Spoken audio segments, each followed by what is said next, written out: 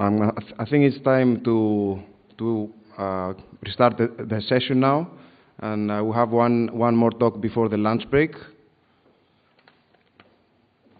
I'd like to call Professor Gent van Steeberge from IMEC to talk about optoelectronic assembly and packaging.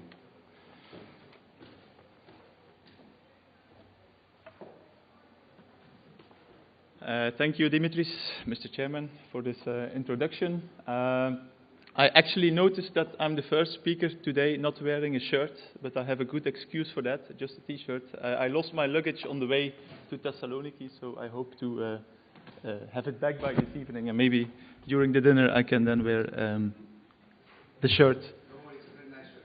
Okay, thanks. Anyway, so today I will give a talk on optoelectronic assembly and packaging. There are a couple of logos on the first slide. So I represent the Center for Microsystems Technology, which is a research group at Ghent University and associated to IMEC, which is an international micro, nano, and photonics research center. So we are located in Ghent, which is a very nice city, as you might have experienced in the past. It's a kind of medium-sized city, 250,000 inhabitants, good mix of students, people living there, tourists, so I could really recommend it going there. So it's not only nice to live there, it's also convenient to work there. So this is, let's say, a few images of our clean room, which we basically operate since 2004. It's in about 700 square meters with, let's say, different typical thin film and thick film processes, which, let's say, is used for all the work that I will show in the coming slides. So we are a group of, in total, about 60 people, of which roughly 10 to 15 people are working on photonics-related assembly processes, so the content of this presentation. And this is, let's say, the different, this kind of our internal roadmap for the different technologies which we are developing. So we have quite some work already for more than 10 years on polymer optical waveguides, for a long time driven by multimode waveguide technology at 850 nanometer. But more recently, let's say, for interconnect applications, single mode polymer waveguide structures integrated on a PCB with typical dimensions depending on wavelength and materials of about 5 by 5 micron. This slab waveguide is mainly for biosensing applications, so not really the topic of today. Of course, we need to be able to couple light in and out of these planar waveguides, so a lot of work on optical coupling structures, prototyping, let's say, more complex coupling structures. More recently, we also started work on replicating these coupling structures, like micro-injection molding of 3D freeform micro-optical components. And we also have quite some work on self-aligned coupling structures, which, let's say, make the overall assembly process more convenient. Photonics assembly, well, following the previous speaker on embedding, we have quite some embedding work, chip embedding work for photonic chips. I will present this in the presentation. Work on micro bump flip chip, as well as on 3D assembly. And then finally, laser technology is being seen within our group as a kind of key enabling technology. So subtractive, this is laser ablation. You kind of remove locally materials. Additive, it's like a laser printing technology. And material modification is like, you basically, inside the bulk of a material, you change the properties, for example, refractive indices of glass inside the bulk, which is a very convenient method to write waveguides in glass-like materials. This is an overview of the application domains in which we are active. So I will briefly introduce the main application domains, so optical interconnects and fiber connectivity. So this is the main topic of the presentation today. So it's about waveguides, about coupling, integration with active devices. And then let's say we have a bulk of other activities, well, related to artificial optical skin, which is like a thin foil in which a variety of different sensors, tactile-like sensors are integrated, activities on biosensing using different approaches, as well as on, let's say, using lasers to pattern organic electronic material stacks. So as said, the main topic of today will focus on these two application domains, for which, let's say, we receive funding through a couple of projects, so European funded projects, a bilateral project with Alcatel-Lucent, university-sponsored project, and then a local funded project. So the topic is optoelectronics assembly. So I would like to start the presentation with going through a couple of methods which have been reported over time, just to kind of set the scene. So the first type of approach is based on in-plane coupling schemes. Maybe the easiest is to start from this schematic over here, where, for example, light of an edge-emitting laser is directly butt coupled with a polymer optical waveguide. In other configurations, and for, let's say, vertical emitting or receiving chips, this approach cannot be used, and somehow we need to introduce this 90-degree bending, either in the electrical or in the optical domain. So here it's being done basically within the optical domain, where a flex foil waveguide is directly butt coupled with the active areas of the vertical emitting lasers, and the same principle on the photodiode side. Whereas in this approach here, basically the 90-degree coupling is done in the electrical domain, which allows direct butt coupling of light from the VCSEL into, let's say, the waveguide, which is embedded into the optical PCB. So all inline coupling, direct butt coupling from the active device to the end facet of the waveguide. Let's say more conventional, I would say, is this type of approach, where VCSELs and photodiodes are assembled on a BGA type package. So let's start from this one here, where the challenge lies in bridging basically the gap between the active device, the VCSEL, which is assembled on the interposer, all the way down to the facet of the optical waveguide, which is embedded in the PCB.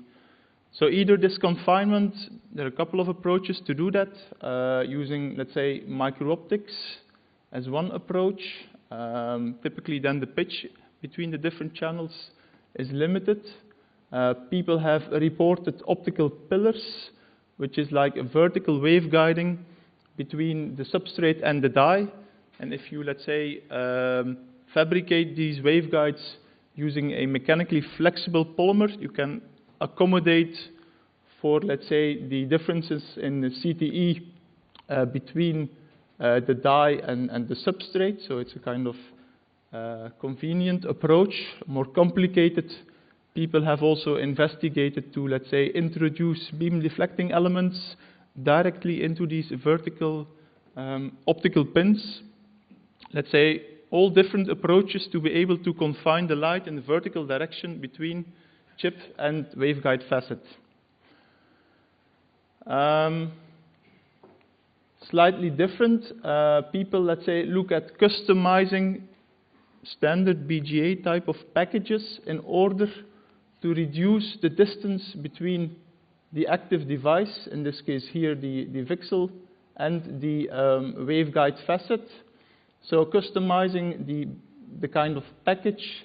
So this is, for example, with the use of so-called copper posts to adjust the height and to, let's say, that way optimize the coupling at one side, and on the other side basically integrating the waveguide layer on the top of the PCB instead of really lamination inside PCB. So it's kind of vertical coupling, but in proximity mode, so reducing the distance, so to keep the coupling schemes as simple as possible.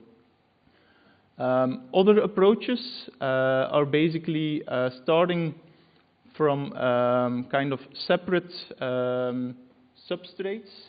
For example, this one over here, you have the kind of transmitter and receiver substrate onto which the chips are assembled. And you kind of combine this, in this case here, with the flexible waveguide foil, which is assembled on top of the transmitter and receiver board, or a slightly different approach here. So it's kind of starting from two separate substrates and bonding them together. And then finally, the last kind of cluster of approaches. Well, this top approach is based on embedding, so it's very similar to what has been presented in the previous talk in a way.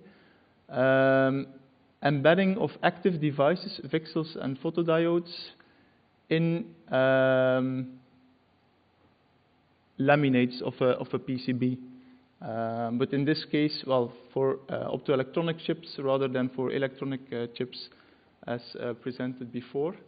So we basically go one step further, and the approach that we are investigating is the embedding of active devices like VCSELs, photodiodes, and other optoelectronic or photonic chips inside the waveguide foil itself, which has the advantage that you, let's say, have a very dense integration, and the coupling scheme by that is more straightforward. Basically, for example, here from the VCSEL, you do the nearly in proximity mode, the bending of the light over 90 degrees, and the same at the photodiode side. It's, let's say, convenient to integrate ICs, so drivers, etc., directly with the photonic chips, which is, well, advantageous for from an RF point of view. So I would like to, let's say, continue the presentation by further detailing this approach, which has been developed in our lab. So the ultimate goal is to make a very thin package, as you can see here at the bottom, in which an optoelectronic chip has been integrated and electrically interconnected. These foils have a typical thickness of tens of microns. So obviously, the chip thickness should be compatible with that. So we have, first of all, we developed a process to thin down individual chips, not on a wafer level, but on a chip level, down to a thickness of typically 20 micron. This is an example of a microcontroller chip, but as you will see later, this is also developed for like VCSELs and photodiodes. And in the second step, we then integrate this thin chip of 20 micron of silicon or gallium arsenide inside such a flexible foil. So let's first look at the thinning process itself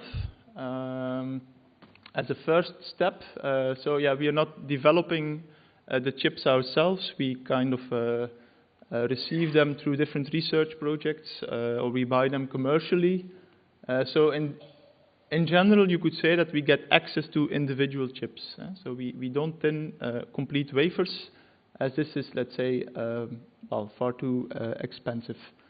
So a process to thin down individual chips. These VCSEL chips are typically in size, let's say, a few hundred microns by a few hundred microns. So it's a very, let's say, sensitive process to develop. So it's, let's say, a combination of a lapping and a polishing process. So the lapping process is using, let's say, an abrasive grain of aluminum oxide with, let's say, starting depending on the thickness of the die, with a rather large diameter, for example, grains of 9 micron, to quickly remove the backside substrate of the chip, but let's say maintaining a good planarity. Then in a second step, but in general there are some intermediate steps in between, you basically reduce the size of this abrasive grain in order to have at the end a surface finish without micro cracks and with a very, let's say, uniform thickness across the chip. So these are some typical results which are shown. So in this case here we start with a commercial chip as we buy them. This is a 1x4 VCSEL array at 850 nanometer. Device operating at 10 gigabit per second with a thickness of 150 micron. We thin down this individual chip by the combination of the slapping and polishing process. So in this case, the chip thickness is 20 micron, so well compatible with the stack of the flex embedding process.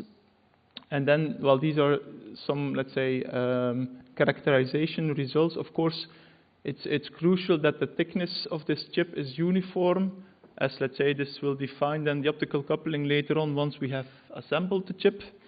And that it's very smooth without the presence of micro cracks, because if you, let's say, would introduce some micro cracks at the bottom surface of the chip, you embed it in a flexible foil and you start bending, then obviously the chip will break. Chip edge evaluation, okay, this is basically just to illustrate that this thinning process is quite well under control. Then we have this thin chip, and we would like to embed this thin chip in a thin polymer substrate. So this is a kind of general process flow. It depends basically on the type of chip, on the thickness of the package which we would like to have, and on the substrate itself. So in this case, the final, and I will in a minute go through the process flow in detail, but in this case here, as shown, the end result is basically a thin foil with a VCSEL chip in this case, or another optoelectronic chip integrated inside the polymer. It might well be that the objective is not to integrate it in the polymer, but to integrate, for example, the chip in a cavity of the substrate, which could be like a silicon interposer, something we are also investigating. Okay, so let's go through the typical process flow. So for embedding of these thin chips in flexible foils, we always work on a rigid carrier, which is like a glass, a substrate of glass with a typical size of, for example, 10 centimeter. We spin coat the green layer, is a spin coated polyimide layer, which is a very, let's say, standard material for flex foils. We have, let's say, the deposition of a copper heatsink for the VCSEL source.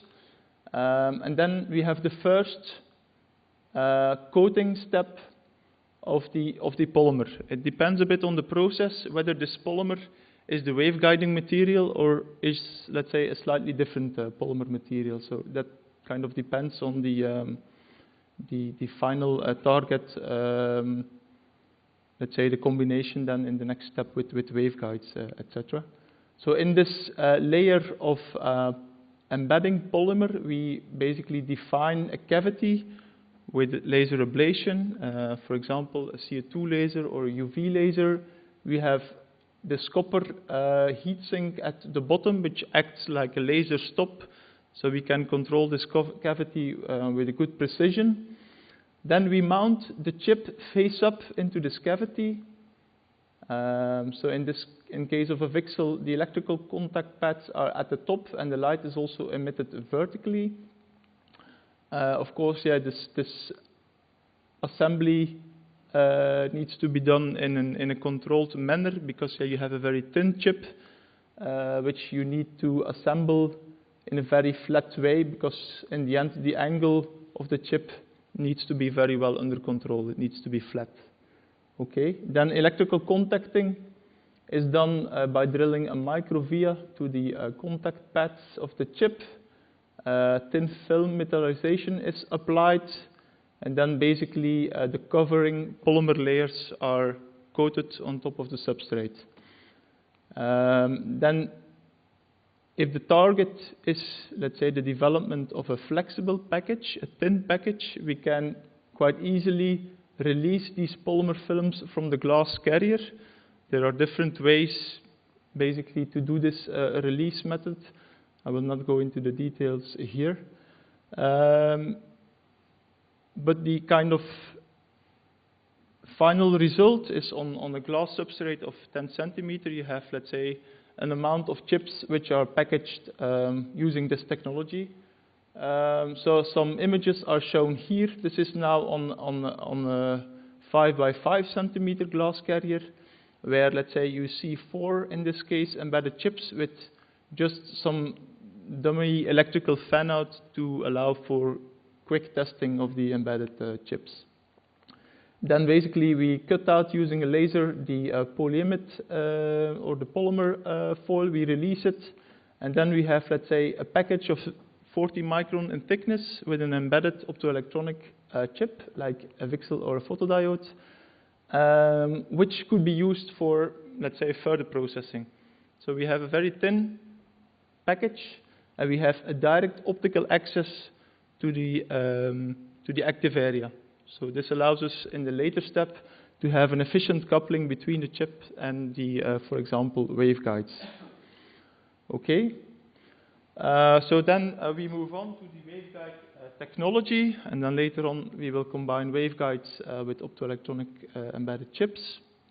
Well, we have been active for quite some years already in, let's say, the definition of waveguides. Well, for more than 10 years, let's say, addressing a multi-mode waveguide technology with a variety of, let's say, commercially available polymer materials. Typical propagation losses, let's say at 850 nanometer for multi-mode technology, well below 0.1 dB per centimeter. And this has been shown on different types of substrates, either rigid, mechanically flexible, as well as using stretchable materials, as I will show later. So I would not go into the details of, let's say, the fabrication of these type of waveguides. In general, it's very standard processing. This is either, let's say, done using a laser for multi-mode technology or using a mask litho. This is an adopted approach using micromolding. So yeah, that is for multi-mode structures and standard step index waveguides on a lab scale, rather easy to implement. I would like to continue with our single-mode waveguide technology, which we also investigate using a variety of different materials. Let's say targeting single-mode operation at 1300 and 1500. As you know, waveguide intrinsic material loss at 1500 is, for the time being, still higher than what would be required by an end application, but at 1300 losses are already reasonably low. So I would like to quickly go through the process flow which we use for the definition of single mode waveguides on PCB-like substrates. So for now, the main application of these single mode waveguides is to have them on a package level. So that's why most of the coating processes for the polymer materials are based on spin coating, which obviously would need to be replaced by another approach if you would like to go to the larger PCB panels.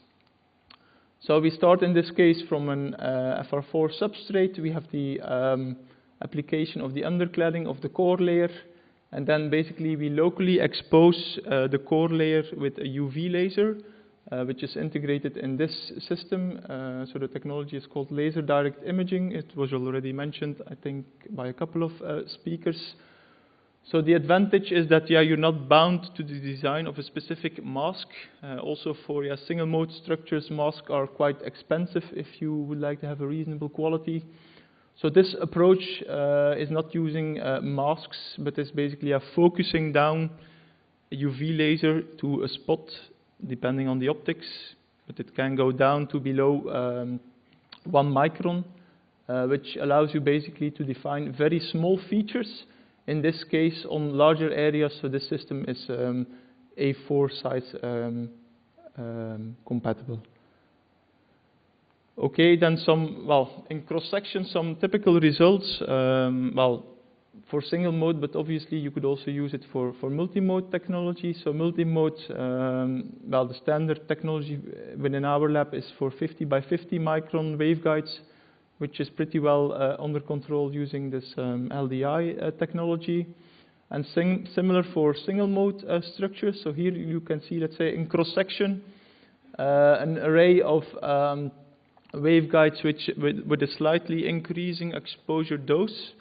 So by fine-tuning this dose, we can easily address, let's say, waveguides down to 5 micron and smaller if required. So this then depends on the wavelength of operation, 1300, 1500, or the index contrast between the polymer cladding and core. So for these single mode materials, the typical index contrast is like 0.6, 0.7%. Which then corresponds to about 5 micron for single mode operation. Some more detailed results. So this is like a scanning electron microscope image of an array of single mode structures. So you can see with this technology LDI, we can integrate them down to a very small pitch. So it's very well compatible to, let's say, IOs of, for example, silicon photonic chips. It even goes beyond that for the time being. So also end facet definition is very well, sidewall roughness is very well under control. So it's a very nice approach, and let's say we have the ambition to basically combine this with silicon photonic and other photonic IC technologies to be able to, let's say, demonstrate chip-to-chip interconnects on a package level. Okay, one step back to the embedding technology. And ways to integrate waveguides with these embedded optoelectronic chips. So these are a couple of approaches which will be mentioned in the coming slides. The first approach is a kind of sequential build-up approach. So you basically start from the bottom and you apply layer by layer. So we start from our embedding technology of the, in this case, VCSELs and photodiode arrays. And on top of that, we build up the waveguide stack, cladding, core cladding. We do the core layer definition, multi-mode in this case here, operating at 850 nanometer. And we introduce these 45-degree mirror plugs. Typically, using an UV laser, we define a cavity here in which we plug this coupling component. The coupling component itself, can be defined by different methods. One way, very convenient way for, let's say, straightforward coupling structures. So let's say a 45-degree mirror without any lens functionality can be achieved by polishing, mechanical polishing in this case. Which allows you, let's say, to have very flat mirror facets with a low surface roughness, which allows you to, let's say, have very, let's say, low coupling loss. So typical mirror loss for these plugs is like 0.5 dB. So this was the kind of first approach which we investigated. You can see some examples here, in this case of an array of 4 coupled with polymer waveguides, and this is then the kind of end result. But the fact that you have a kind of sequential build-up, well, if something goes wrong in one process step, you kind of lose the complete system. So this is why we stepped away from this approach, and we went to a kind of more modular approach, where you have the packages at one side, in which you integrate the lasers and the detectors. You bond these mirror plugs on top of these packages, and then basically you combine this with a waveguide foil. And this allows you, let's say, not only to achieve a higher yield, but also the overall optical loss of let's say, a link of typically 5 centimeters is then below or around 3 dB, which well, is a nice value to have. This is, let's say, a demonstration where we integrated VCSELs and photodiodes and combined this basically with stretchable optical waveguides, which are not only mechanically flexible, but you could also stretch them, which is, let's say, an kind of enabling approach for mobile applications of optical interconnects. So in this case, the waveguides themselves are defined in stretchable, obviously, materials. So yeah, PDMS, rubber-like material. So there are optically clear PDMS materials, silicone materials available with propagation loss below 0.1 dB per centimeter. Not too much of these materials can be patterned using lithography. So you need a way of molding, typically, to make a replica of your master mold, and that way creating the pattern in the core of these waveguides. We also designed the waveguides here, so the intention is to mechanically bend and stretch them. So in order to reduce the bending and stretching losses, the numerical aperture of these waveguides is rather high. So this is why the kind of bending and stretching losses, which are mentioned in the coming slides, are rather limited. So a couple of results, which, let's say, was published a few months back and got quite some attention in scientific media, I would say.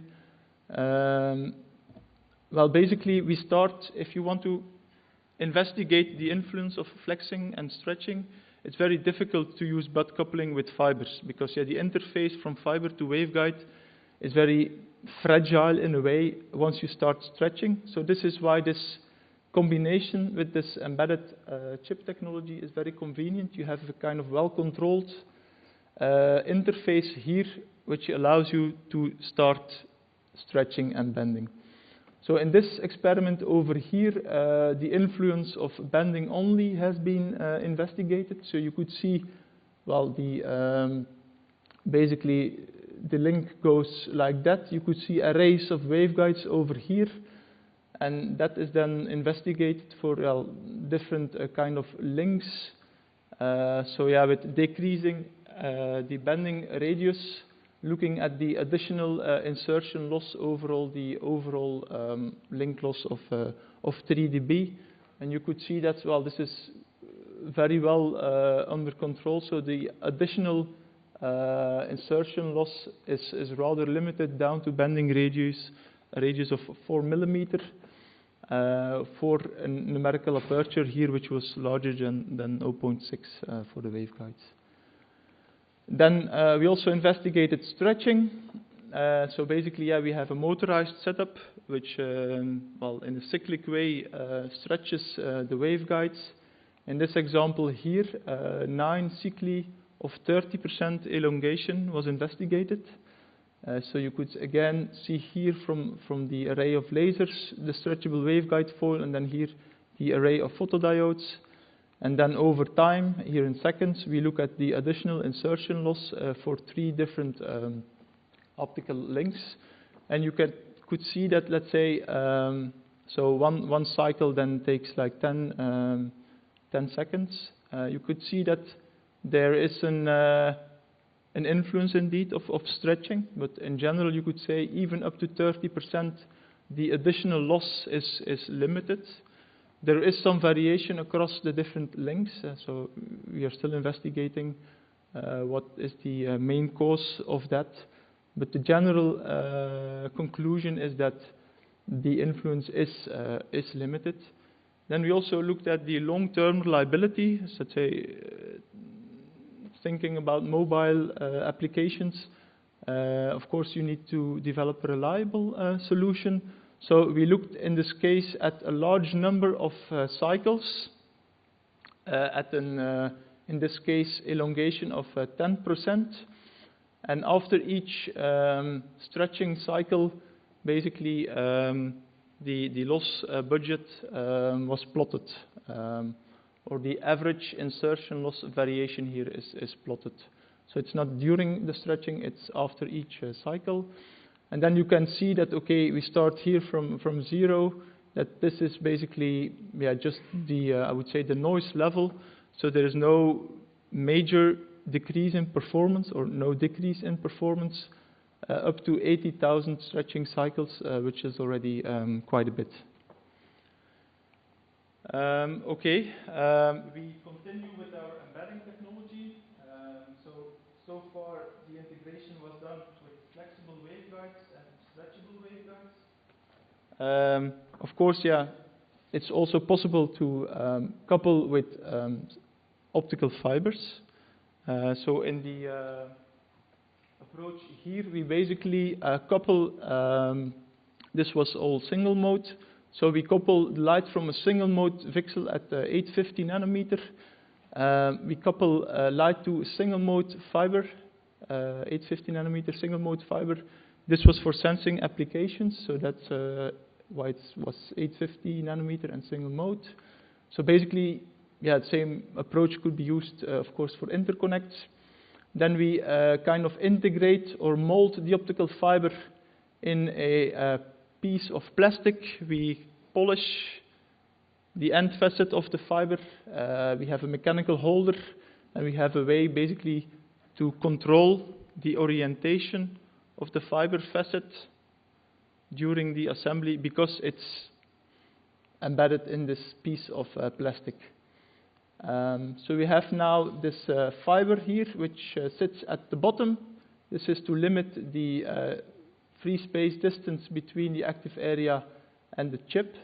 So we do not embed the fiber inside the bulk of this polymer plate, no, at the edge, to optimize the coupling efficiency. And then basically we assemble this coupling plug on top of an embedded VCSEL, as you see here, and as is depicted over here. So here we have in yellow the substrate. The chip is embedded over here, and this is the coupling plug within a fiber integrated, which is held by the mechanical piece of the chuck of the kind of adopted flip chip machine. So that allowed us to basically do the pigtailing both at the VCSEL side and at the photodiode side, single mode, and the overall link loss for this was 7 dB, so it's a quite good value.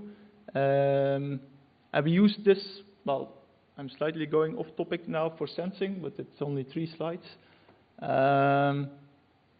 We basically used this approach to interrogate fiber sensors. So in this European project, FOS, the goal was to integrate a fiber sensor into a flexible foil.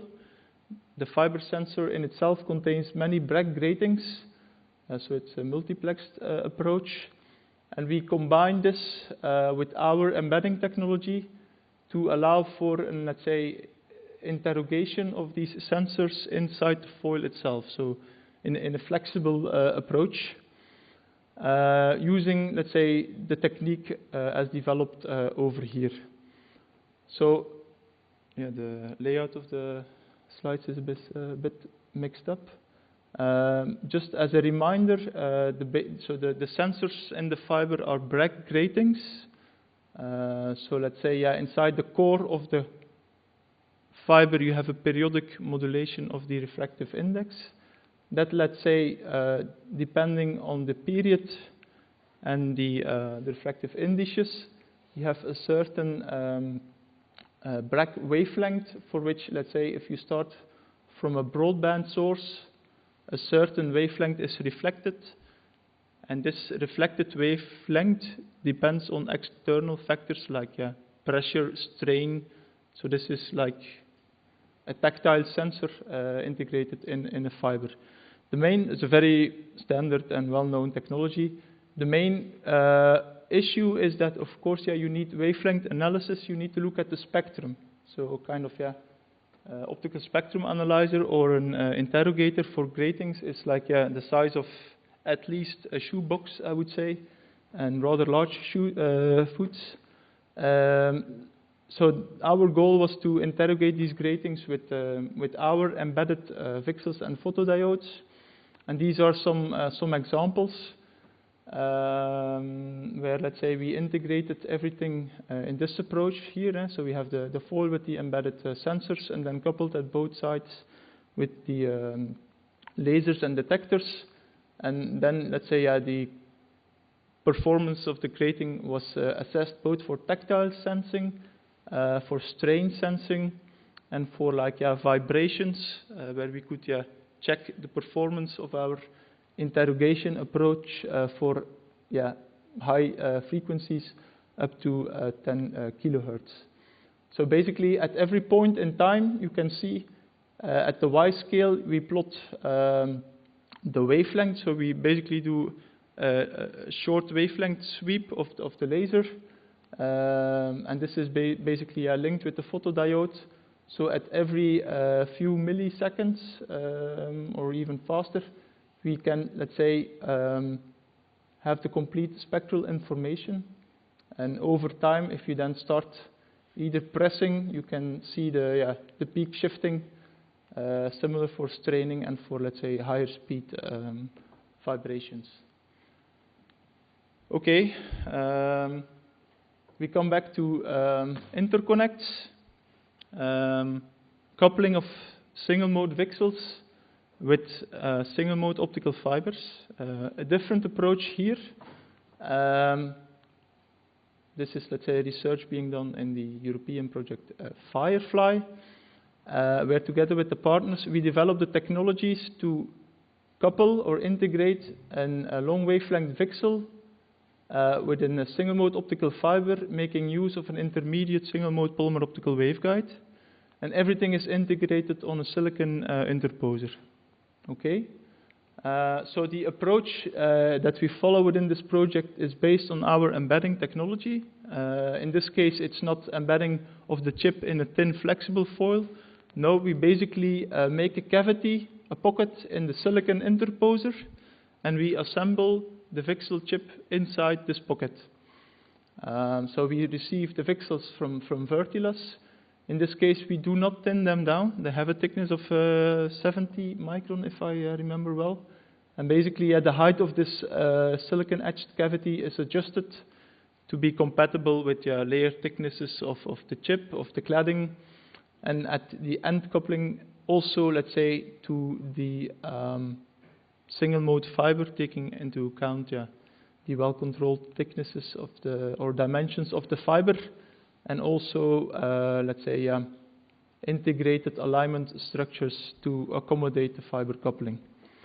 So what we develop in our lab is, okay, we receive the VCSELs, we let's say, face up, so the electrical contacts and the active area are at the top of the chip. We embed it in the cavity, and we kind of cover them with the undercladding layer, an electrically interconnected chip with microvias and thin film metallization, very similar to what has been shown before.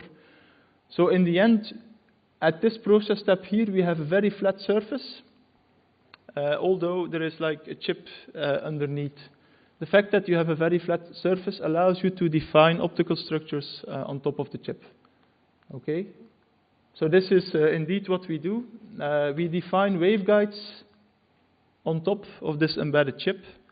And the nice part is basically that by doing that, and by using laser direct imaging to define the waveguides, we do not need, even for single mode operation, we do not need to have very well control over the accuracy of the assembly of the chip. And this can be seen in this slide over here. So you basically look, just with an optical microscope, you look at the VCSEL chip, which is assembled in this cavity. And you could see that, yeah, in this case, well, it's not the best result, but still it's not very important. You could see that the chip is slightly in plane rotated, and the overall position of the chip is maybe controlled not better than say, maybe 15 to 20 micron or so. So we then use the vision alignment system of our LDI to basically adopt the waveguide pattern to the position of the chips. And this is, let's say, as seen through the vision system of the LDI tool. And we see here a cross mark with a dimension of about 20 or 25? 29, okay, 29 micron in width. So with vision recognition software, we could define our waveguides with an accuracy better than 1 micron with respect to the active area of the chip. So this is what is shown here. So the chip is placed with a kind of coarse alignment, not very well controlled, but then with the LDI, we recognize the active area of the chip, and we define this here, the waveguide with a width of 5 micron, precisely on top of the active area. So this is what we call adaptive waveguide writing. And then, yeah, this is just a kind of typical result for the waveguides, as, let's say, measured with or visualized with the scanning electron microscope. Then we have, let's say, we have the waveguide on top of the VCSEL. Then, of course, we need the coupling solution, how to integrate, in this case, a 45-degree mirror facet. Well, there are various approaches being investigated within Firefly, either, let's say, imprinting-based, dicing-based. But our main focus is the use of a laser ablation, where this V shape is defined by locally removing the polymer material with a UV excimer laser. And, well, in cross-section, it typically looks like this, where taking into account the layer thicknesses, cladding typically 20 micron, core typically 5 micron, you basically need to have this mirror facet in between, let's say, 25, 30 micron, 20, 30 micron from the top.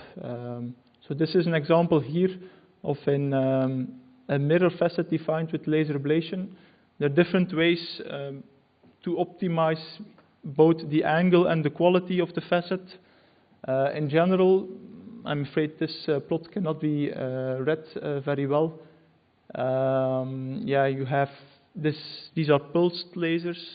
So every pulse typically removes a layer thickness of a few hundred nanometers, depending on the fluence, so the energy density. So by controlling these parameters, we can, let's say, fine-tune the angle to have 45 degrees. So this is the angle at the required depth of, say, 20, 30 micron, according to the specified layer thicknesses.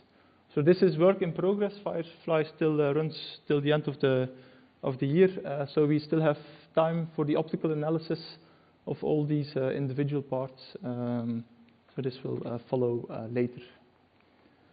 I'm not sure till when I have for my talk. 10 minutes, okay. Well, let me just continue. Polymer optical waveguides not always a planar technology. Well, indeed, yeah, we so far always started from coated layers, spin-coated or another approach of coating. We also investigate, and other people have investigated this as well, the writing of a polymer waveguide at the end facet of a optical glass fiber. So let's say the basic principle is shown in this slide. You have a glass fiber which is cleaved and which is basically immersed in a photosensitive resin. You then launch UV light through the core of the optical fiber, And locally, the UV light will polymerize the resin, the photosensitive resin, so you have a local increase of the refractive index. That is causing a self-focusing effect, which allows you basically to write waveguides in itself. So it's a kind of self-written waveguide technology, it is called, which, let's say, has been reported by other people as well for quite some time already. So these are just some typical examples. This is here for multi-mode fiber, but for single-mode fiber, well, this is also very well possible. I'm not sure whether it's visible, but depending on the material which is used, and this is a kind of, it's not a standard Ormoser material, but slightly adapted.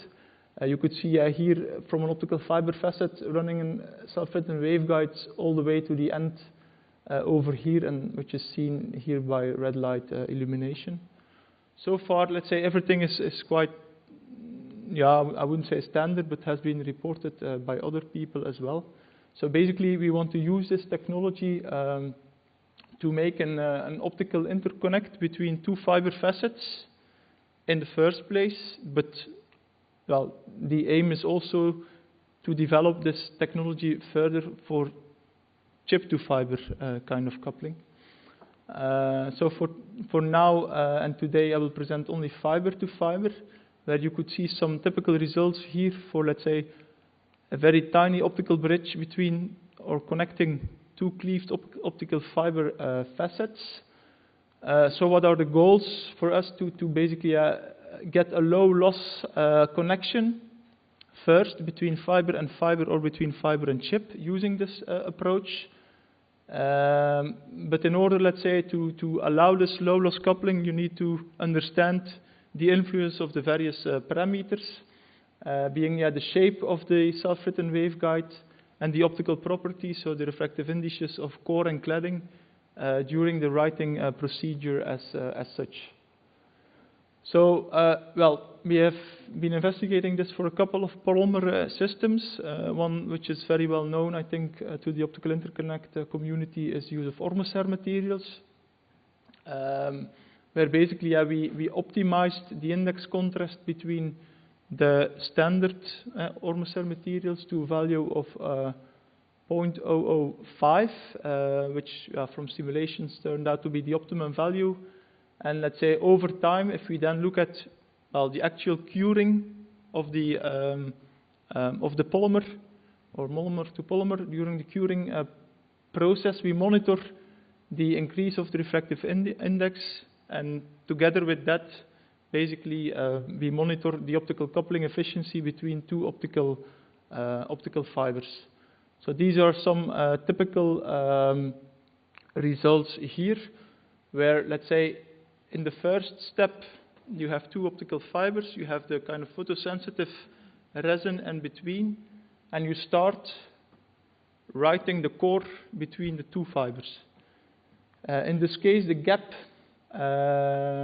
between the two fibers is 50 micron, so the waveguide will have a length of 50 micron, larger is possible, and we monitor the insertion loss during the kind of writing of the waveguide itself. So we write the waveguide with a 405 nanometer laser diode, and we, together with that, monitor the optical losses at 1550 nanometer single mode.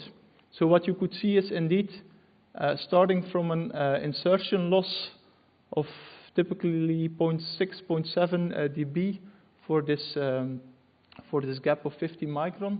Once you start polymerizing the material, you write the core of the waveguide, the loss goes down. So then you have a kind of optimum refractive index contrast between the polymerized core and the surrounding non-polymerized resin. Then basically the index, the loss goes up again. This is due to you polymerize the core, but the index contrast is getting too high, so the coupling is not very efficient. So basically, this is to illustrate that you need to know these kind of things to be able to optimize the coupling. Similar is true at the cladding, during the cladding. So after writing the core bridge, You basically locally develop the polymer, deposit the cladding material, and start curing the cladding. So then the index contrast of the cladding increases.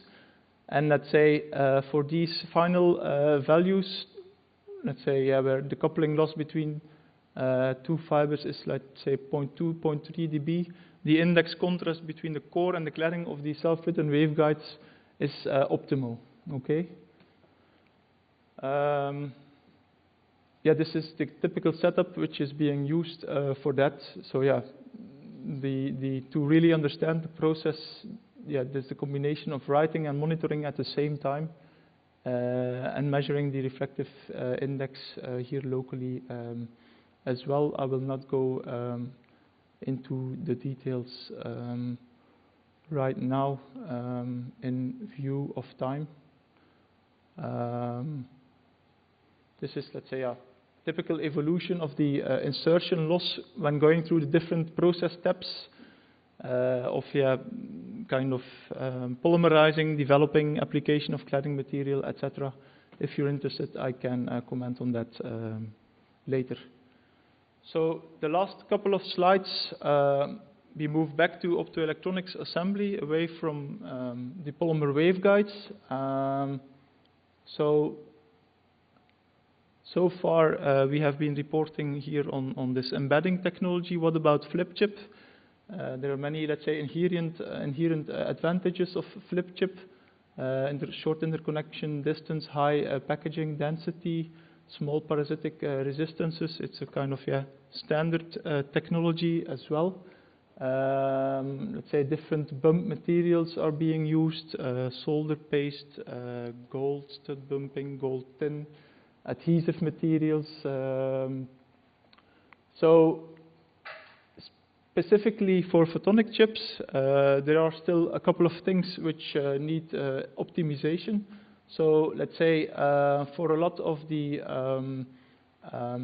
active devices, the actual bonding temperature which you could use during flip chip is limited. So that already eliminates quite a lot of different materials. Also, the amount of load pressure which you could apply might be limited. In addition to that, kind of standard approaches of stencil printing, solder paste, so the accuracy of the bumps is rather limited by that. So to have, let's say, a better accuracy of, let's say, the size of this bump, and using materials for which you could use bonding at a kind of lower temperature, so typically below 180 degrees. We have developed an own approach. So it's a kind of using lasers for bumping substrates and chips. The technique is called laser-induced forward transfer lift. And basically, the basic principle is shown over here. You have at the right-hand side the receiver substrate. This is, let's say, your substrate onto which you want to print the bumps, the micro bumps, with a typical size for photonic chips of, well, 10-20 micron, for example. And using a laser pulse, you transfer material from a glass carrier to this receiving substrate. The fact that you use a laser allows you to focus the size of your laser beam down, depending on the optics, if you want to 1 micron, but typically it's 10-20 micron.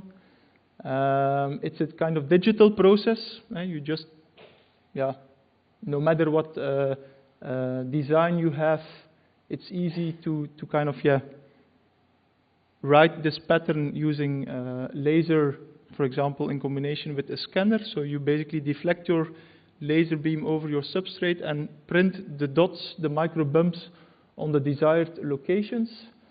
And it's a fast process. The laser that we operate for this process, or use for this process, operates up to 8 megahertz. So in theory, you could print within each second, well, really a lot of bumps. In addition, it's very flexible in terms of the material to be printed. So it's not like that you could use it only for one type of metal. No, it's basically compatible with different metallization approaches. So I'm going through some results. So as depicted here, we have a donor film, which is, for example, indium, but it could also be another method, but we focus here on indium, since it's, you could use bonding at low temperature, which is a requirement within the Birage project. And then we basically print these indium droplets on the receiving substrate in this case. And you could see the indium bumps over here. Depending on the donor layer thickness, you print bumps with a varying shape. And then in the following process, we basically we flip chip bond the die. So yeah, flip chip placement, and in this case thermocompression bonding at a temperature slightly below, above the melting temperature of indium. So it's above 155, more or less, degrees C. So here you could see then, in this case, the chip is assembled on a glass substrate with the metal tracks, and you look through the glass at the flip chip assembled 1x4 pixel array. And here, let's say in cross section, well, you could see here locally the bump, which is limited in dimension, in this case to 10-15 micron in diameter. Then some, let's say, characterization. So typical LIV curves after, let's say, assembly of the VCSELs. So increasing the current, monitoring the optical power. So in general, the sources behave as we would expect. And also in terms of reliability, after, let's say, assembly, we do typically an underfill or an encapsulation. And we start, let's say, accelerated aging test to test the strength of the bond at, let's say, conditions typically of higher temperatures, higher humidities, and we look at, let's say, the optical loss which is being measured. So yeah, I think we could say that the process is quite stable. So with that, I would like to conclude my talk, but maybe one announcement more. So looking at the students, I guess all at the back of the room, if you are somehow you think this topic is or this series of technologies is interesting, we have an open PhD position at Ghent University. So I will motivate the master thesis students to apply by the deadline of June 15th. And with that, I thank you for your kind attention.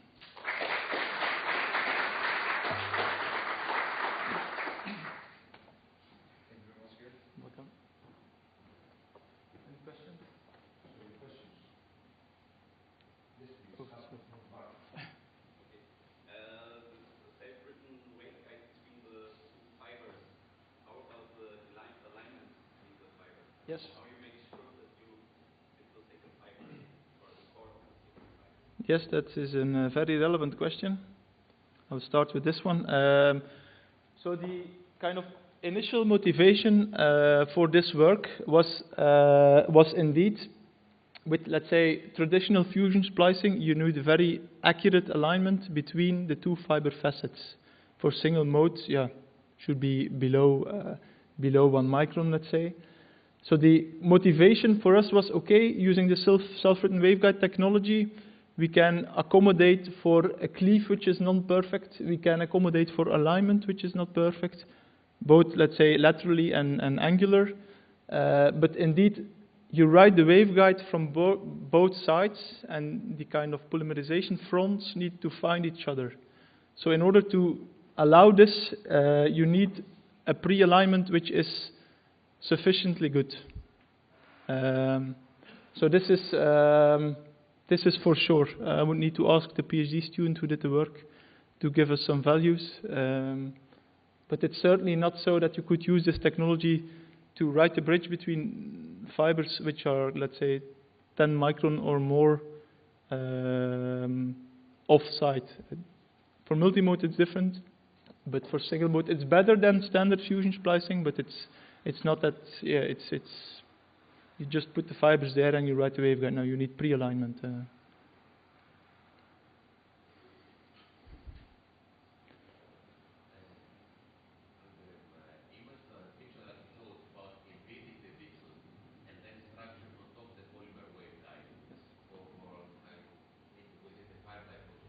Yes?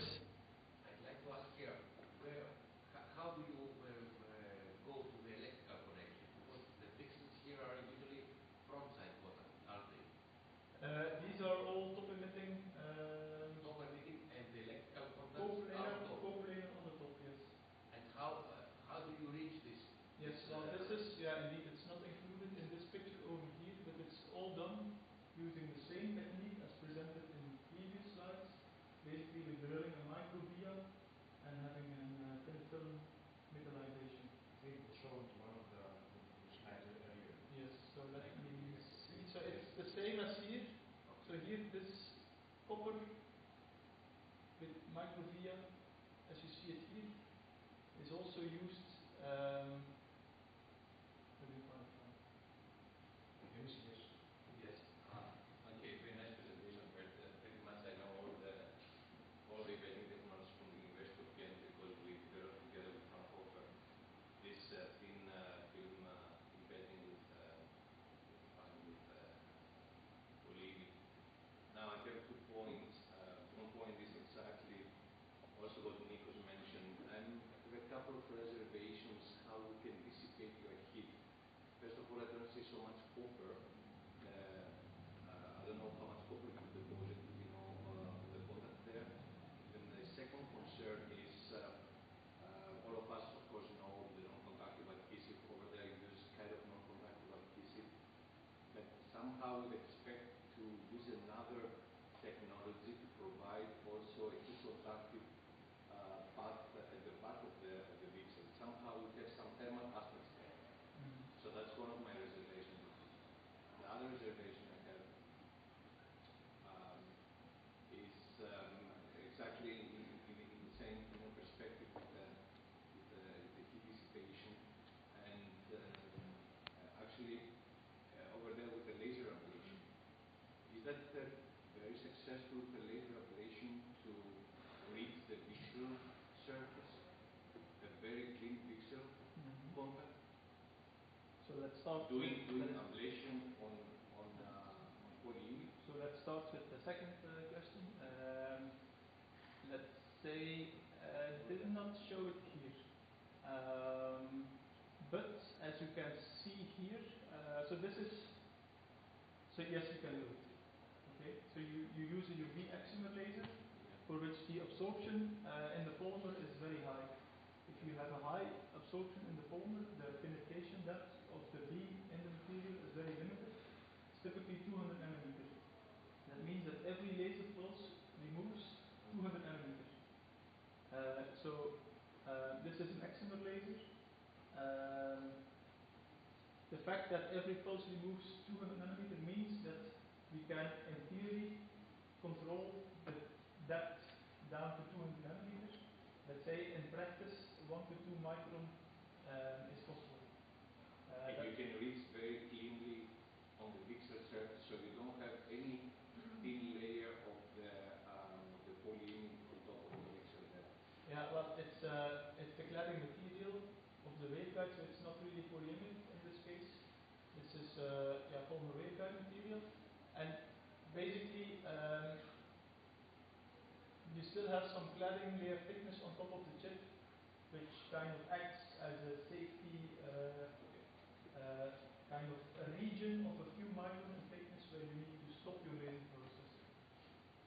Now about the heat contacting. Now about the heat contacting, especially for firefly, we use, let's say, VCSELs with and I think Rolf will, I guess, present this later at the workshop, with an electroplated gold kind of substrate.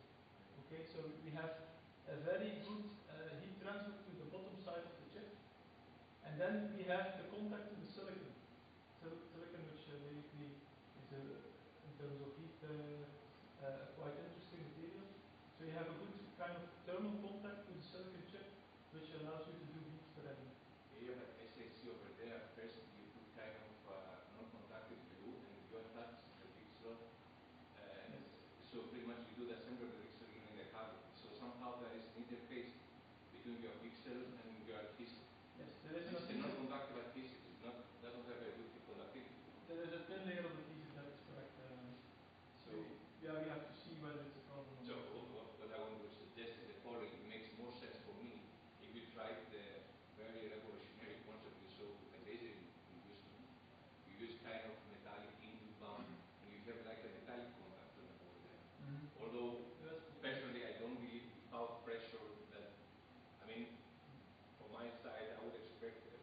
both layer of metallic layer of indium together fully conductive path.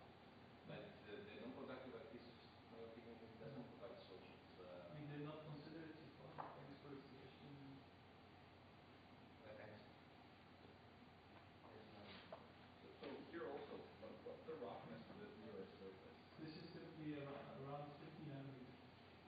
Okay. Which is typically. Okay. So in your self-writing approach, once you kind of self-write and I guess secure the resin, the cladding, yes. Well, there are. you get any mechanical movement or thermal expansion so that it breaks that connection? So there are two approaches. The one that I presented over here is that you start from two materials, a core and a cladding material. You first write a core, you develop the unexposed core, you apply the cladding in a kind of flood exposure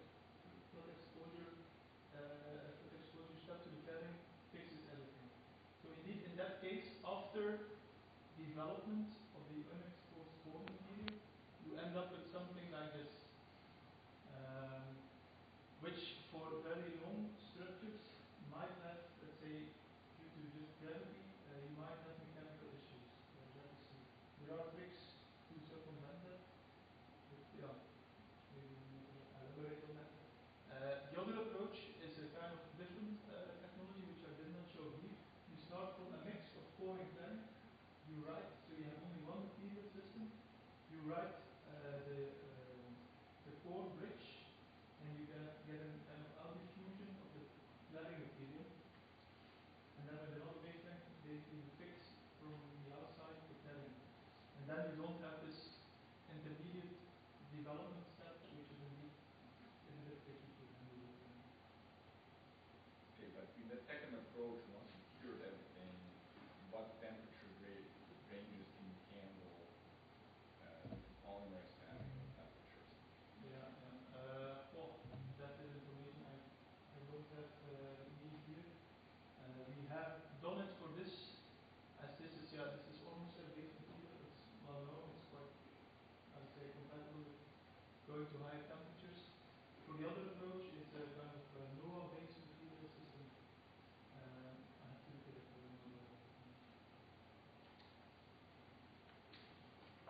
In your Firefly project, how did you deposit polymer on top of the chip? Firefly is before.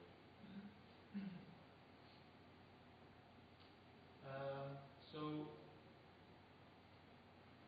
in this case, the schematic is not, let's say the height of the chip, etc., and the layer thicknesses are not corresponding to what it is in reality. In principle, we embed the chip in a way that it's slightly protruding the top of the silicon. And then we have the first kind of packaging layer which is fully in it, and onto which you do all the kind of electrical interconnecting. This is applied by spin coating. And then we have the flat surface fully in it, in which the chip is embedded, and then on that we have the standard approach technologies for the waveguide, like spin coating of the undercladding of the core and of the upper cladding. But this is what we do. Other partners are looking at imprinting, so this is also investigated within Firefly, but I did not present it as a technology. I have a question regarding the bump printing. Would you be able to develop side by side, let's say, different height bumps? So eventually we'd be able to assemble angled devices. Yeah, I know where you're going to.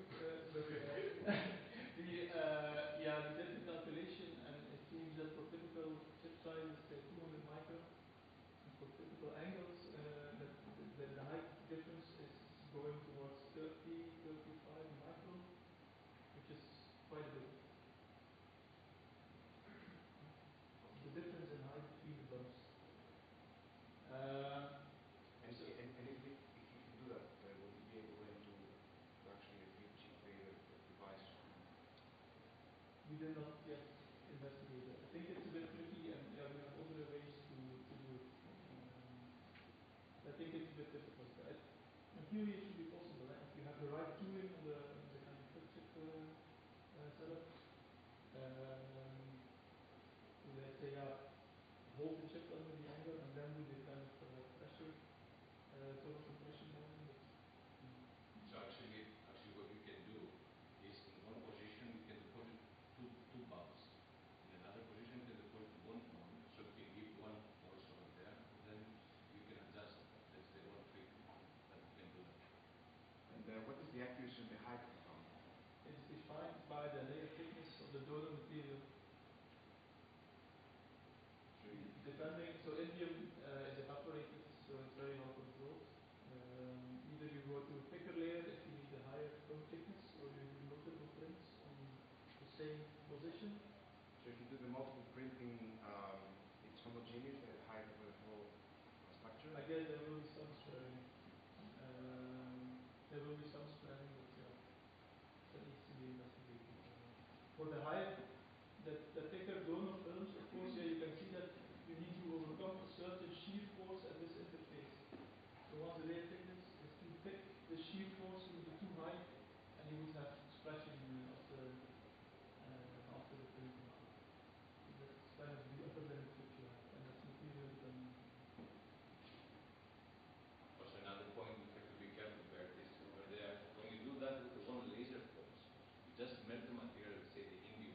You have to be careful to have a valid metallurgical interface. So somehow you have to look if you have kind of intermetallic connection between then your VCSEL with our receiver. Otherwise, you don't have any reliability when you go, let's say, thermosighting or so it does the connection over there. That's would be my guess. I mean, Still correct, but you have to prove that this kind of method really builds a nice metallurgical interface. Yes, this is not yet investigated. Yeah, but as a concept is very interesting. Okay, so there are no more questions. Then I think, do you have a question? No? Okay. So I think it's a good time to break for lunch then. Thank you very much, sir. Yep. So I hope you had some good lunch. Now I'm going to be both the chair and the speaker, so I'm going to announce and introduce myself at the same time, actually. So I will talk about optical interconnects for chip multiprocessor configuration. So we're moving slowly from the board level down to chip scale. Yeah, this presentation was originally foreseen to be made both by me and my colleague Kostas Virsokinos, who unfortunately got very busy during the last days in his department, so I'm going to present all the stuff by myself. So let me start with world's #1 supercomputer machine, according to the top 500 list of November 2013, which is the Tiane-2, or which means Milky Way 2, actually. These are some photos here from the supercomputer. The interesting thing here is the following. Its performance is about 33.9 petaflops, which is around 4% of the exascale target, of the exaflop processing targets that we have set. And at the same time, it consumes 17.8 megawatts, which means if we take into account the 20 megawatt limit, power limit, that the industry has set for the exascale supercomputer, we are performing at 4% of the performance target, and we are consuming almost 90% of the upper power limit, which means actually the thing that you have heard many times during the last 2 days, that power is the problem #1 actually towards exascale processing powers.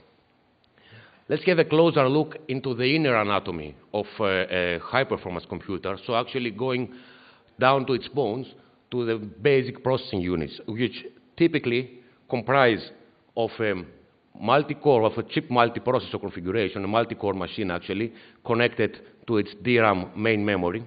And on the other side, we have an accelerator, a GPU machine, which undertakes all the jobs that require massive parallelization. Here you can see the different cores of the GPU, which again connect to a DRAM main memory unit, and the interconnection between these two devices gets over a direct memory access bus and PCI Express, actually 16-lane, that can offer up to 64 gigabit per second.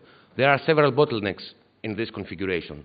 The most important of them is this bottleneck here. But if we go also in detail onto these two chips, you will see that we have also other significant problems. And these come actually to the scale that a GPU currently requires around 200 picojoule in order to carry out an instruction. So carrying out an instruction does not mean that if you have to add something, add two numbers, that you just include the addition of these two numbers, but you have to fetch the data, to send the request, to fetch the data from the cache, get the two operands, then make the computation, then store the result back to the cache. So it's a series of operations that have to be performed. So it consumes 200 picojoule, while a CPU consumes around 2 nanojoule per instruction. If we consider exaflop processing powers within the 20 megawatt power limit, then this means that we should come down to 20 picojoule per instruction. So this indicates that we are still far away from this limit by the machines that are today used. One of the main reasons is actually the high degree of parallelism, which at the same time allows you to have these enormous processing powers, but going from tens to hundreds and to thousands of cores on chip, and you can see here at the NVDA Kepler, the latest release of NVDA GPU, and on the AMD multi-core machine, means actually that you have a lot of data moving. So actually you turn the computational problem into a high throughput networking problem. And let us see why this is a problem. Here is a chip Here is a chip layout showing actually how much power is consumed on different links on a chip. So this is the processor, where it states that for a single 64-bit digital processing operation, you require 20 picojoule. For moving along 256-bit buses the data, if you use short distances, let's say 1 millimeter or 10 millimeter, 10 millimeter is not a very short distance anyway, then you require 26 and 256 picojoule respectively, so more or less 1 picojoule per bit here. If you fetch data from a 8 kilobyte static RAM cache unit, then you require 50 picojoule for accessing 256 of bits. If you use longer interconnects, like in the case here going up to 40 millimeters, for example, then you need actually 1 nanojoule of power. And if you go off-chip to the main DRAM, then the power increases up to 16 nanojoule. So this shows us actually that in order to perform an operation that requires only 20 picojoule, you have to cope with all this burden coming out from the different links, so that actually during doing the computation, the fetching of the operands costs much more in power than computing actually on them. This is the typical case currently, so a typical architecture that is used today. So here you can see a chip multiprocessor. Actually, this is a Spark T5 from Oracle, with the different cores on the chip, different caches, and the crossbar switch to allow interconnection between the cores.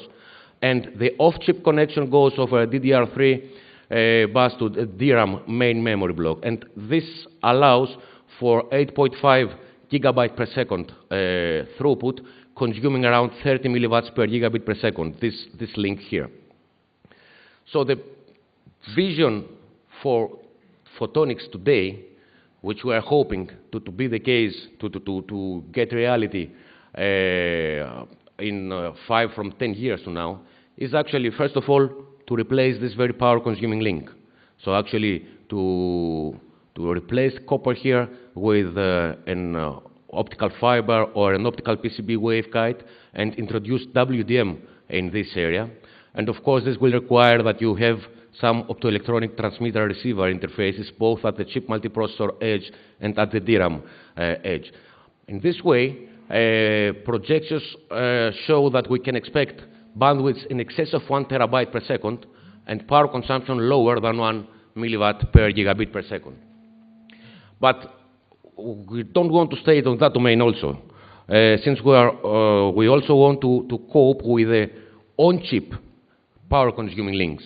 So actually, the target is to replace the crossbar with a photonic network-on-chip and actually replace all the different connections with optical waveguides, so with optical links, where again WDM can be possibly employed in order to accommodate the interconnection between the different cores. So let us have a look now into what technologies will be needed in order to reach this vision and allow it to be implemented. Here is a chip multiprocessor layout showing here clusters of cores, each one of them having its dedicated level 1 cache and a shared electronic cache. So 1, 2, 3, and 4 clusters of cores, all of them getting interconnected through the crossbar switch, which is driven by electronic intelligent circuitry to decide on what routes to establish. And of course, here you can go also, you can route the traffic off-chip. So what we will need in order to allow for photonic network-on-chip solutions is, first of all, the CPU and memory optoelectronic interfaces. So there will be the next talk of Vladimir Stojanovic providing details about this, so I'm not going to address this issue in my talk. In the following, we need, of course, optical waveguides to allow for the optical links, which will be addressed by the talk of Thorsten Wahlbrink today at 4:30. So again, I'm not going to provide many more details in this aspect. What remains is actually the photonic network-on-chip. So how to implement this crossbar in an optical way. Just a snapshot of the different waveguide configurations that can be used on silicon photonics. Thorsten will provide you more details, but we can see that silicon is now a well-established technology in terms of waveguiding. So we have different waveguide geometries: silicon wire, rib waveguide, slot waveguide, and the SWG waveguides, with different amount of losses, each one being more responsible depending on the application that you want finally to incorporate in there. Going now to the photonic network-on-chip. Let us first of all see what's its main job.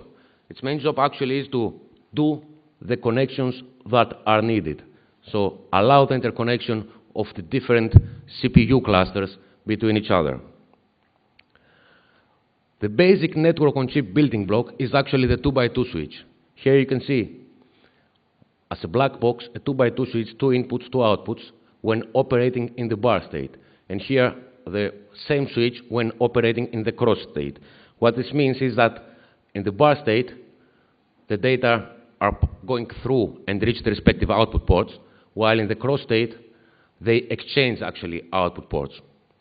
And using this building block, someone can configure every type of multi-port switch fabric. Like here, you can see a 16x16 switch configuration, completely comprising of 2x2 switches. The basic 2x2 switching blocks in photonics rely actually on the ring resonator designs or the Mach-Zehnder and the ferrometric layouts. Going first to the ring resonator. There are 2 bus waveguides, and in the middle is a ring. And in the bar state, this means that the light coming from this input goes through to this output, while the light coming from the upper right input goes straight through to the upper left output. In the cross state, they exchange outputs, so actually that the red signal goes this way and goes through the upper left, emerges at the upper left port of the ring, and the blue signal goes this way, emerging now in the bottom right port of the ring resonator. This is a typical transfer function for the 2 ports. So the cross port is denoted here with the red line, and the through port is denoted with the blue line. So you can clearly see here the resonances, actually. And of course, it's a resonant device, so it has a free spectral range, so there is a periodic filtering device. So this is actually a comp, a spectral comp that you actually generate with this certain shape for the different lines at the cross and through output ports of the switch. How you turn it to a switch? This is done by incorporating a proper active mechanism in the ring and applying either electrical voltage or temperature so as to cause a phase shift. And this phase shift makes the transfer function shift. So by shifting the transfer function, you mean the wavelengths that you are using are getting off resonance, so they are getting dropped off the port, and they appear at the other port of the switch. And by reducing then again the phase shift, the transfer function shifts then back to its initial position. Coming to the Mach-Zehnder interferometer,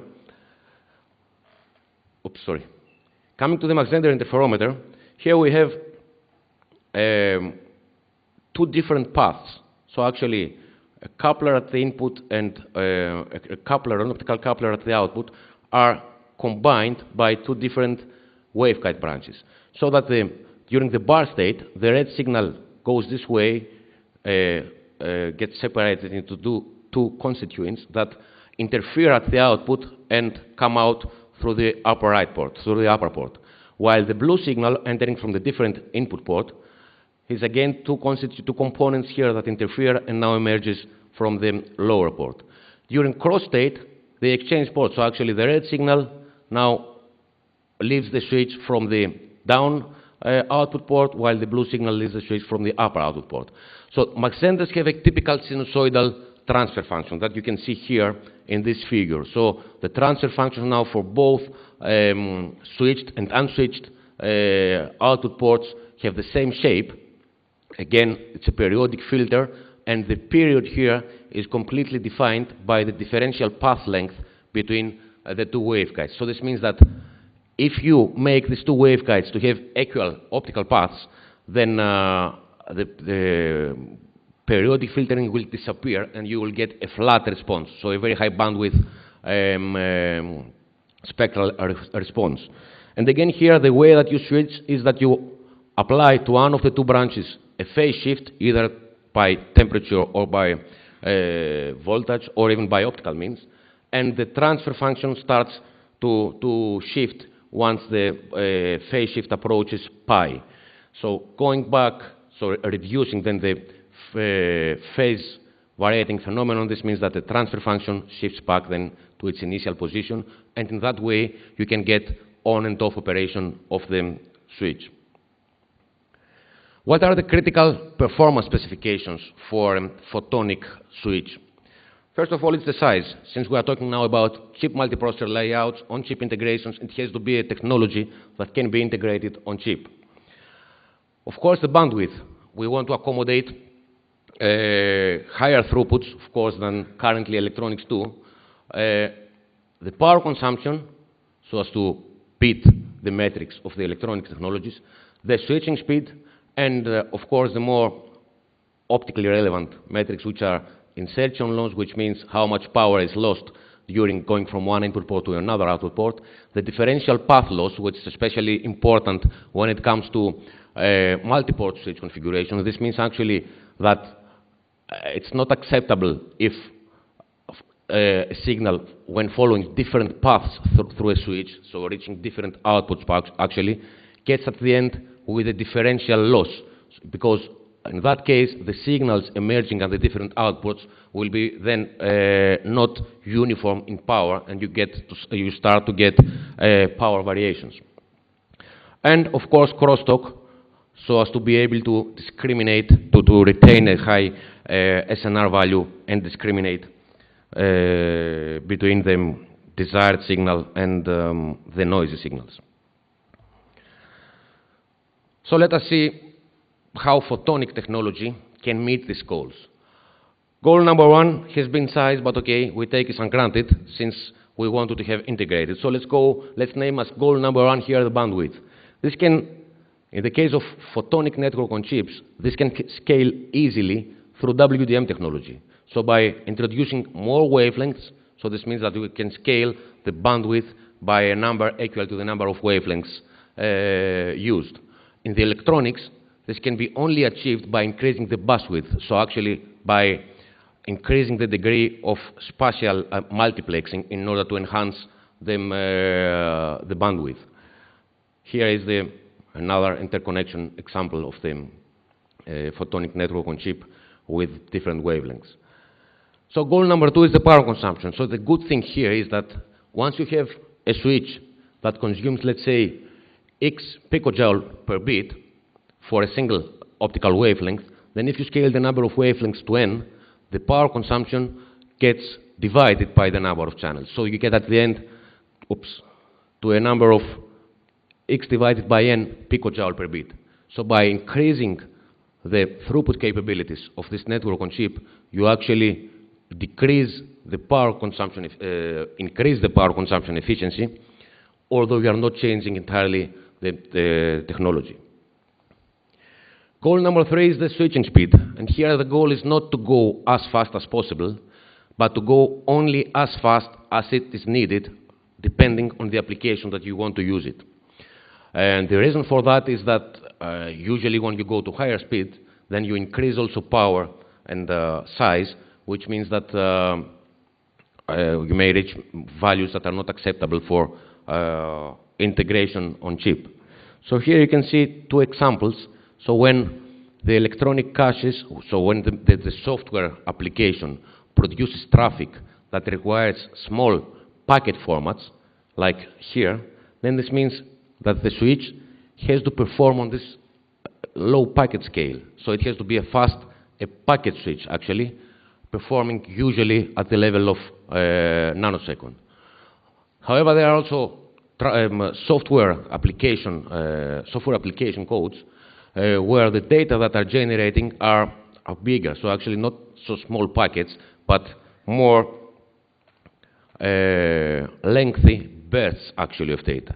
So in that case, the switch can relax down its speed so that since it has to route all this stream first to one destination and then start to route the next big stream to the second destination. In that case, the photonic network on chip has to rely on fast circuit switches. So actually, there's no need to go down to packet level switches, but you can use fast circuit switches, which should perform, however, at the scale of microsecond. Let me now show you a visionary path that has been established by the University of Columbia and by the group of Kern Bergman, which shows actually how a chip multiprocessor configuration should be integrated through a 3D system in package layout, including the photonic network on chip on top. So here you can see the 3D structure, different layers stacked onto each one to the other. So the bottom layer actually contains the multi-core processors. So these are the main processing units. The upper layers include actually different cache memory levels. And the top layer is the network layer where the photonic network on chip will be deposited. And the way it's assumed to work, if they manage to build it at the end, it's to follow a hybrid circuit switch approach. Here you can see the example how the connectivity is envisaged to be established here. Let's assume that you have a source core who wants to communicate with a destination core, so a different core on the same level, but the whole communication will be performed over the upper layers of the 3D stack. Here we have an electronic plane that takes on the intelligent decisions. So this is the one who can recognize where the data want to travel and to establish the proper optical path. And this is the photonic plane, the photonic network plane, where the optical data actually are traveling through in order to reach the destination core. So once the source core wants to communicate with the destination, it sends an electronic setup message. So it's actually a setup request. This electronic setup message travels then through the electronic plane. So actually establishing an electronic link and reaching at the end the destination core, informing him that the source core wants to communicate.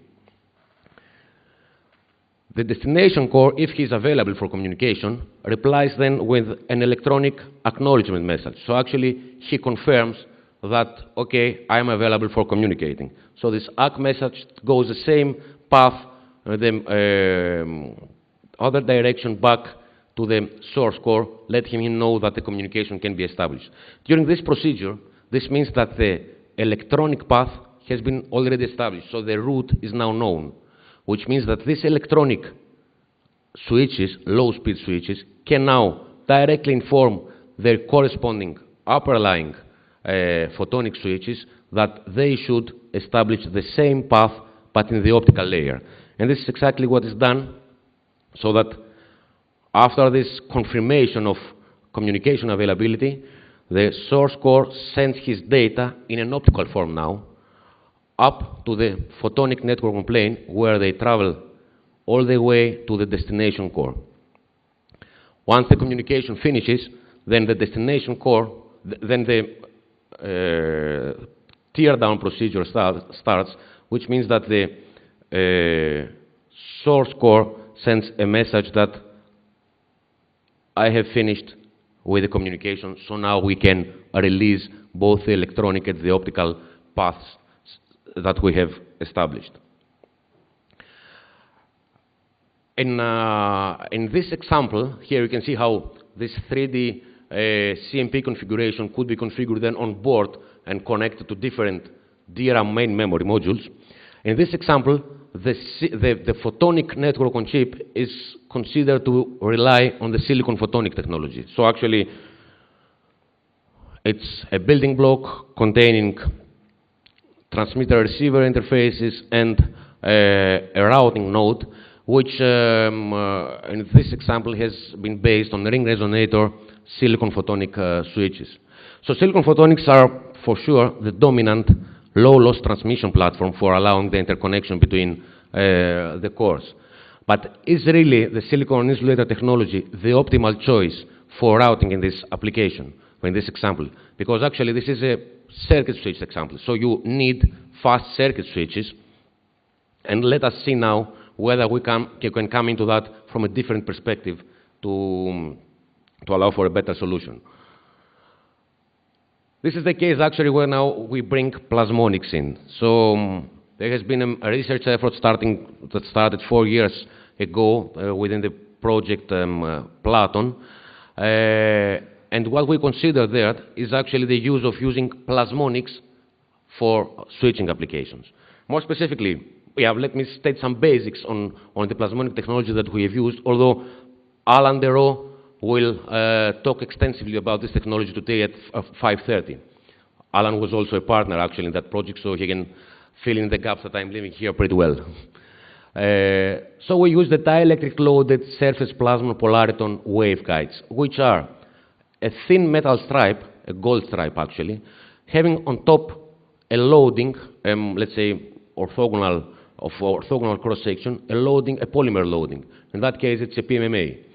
And light in this configuration travels in the following way. So this is a side view, actually, of the waveguide, where you can see that the light gets concentrated at the polymer and metal interface. So most of the light is confined in that area, so very well confined, and only very small light percentage can penetrate into the metal.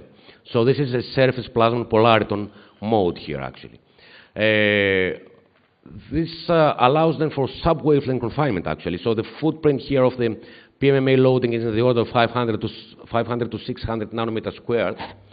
And here you can see the mode profile where it's evident that most of the intensity is concentrated here at the interface. Having now the metal and the waveguide on top of the metal means actually that this structure is appropriate for interfacing photonics and electronics. So whatever you apply, an electrical signal that you apply to the metal gets directly in contact with the optical signal that can propagate on top of the metal. This, by that time, we were assuming that by the time that the project started, we were assuming that it, in principle, should allow for very efficient thermo-optic-induced switching phenomena. The problem that we had here was that actually in order to reach a decent, according to theory, in order to reach a decent switching functionality, so the pi shift actually, sorry, we had to go to propagation distances as long as 90 micrometers, while the propagation length of plasmons is in the order of 45 micrometers. So this means actually that loss is a major issue in this technology. So we came up with the following idea. Let's use the best of each world in order to demonstrate a photonic network on chip. So actually, let's rely on the silicon photonic technology as the motherboard platform, which will host all low-loss passive circuitry, multiplexers, filters, stuff like that. Let's use Plasmonics only where needed, so actually only for the active switching building blocks, in order to reduce the footprint, so take advantage of the small footprint of the Plasmonics, and reduce also the power consumption. And of course, this whole structure is compatible with electronic technologies, since the motherboard relies on the silicon on insulator. So this is actually the proposal that we came with for a silicon plasmonic network on chip within the frame of the European project Platon. And at the end, we succeeded indeed in demonstrating what we were assuming by that time. So we came up with a silicon plasmonic 2x2 switching block that you can see here. It's a Mach-Zehnder configuration, having here silicon couplers, so reds are for silicon waveguides, and the phase sections, the two branches of the Mach-Zehnder, were actually DLSPP plasmonic waveguides, having a length of only 16 micrometers, so gold layer and the PMMA on top. And what we additionally did here, we applied a trick by making a smaller section of this waveguide wider so as to have a differential phase between the two waveguides, even if it's initial state, so as to allow for biasing the MZI at its pi over 2, at its quadrature point, actually. Here you can see how these two waveguide cross-sections of the two MZI branches look like. And once our partners, actually, AMO and University of Burgundy, fabricated this device, we brought it into a WDM switching experiment for the first time, actually, in the field of plasmonics. So what we did, we used this device, we applied electrical control signals, pulse generator operating at 20 kilohertz, and we inserted 4 times 10 gigabit per second multiplexed optical signal. And we got the signal at the output, investigating actually the performance at both output ports of the Mach-Zehnder switch. Here you can see some of the results, actually. So here you can see how we can confirm the biasing at the quadrature point of the Mach-Zehnder, and here are the extinction ratio values that we got for the bar output port and the cross output port, where you can see that for the cross output port, by going from an applied current of 0 up to 40 milliamps, we could get an extinction ratio in the order of 15 dB.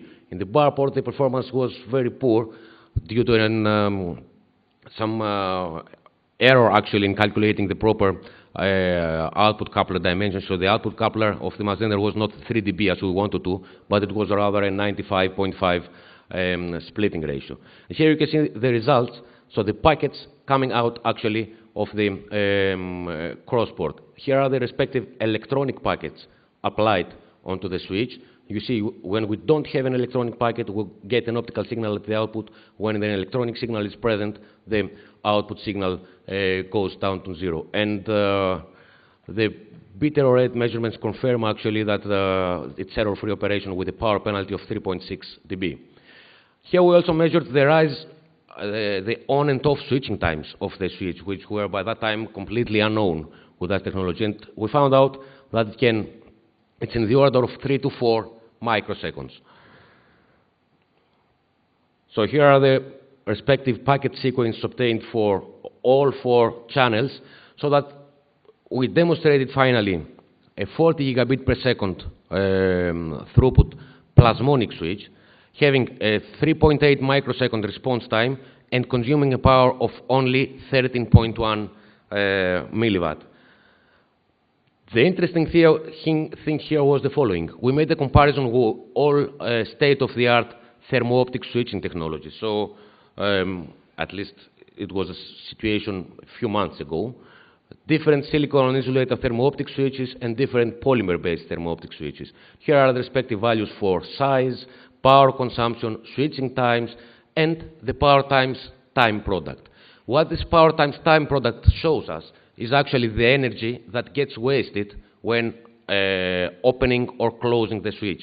So during waiting for the switch to reach its on state, or in the other case to go from the on to off state, you cannot use it for actual switching. So this energy is actually wasted in that case.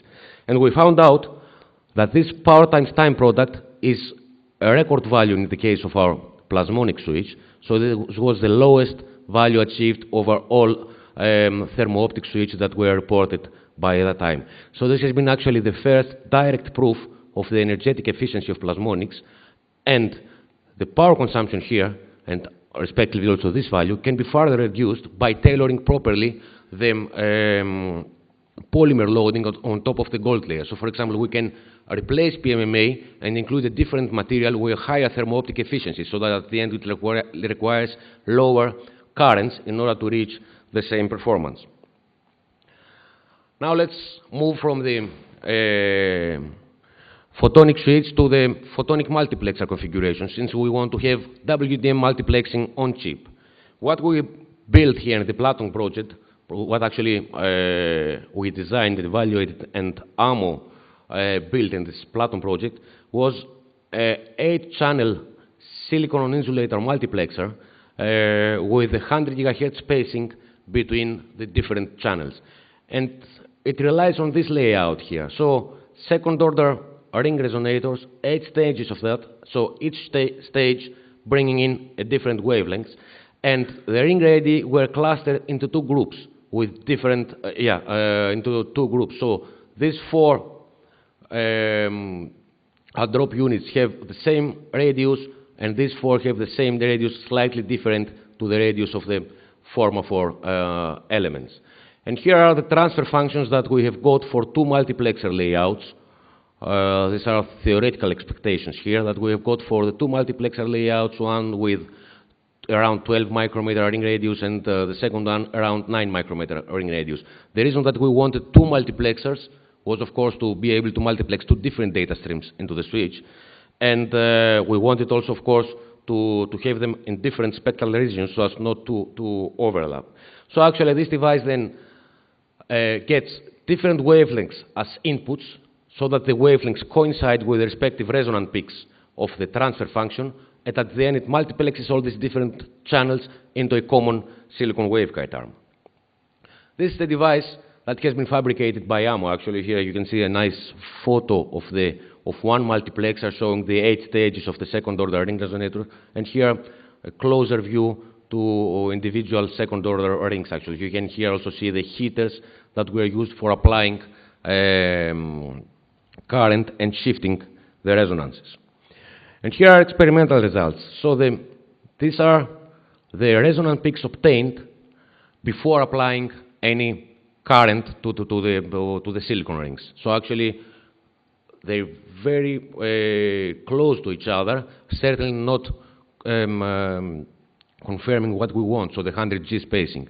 By applying thermo-optic tuning, then we come up to this nice 8-channel comps for the multiplexer 2 and for multiplexer 1, spaced by 100 gigahertz. So the 2 neighboring peaks are spaced by 100 gigahertz. And in order to reach this comp, we had to consume 142 milliwatts of power for multiplexer 2 and 210 milliwatts for multiplexer 1. So here are now the tests that we did. So we got the chip that included both multiplexers, and then we performed a 4 times 10 gigabit per second multiplexing experiment. So we launched different 4 channels at 10 gigabit per second into each silicon multiplexer in order to get them on the same silicon waveguide at the output. And here are the results that show very good performance, so the power penalty is negligible in the order of 0.2 and 0.1 dB for the two multiplexer units. Then we tested this also with shorter pulses in order to show whether this can allow for multiplexing 40 gigabit per second signals, so which means around 25 picosecond pulse widths, which then would constitute a very nice example of how to have very densely packed resonant peaks at 100 gigahertz, allowing still for 40 gigabit per second signal multiplexing. We did not go up to 40, we got up to 25 gigabit per second, but the pulse widths that were used were indeed in the order of 20 picoseconds. So in principle, this can be considered also as a 40 gigabit per second multiplexing example. So here you can see the three wavelengths that you used modulated at 25 gigabit per second, RZ data signals here, and the back-to-back eye diagrams and the respective eye diagrams of the output of the multiplexer, the bit error rate curve here showing again a negligible power penalty in the order of 0.1, 0.2 dB. So now, we have discussed about one multiplexer that can multiplex up to 8 channels times 40 gigabit per second into a single line, consuming around 200 milliwatts of power. A second multiplexer being on the same chip with the first one that consumes now 140 milliwatts, and we have also seen the performance of our plasmonic switch that allows for WDM switching consuming only 13 milliwatt. Now let's bring them on chip. We have here the design. Let's bring them on the same chip in order to come up actually with a true photonic network on chip function. And this is actually the chip that we finally fabricated within this project. Here you can see the logic IC that was interconnected here for driving the different elements, and in that area is the photonic network on chip. You can see this nice figure coming from Fraunhofer IZM with different wire bonds, and in more detail here the two multiplexers and the plasmonic Mach-Zehnder configuration. 2 by 2 is of course not enough. So okay, we're talking about 2 by 2 switches, but 2 by 2 is never enough. It allows only for 2 inputs and 2 outputs. What we want to is more I/O port switch configurations. Here, again, the example with a 16 by 16 switch configured out of 2 by 2 switches, it requires actually 4 times 8. It means 32 2 by 2 switches to be interconnected. This is not very easy in the field of photonics because cascading many photonic 2 by 2 switches is difficult in terms of yield, and also will increase dramatically the losses in the network on chip. So we have to still use photonics, but at a lower amount of input power output ports. In order to cope with this, we are working on the following architectural solution within the project Foxtrot. So we have here a 4x4 non-blocking photonic switch that we are going to implement together with the University of Valencia, not relying now on plasmonics, but on carrier depletion silicon photonics technology. So it has 4 inputs and 4 output ports, being a non-blocking switch, so actually requires a BNS architecture, requiring only 6 2 by 2 switch elements. And then we're going to incorporate at every of its input and output ports, so at the input, you can have this layout, so a multiplexer, a silicon-based multiplexer, so that actually the signals coming from outside and getting stored to the electronic cache, then they get modulated onto a directly modulated VCSEL that can with a VCSEL array providing 12 different wavelengths, which can then get inserted through the multiplexer into the switch. And at the output, we have a respective silicon demultiplexer unit, so which discriminates between the different wavelengths. And you would use every pair of them at all pairs of I/O ports of the 4x4 switch. So in that way, we come out up to a photonic network on chip having actually 48 inputs and 48 output ports. And the way to allow communication between these 48 I/O ports is the following. For example, here we have input 1, which requests to emerge at cluster number 2 at the output 1 of this cluster. So in that case, signal comes from input 1, gets here electrically converted, stored in the electronic cache, and then wants to leave out from this VCSEL. In order to reach the necessary destination, it has to leave as a red wavelength.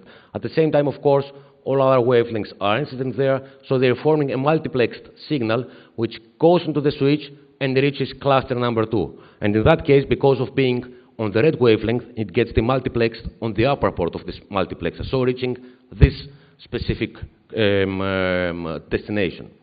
If you want that the input 1 to reach cluster 2, but, for example, the last output port, so output port 12, then this means that you can follow the same injection, but here you don't modulate anymore the red wavelength, but the blue VCSEL. So that actually it follows again the same path, until reaching cluster 2, but here it will emerge at the lowest output port of the multiplexer due to the different wavelength that it uses. So this allows not for implementing all possible permutation matrices of a network, but still a very large amount of the different permutations, so that the connectivity between a large number of I/Os can be achieved. So let us now go back to the vision, which was to replace this link, to replace links and the crossbar also on chip. So let us have a look whether it's worth to replacing anything else. For example, should we replace the cores? Certainly not. Electronics are much better than photonics for logic, so we're still very, very far away of replacing electronic processors with photonics. Should we replace, for example, caches and memory, in general memory units? There is the easy question, why should someone replace electronic memories, since photons have no charge? Electrons have charge, get much easier stored, actually, than the photons do. But if power is the problem, as we discussed so far, then for sure memory bandwidth is the problem number 2 in the area of computing. So this is a well-known graph showing actually how the processor performance increases and how the memory bandwidth increases, showing actually that processor performance doubles every 2 years, while memory performance doubles every 6 years. This yields actually a continuously growing gap between these two, which is well known as the memory wall since 20 years in the computing industry right now. The consequence of this is that actually you fill all the chip multiprocessor area with multiple caches and use on-chip level 1 and level 2 caches, use continuously more and more on-chip caches. Here you can see as an example the Spark T5. All these designated areas stand here for cache memories and not for processor units. The same is valid also for the IBM Power 7, where a large area is occupied by caches. The reason was here to bring fast and smaller caches closer to the processor so as to avoid going back and forth to the main DRAM memory. Here are some graphs showing the evolution of on-die caches, which shows here that actually we are now in the range of tens of megabytes of on-chip caches, and what is more important, almost 40 to 50% of the chip real estate is occupied by cache memories and not by processors, although this chip was supposed to do strictly processing. So they use dedicated level 1 cache, shared level 2 slower cache units in the order of megabytes, and in most of the cases also shared level 3 caches, again in the order of a few megabytes.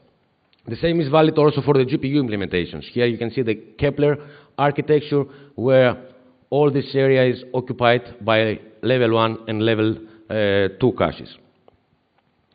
Our vision is to get rid of the caches of the chip. This is, within our future roadmap, this is still its very infancy, but let us see what we could gain in that, from that perspective. We would allow for a cache-free chip multiprocessor configuration, so only cores on the die, then bring the photonic network on chip off the CMP chip and have different optical caches connected to this photonic network on chip, and of course the connection back to the DRAM unit.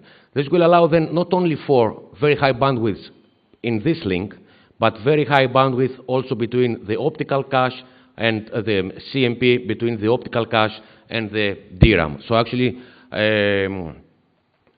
we aim at throughputs higher than 100 terabytes per second and power consumption lower than 2 milliwatts per gigabit per second. So as to account for the 1 milliwatt per gigabit per second link here and 1 more milliwatt per gigabit per second for the optical cache units that will be added.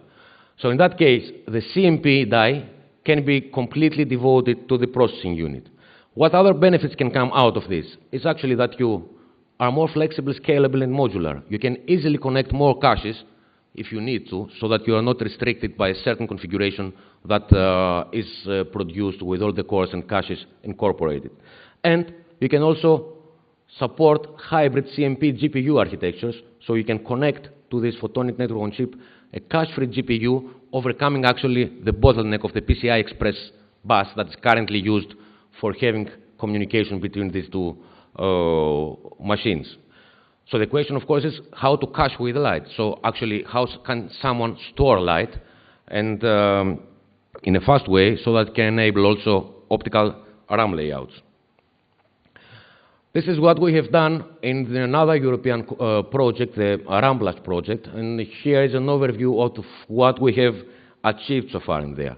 So we have demonstrated experimentally the first optical RAM cell performing at 5 GHz, and we have established all the necessary theory and designs that show actually the principle, explain the principal operation, and show that it can operate up to 40 GHz. Here is the first optical RAM chip that has been fabricated by VTT on a silicon insulator technology. So moving forward, we have then designed 2D WDM multi-bit optical RAM banks, and we have experimentally demonstrated all the necessary optical RAM peripheral circuits, so the column address selectors, the row address selectors, at 10 gigabit per second. And we have come up also with the first design for a complete optical cache, which we have shown through simulations to operate successfully at speeds up to 16 gigahertz. To compare with, electronic caches can go up to 3, in a few cases up to 4 gigahertz. So let me start to talk a little bit about the optical RAM cell and how it operates. This is the first optical static RAM layout, and this is the flip-flop, so the main storage element in this layout. It comprises then this flip-flop unit, which again includes 2 Mach-Zehnder interferometric switches, exploiting SOA technology here, coupled between each other. And in order to come to an optical RAM setup, we introduce 2 optical switches externally, which are acting here actually as the access gates, controlling access into the memory cell. How the flip-flop operates?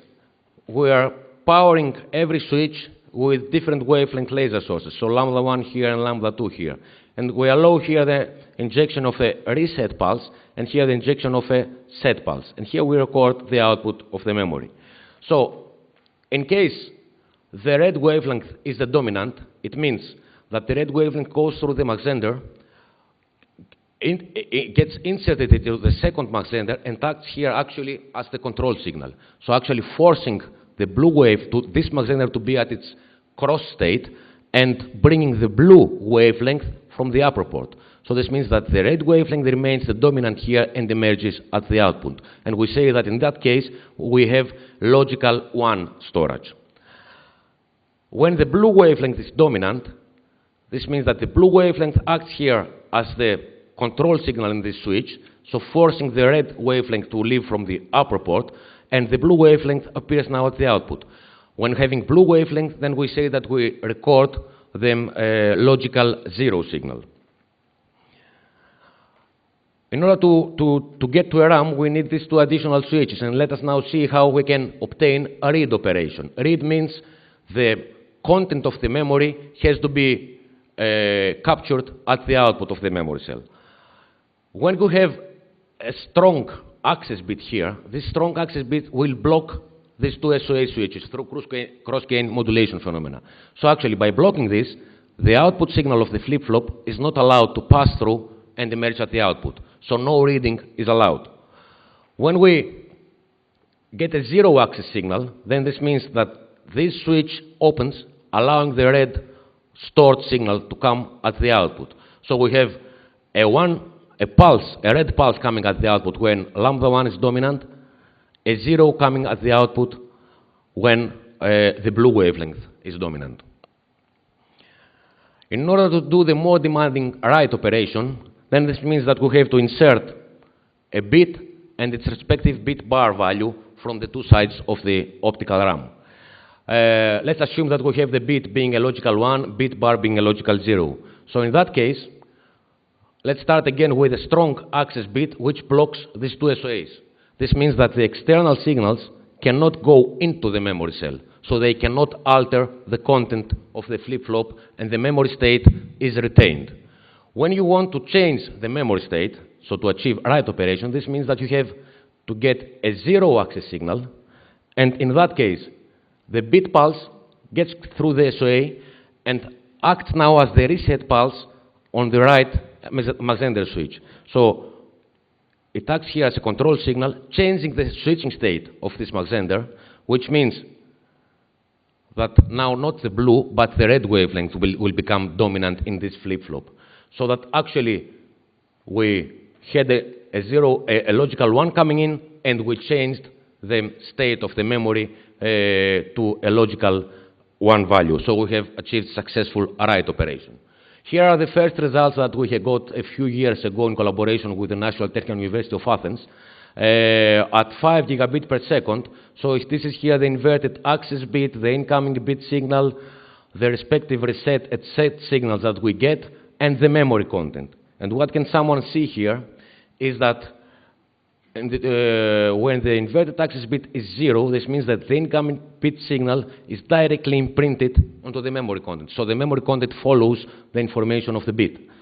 When you have a strong access signal, which means that you prohibit the entrance into the memory cell, then you can see here that 0 set and reset pulse is obtained. So this signal does not reach the flip-flop, and the state of the memory is retained to its previous value.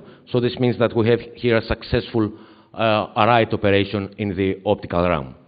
Now a few words about the optical RAM peripherals, because having only the optical RAM cells is certainly not enough for going to complete optical cache. So by RAM peripheral, someone means the row and column address selector. So actually the two units here that are responsible for identifying which RAM cell has to be activated in order to have access to its data. And the typical situation in the electronics so far is the following. You have a single bit line waveguide, so a single bit propagating through this electrical wire. And you have, for example, here, let's say, 3 different RAM cells. The column decoder, in case this bit wants to reach this cell, has to establish this type of communication. In case the bit wants to reach the middle cell, has to change the connectivity to the middle cell, and in the case of requesting the third cell, has to change the connectivity again, which means that this column decoder has to be an active device, of course, consuming also power. How we can do it in optics? By using the optical RAM cells, so the SOA switch, and the two SOA access gate is the following. We can introduce actually WDM formatting in the optical world. So actually we bring WDM in the optical cache domain, which means that here we can replace the two access gate with a single one in order to accommodate 2 different wavelengths still due to the broadband characteristics of the optical switch technology here. And every RAM cell can be supposed to operate with different wavelengths powering the two switches. So in that case, you can, of course, go even further and skip all these different access gates and collect them all into a single switching element that acts as a multi-wavelength access gate. So actually that the WDM formatted, so these are 3 different bits encoded onto different wavelengths, is controlled whether to access or not the memory row now through a single optical switch. And if this is successful, then this means that you can replace the column decoder with a simple passive demultiplexing stage, and routing can then be performed very easily so that information can be stored on the different cells by a different color. So we have experimentally evaluated this concept by using a Mach-Zehnder switch here and 8 lambda-encoded 4-bit optical word and the WDM Dmax at the output, a simple AWG, so as to show the performance of this actually row access gate now in an optical cache layout. The results were published in the OFC 1 year before, so the bit error rate measurements here show adequate performance for both output ports of the Mach-Zehnder.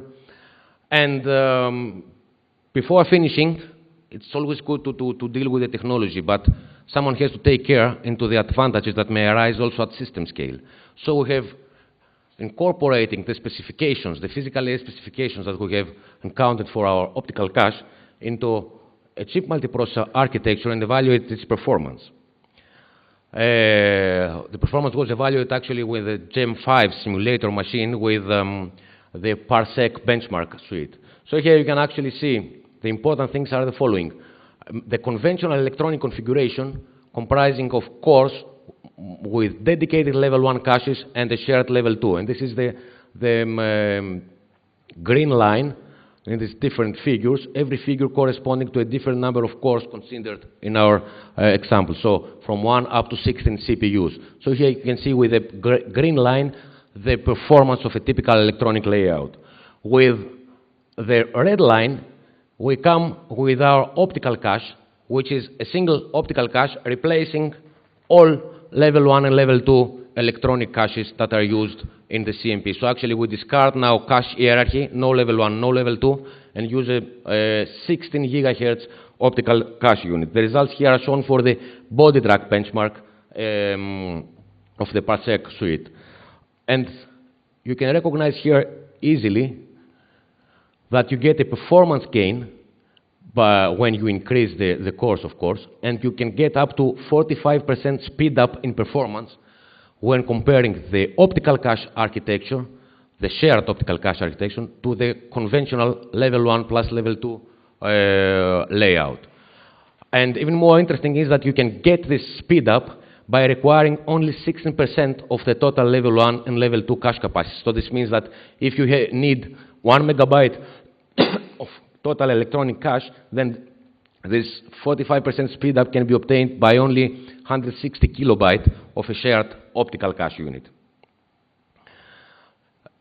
Of course, the problem that we have here is that we use SOAs. SOAs are not very compatible with large-scale integration. They have a large footprint in the order of 1.5 millimeter long and a large power consumption as well. So they certainly cannot be considered as the technology to be adopted for on-chip implementation of optical caches.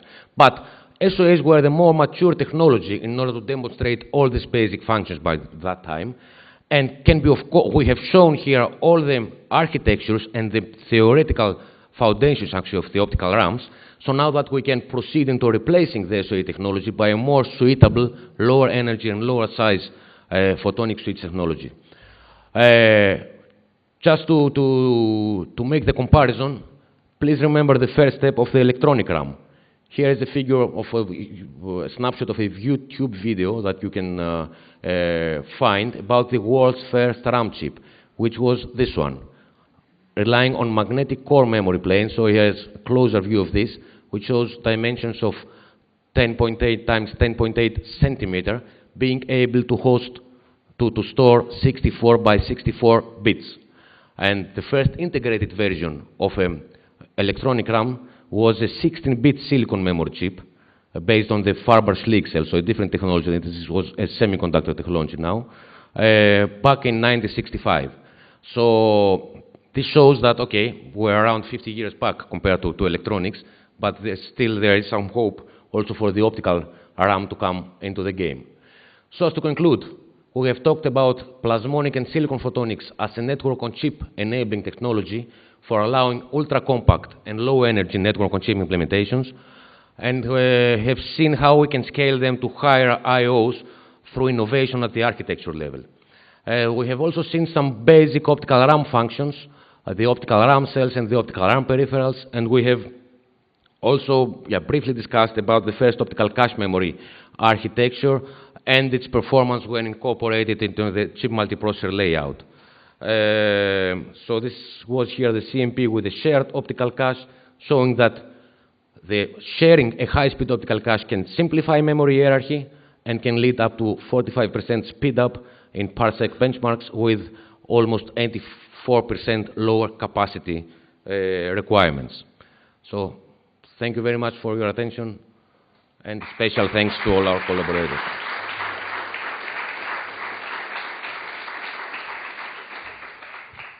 So now I'm going to go back to be the chair again and ask if anyone has any questions. Yes, please. Thanks, sir. Thank you for your plentiful presentation. I have some questions about the power control. For your switch, you have a lot of switch components made by Mach-Zehnder interferometer and use thermal control. It's like my question is, for so much small components, do you have any feedback systems or algorithms that can get the output of your each component, and then you can tune the temperature automatically? I'm not sure I got your point. So you talked about the switch that we demonstrated here. Yeah, because you use thermal control for the arm of the Mach-Zehnder, right? Yes. And like in your switch, there are a lot of Mach-Zehnder interferometers inside. Yes. And like you make it in device, when you want to run your device, you should firstly to get an output port of each wavelength, you need to tune the temperature. I want to know that do you have any kind of system that can automatically help you tune the temperature, or you manually tune? No, we didn't much manage to look into that domain, so we haven't come up with a system that can automatically control the temperature and adapt it so as to achieve optimal operation. This is indeed an issue that you are raising here. So when having multiple Mach-Zehners, temperature variations may cause variations also in their performance, may degrade their performance. But depending on the architecture and on the application example that you are going to use it, you could, in that case, as you saw in the latest slides, actually you could eventually also bring the photonic network-on-chip off the CMP chip, so as to reduce the temperature variations that are caused. So the power generated by the multiple processors will not be onto the chip where the photonic network-on-chip will be hosted. So in that case, the temperature variations there could be eventually lower and could be tolerated by some means. Okay. The second one is if you use so many thermal controllers inside the energy dissipated from those controllers compared to the loss of the Mach-Zehnder interferometers, which is bigger. You mean, the energy by the SOI multiplexers, you mean? Yeah. Yes. And compared to the energy lost by your the components. Energy loss? What do you mean by energy loss? By Mach-Zehnder interferometers, because you connect a lot together, right? Yes. It will cause, it will increase the total loss. The optical loss, you mean? Yeah. Yes, of course. Which loss is much more bigger. For the multiplexers, for every individual multiplexer, the insertion losses were between 5 and 7 dB. So one multiplexer had 5 dB and the second one 7 dB.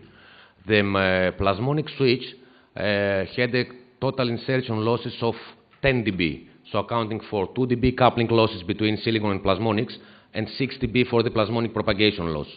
So 10 dB plus 5 and 7 gives us a 17 dB loss here, which of course then depends on the additional devices that will be used, on the silicon waveguides and their losses and their distance, of course, and on the grating couplers, if you use grating couplers, because in that case, if you have it on chip with the sources also on chip, you can skip the use of grating couplers. But speaking only about the multiplexers and the switch, the total loss budget here is in the range of 15 to 17 dB.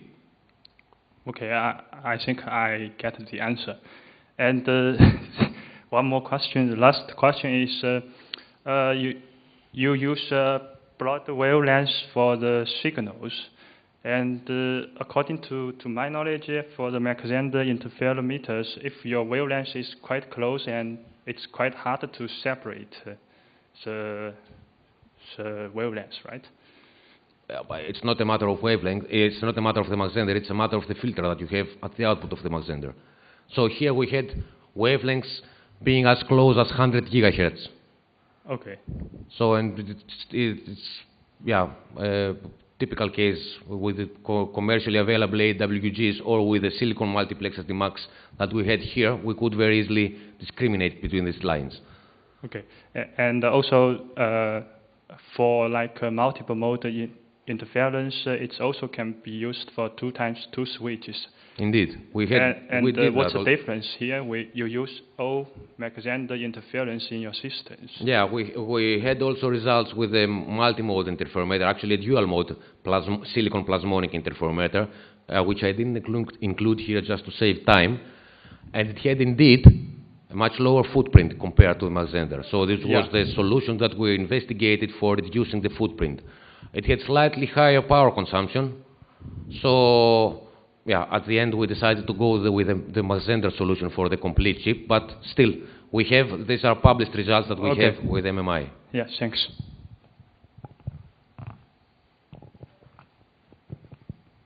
Yes, please. What was the latency maximum in optical cache in your experiments, or what distance did you assume from the chip? The distance was the same that we assumed for the electrical cache from the chip. So, no, actually, not the same. The same was the course down to the bus leading to the optical cache. The cache latency there was in the operating at 60 gigahertz. We varied the latency between 2 clock cycles and up to 15 clock cycles. And we noticed that irrespective of whether it's 2 or up to 7 or 8 clock cycles, the performance was the same, because it's clock cycles at 16 gigahertz, while the CPU cores operate at 2 gigahertz. So this latency between 2 and 8, 16 gigahertz cycles is the same for a CPU cycle. So if you go higher than 8 cycles latency, then yeah, it's similar like you get to a second cycle of latency for the CPU cycle.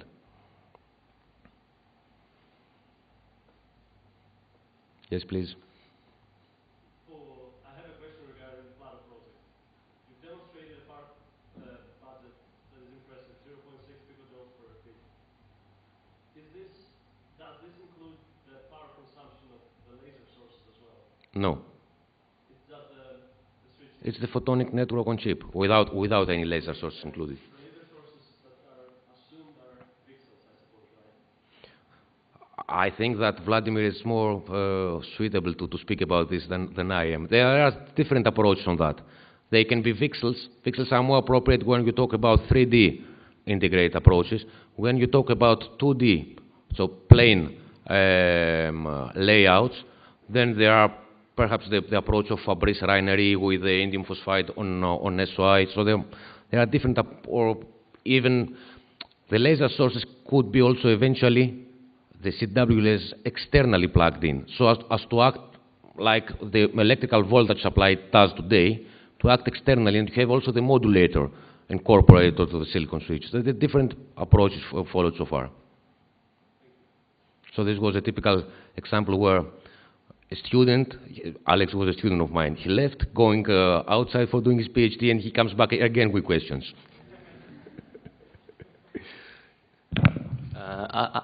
Is the 48 by 48 switch non-blocking you Yes. showed on this slide?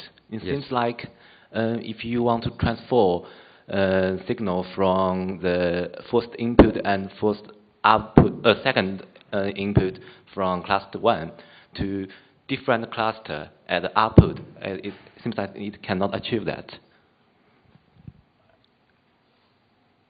All the bunch of 12 wavelengths has to be routed in the same cluster. Okay. Oops. But within this cluster, so if all this bunch gets routed, for example, to this cluster, within this cluster, every individual signal can reach a different output port. So let's say a different core, for example. So it's not totally non-blocking. It is non-blocking. It does not allow for all possible connections. So it has a reduced permutation matrix. Non-blocking means that in case all these different inputs require different outputs, you can satisfy this request. Okay, yeah. Okay? Okay, thanks. Yes, please.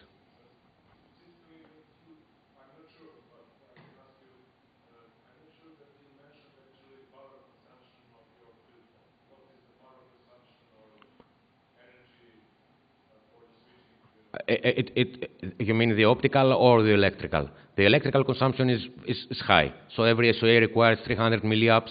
So sorry? The optical is low. So actually, the average powers that you are using in order to switch are in the order of 1 milliwatt.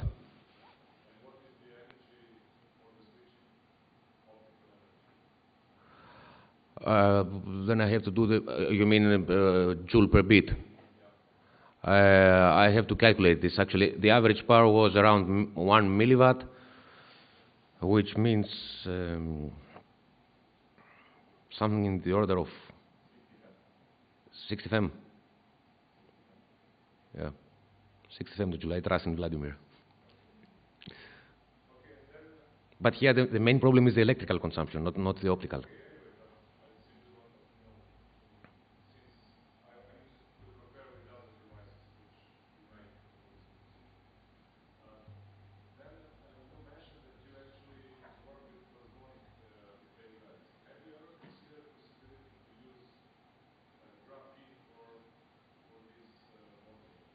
No.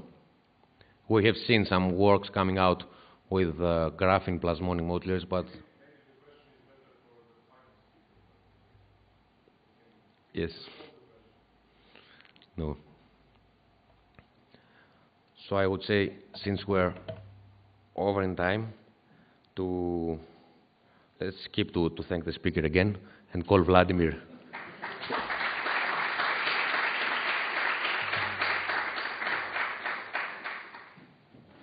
So the next talk is given by Vladimir Stojanovic, who made all this trip from California and from University of Berkeley to be here with us and to talk to us about, I don't remember the title exactly, Optical Interconnects, yeah, on chip. Photonics in VLSI. Photonics in VLSI, yeah.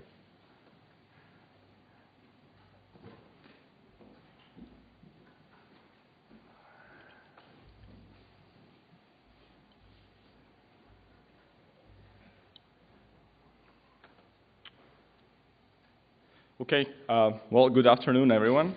I'd like to thank Nikos for the invitation. It's been really informative workshop so far, so really enjoyed it. Hopefully I'll give you a little bit of a flavor from what our team in the US has been doing on building essentially VLSI systems with silicon photonics.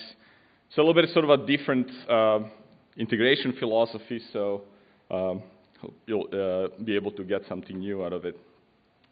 Of course, in a project this big, one person or a few people can't really do all the work, so I really wanted to list all the persons involved across 3 schools, Boulder, MIT, and UC Berkeley, as well as Micron Technology and IBM Trusted Foundry.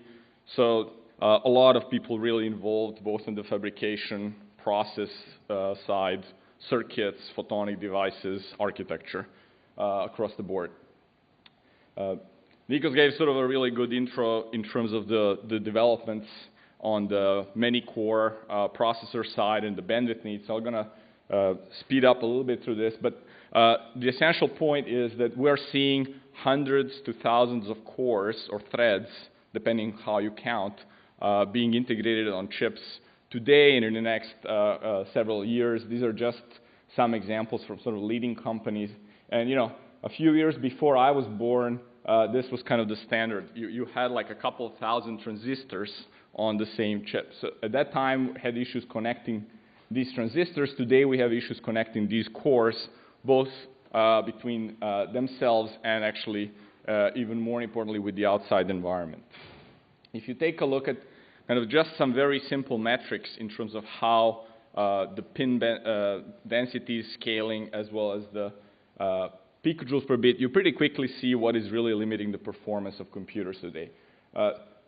If you just look at the raw teraflops per second kind of performance, starting from, let's say, a couple of cores that we had kind of in the 2006-07 range, and then you just start printing the cores as the process is shrinking down. What you're seeing is sort of in the mobile client by 2014, you have a few cores, and then on the server, you're at about 16 cores or so. But in the next few years, you should be able to hit like really big number of cores per processor chip and get to sort of this 10 teraflop type limit. This, of course, assumes that you're computing in place. So registers on a floating point unit, and you're just churning data in place in the computer. Of course, that's not really useful. What you want is to feed these units with data. If you take a look at the energy costs of high-speed electrical links that connect two chips together, this is sort of a reasonable estimation that we kind of, as how the link energies will scale that we derived. For example, Oracle T5, which is a processor that showed up last year, was kind of already worse than kind of our estimate. So you can assume that this is kind of a reasonably moderate to optimistic curve even. If you take these teraflop per second performance and you multiply by 1 byte per flop, which is sort of an average rule of thumb metric for how much data you need to fetch in order to be able to do useful computation. From the memory, you multiply these two together, you'll get sort of gigabytes per second or terabits per second worth of bandwidth that you need to get from the memory. Then you multiply that by the picojoules per bit that costs you to get the data from the memory. And you pretty quickly get these two curves that show you how the power just for I/O scales in order to support this type of computation. Now, what you see is that, you know, even sort of 2 years ago, if we really were obeying this limit, 2 years ago we would have run out of complete power available for the compute socket. We're talking about 20 watts on the mobile chip and about close to 150 watts on the server socket. Obviously, that's not happening because servers are still doing some compute. So what this really means is that the I/Os or bandwidth is scaled to maybe about 0.1 bytes per flop, which means that you're really using only a tenth at best of the capacity that your processor can have even today. So a lot of units that are just printed there are severely underutilized. And that's all because of this very, very slow scaling in the electrical energy per bit. Now, that's not the only problem. The problem is compounded by looking at how the pin packages are scaling. These are some data from the ITRS roadmaps as well as kind of the real processor chips. But you see that the number of pins is throughout this decade has been scaling very, very slowly. And half of these pins you really need for just supplying the power and ground to these processor chips. So net result of that is that, you know, even at 3,000 package pins, you're really only limited at 2 teraflops per second compute. even if you're pumping about 20 gigabits per second per link outside of the processor. Currently, you look at Intel's QPI, they are not even approaching this number yet for socket-to-socket interfaces, not to mention that the memory links are currently way below 10 gigabits per second. So you need many, many more pins to be able to sustain these throughput rates.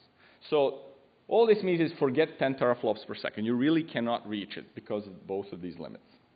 Now, if you take a look at the other side, what's happening on the memory, situation is kind of even worse. Here we're plotting these two kind of very important metrics, picojoules per bit, again, the cost of accessing a bit, and then bandwidth density in gigabits per second per pin. And this is really important because you have this limited number of pins on the processor, and the current trend is to integrate memory controllers on the processor chips. So you really need to adjust the processor link speed to whatever memory can give you. And so the trend is, if you look at here, sort of the standard memories like DDR4, you're paying a lot of energy per bit, and you're getting sort of into the moderate, a few gigabits per second per pin. With low-power DDR, if you are okay in getting slower bit rates, you can actually decrease the access energy. But if you want to get both of these things, meaning lower energy and higher data rate per pin, it becomes very difficult. This is sort of the hybrid memory cube architecture that Micron is promoting, where they actually put a logic die underneath the memory stack in order to speed up the communication in and out of the chip. However, we want to be somewhere in this area over here, where we can pump tens of gigabits per second per pin at very, very low energy cost. And currently, electrical technology just cannot get into that. Because the moment you start increasing the data rate per pin, you have to pay more energy to be able to communicate. And so you can sort of go in this direction, but never in this direction. So if you sort of map this to a system that really wants to have achieved 10 teraflops per second, you see how the numbers, how ridiculous the numbers start being. You would need sort of, even with HMC, which is kind of emerging as a very fast technology, you would need close to 10,000 socket pins just for the memory communication. No socket-to-socket coherency traffic or anything like that. No power pins or anything.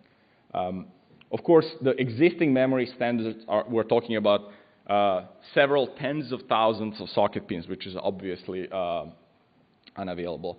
And then you're talking about sort of kilowatts of power needed to just go and communicate to the memory. So again, we want to be somewhere in this region where for a couple hundred watts, maybe less, or 1,000 pins or less, we can actually achieve these performance limits.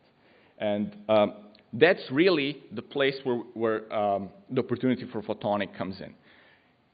Once you sort of corner the electrical in this box that it has to simultaneously achieve both the energy efficiency and bandwidth density, electrical cannot do it. It can go in each one of these directions separately, but it cannot achieve both metrics at the same time. And whenever something like that happens, there is opportunity for this disruptive technology.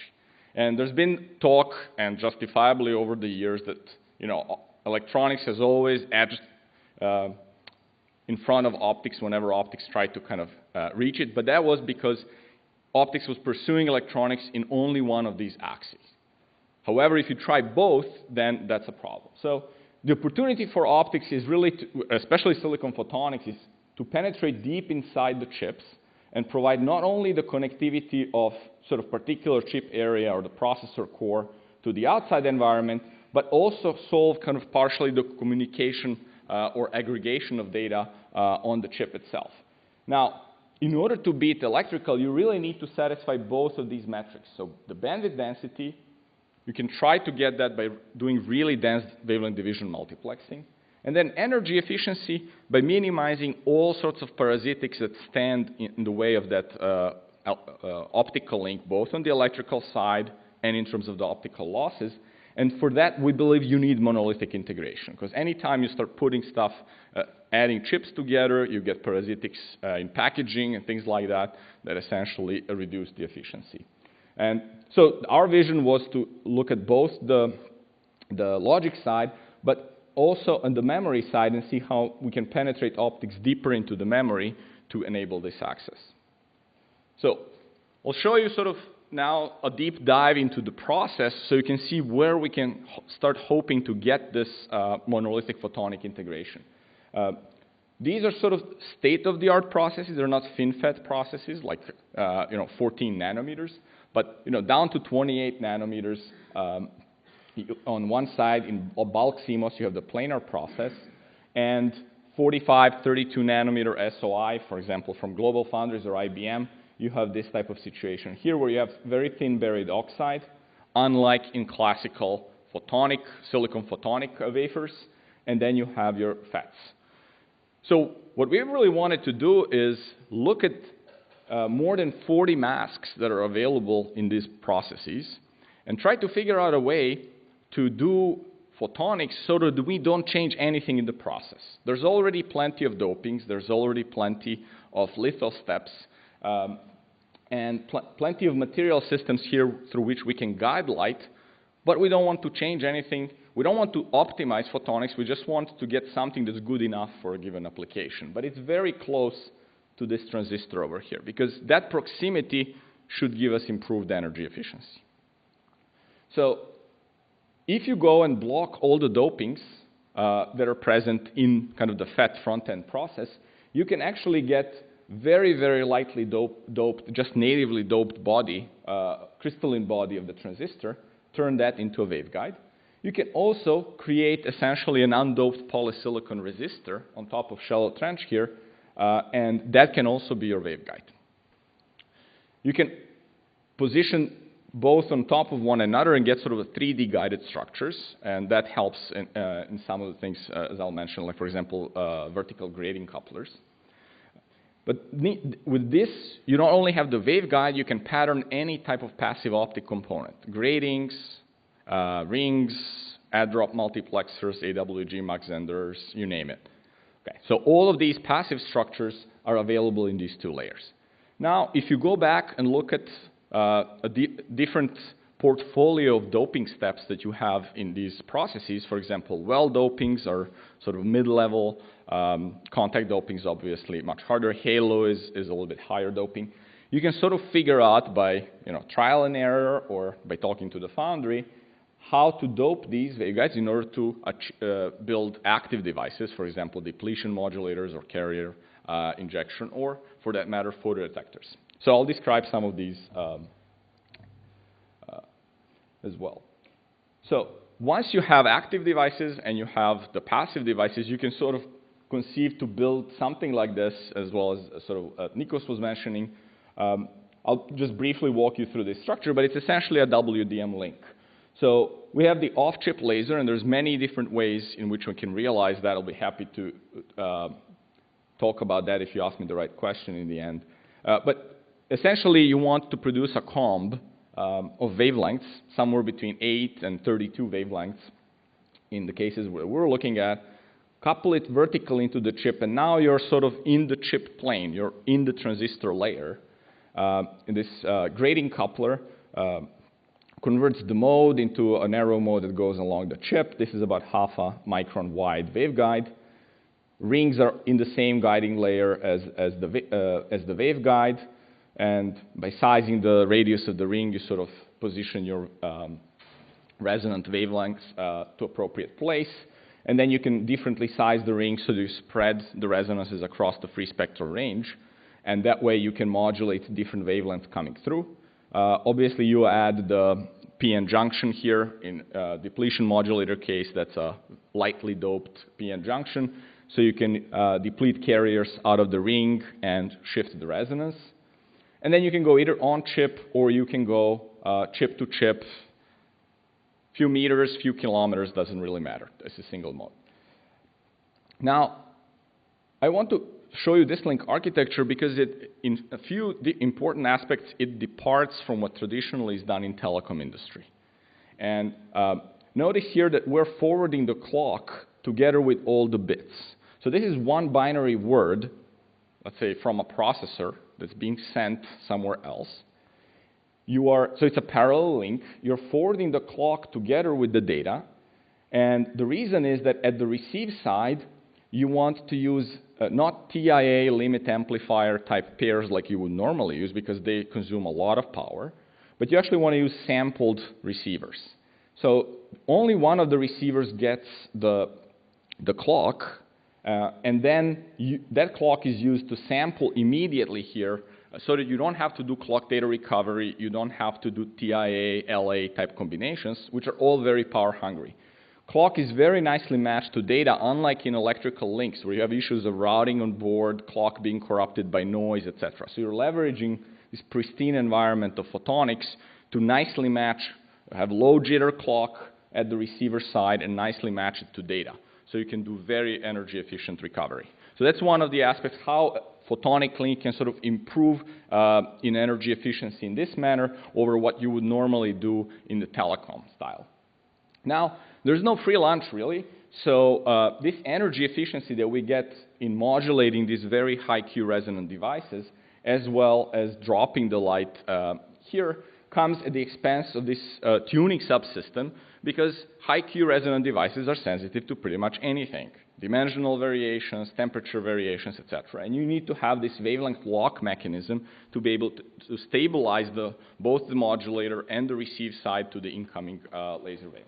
I'll use some systems through which we try to do that. Now let's even go back to the more fundamental link level of just having one ring modulator and one ring at the receiver to understand what are some of the fundamental trade-offs, where the energy is going in this type of electrical link. Because after all, we can make all the fancy photonics we want. If we don't make this sub 1 picojoule per bit number and achieve certain bandwidth density, we're never going to place this in a real system. So what I'm showing here is how the energy cost per bit, it changes as we move the data rate per lambda from 1 to 32 gigabits per second. And I have 4 charts here in which I'm sweeping the total receive capacitance, which you can view also as a way of representing how the photonics is integrated in the process. For example, if photonics is completely outside and you have a big parasitic bump between a photodetector and your transistor, so even the micro bump is on the order of 25 to 40 femtofarads, whereas if you're monolithically integrated, you're more like 5 femtofarads of parasitic capacitance that's added at the receiver. So that will influence the sensitivity at which we're going to be able to capture light or photocurrent at the receiver. Now, I'm also showing the total insertion loss from the laser all the way to the photodetector, just to give you an idea how that impacts also the power in the system. And then one other important thing, if you look at the graph, is you're increasing the data rate, since your processor clock frequency is not really scaling up. It stays at about a gigahertz or 2 gigahertz.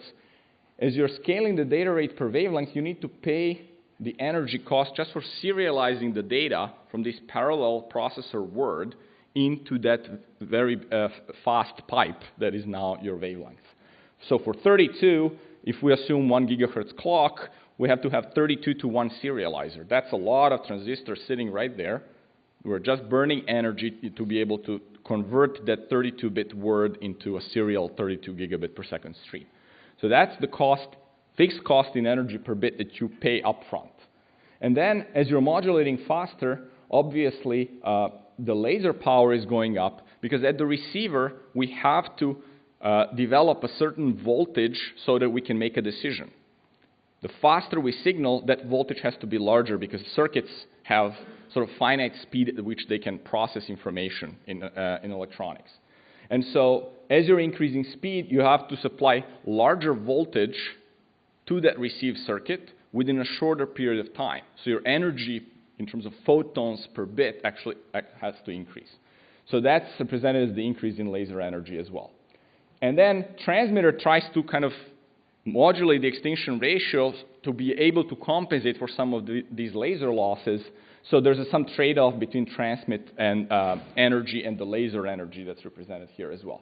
But pretty much that's kind of the dominant mechanism. Now, if you're going into the off-chip integration, you're seeing the sort of the laser power in scenarios where even at 15 dB total insertion loss, the laser power starts shooting to the roof if you really try to go too fast. Okay. And keep in mind, we want to be sort of well below a picojoule per bit to be competitive. Now, let's go back to this resonance issue, because that is actually really sort of a make or break thing for this technology. We would like all the resonances to be sort of nominally spaced around the free spectral range. However, due to process fluctuations in film thicknesses and patterning across the whole die and also the wafer, you get these local plus systematic mismatches. That local filter banks in one chunk of the chip are just perturbed a little bit from their nominal locations. One side of the die corresponding to another is rotated completely because you get shift to about 500 gigahertz per nanometer just in terms of dimensional tolerances of the films.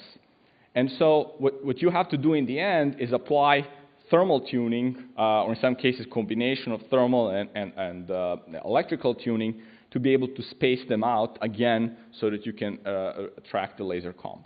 And if you try to do just the first intuition kind of approach where you want to fix every ring to its nominally assigned wavelength throughout the free spectral range, meaning you want absolute frequency control, then your total tuning power will grow with the number of wavelengths, because you don't know where that ring is going to show up, and you have to tune it across the whole free spectral range, or a good chunk of the free spectral range, to be able to guarantee its position. Okay. That's obviously unacceptable, because the more wavelengths you want, and you want them for higher throughput, you will essentially have to pay linearly more tuning power. So what we do here to circumvent that is we sort of fall back to the intuition that circuits people use. And we separate out the local from systematic mismatch. And that way we can address things more efficiently. So what you're looking at here is essentially a scatter plot of the peak wavelength for the rings across a very big area in the micron wafer, for example. That's from the foundry that manufactured these things for us. And what you see here is that for rings that are very close together, we're talking about a couple hundred microns up to a millimeter distance, the wavelength spread is very, very small.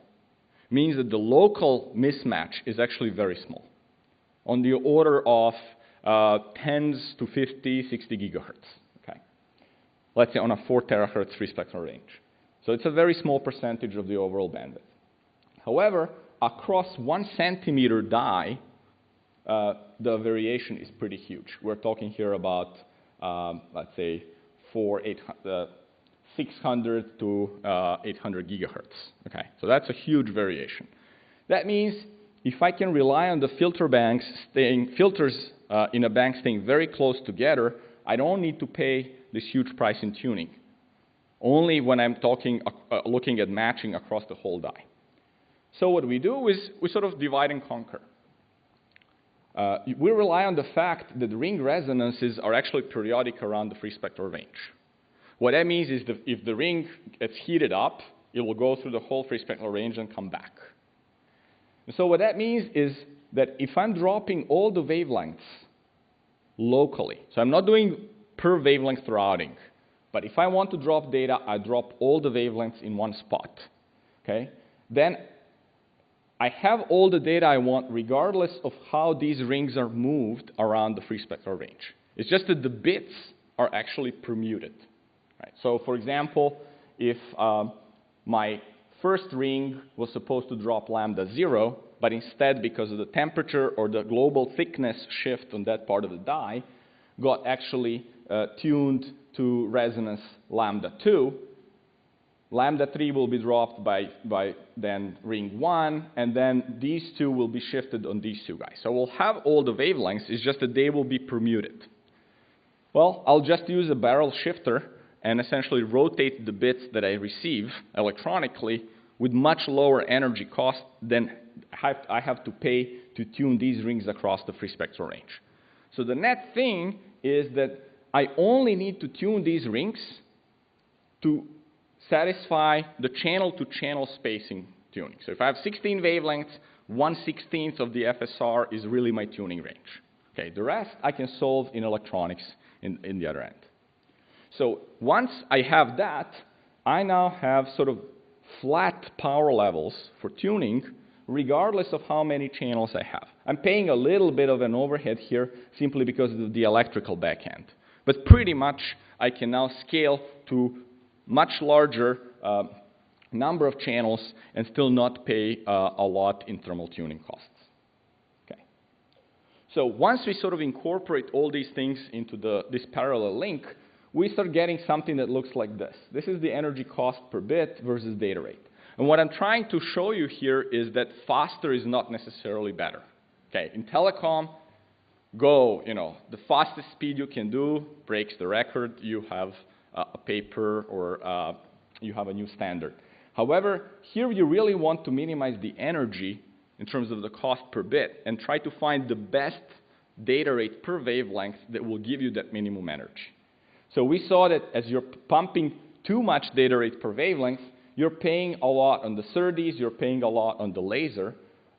If you try to go too slow, you are paying quite a bit on the thermal tuning because you just have many channels that you need to tune. So as in life or anything, you basically get that moderation is kind of the best. So moderate data rates, for these studies that we did, this was in 32 nanometer CMOS and some loss assumptions, somewhere between 4 and 10 gigabits per second. In slightly different technology, this may move maybe to between 10 and 20 gigabits per second, but this is sort of the main point I want to leave you with. You can do your own kind of modeling to figure out the minimum for your technology, but there is one always. Okay. So the interesting thing is that this minimum persists no matter how many what total throughput through this waveguide you want to pump. If I pick that waveguide and I'm targeting 64 gig or a terabit per second, I will be sort of somewhere in this range between 5 and let's say 20 gigabits per second per lambda that I want to push through, but my energy cost will be a few hundred femtojoules per bit. Okay. Now, by picking this minimum energy point, I have really kind of given up a little bit on the optical bandwidth, right? Because I'm not pumping as much data through every wavelength that I can. Now, what that means is that if we look at the bandwidth density in terabits per second per millimeter square versus data rate, if I really pumped fast, I could have been right over here and had like lots of advantages with respect to electrical. But who cares? Even if I go down to the minimum energy point, I still am between 1 and 2 order of magnitude denser than the electrical, depending whether I'm looking at C4 bumps, which is sort of just a die level fan out, or I'm looking at the package level ball grid array type density. So because I have so much more advantages here in the optical bandwidth density, I want to trade it off a little bit to achieve this minimum energy point. Okay, so these are sort of the most important takeaways from sort of analyzing these links and understanding how these parameters are connected.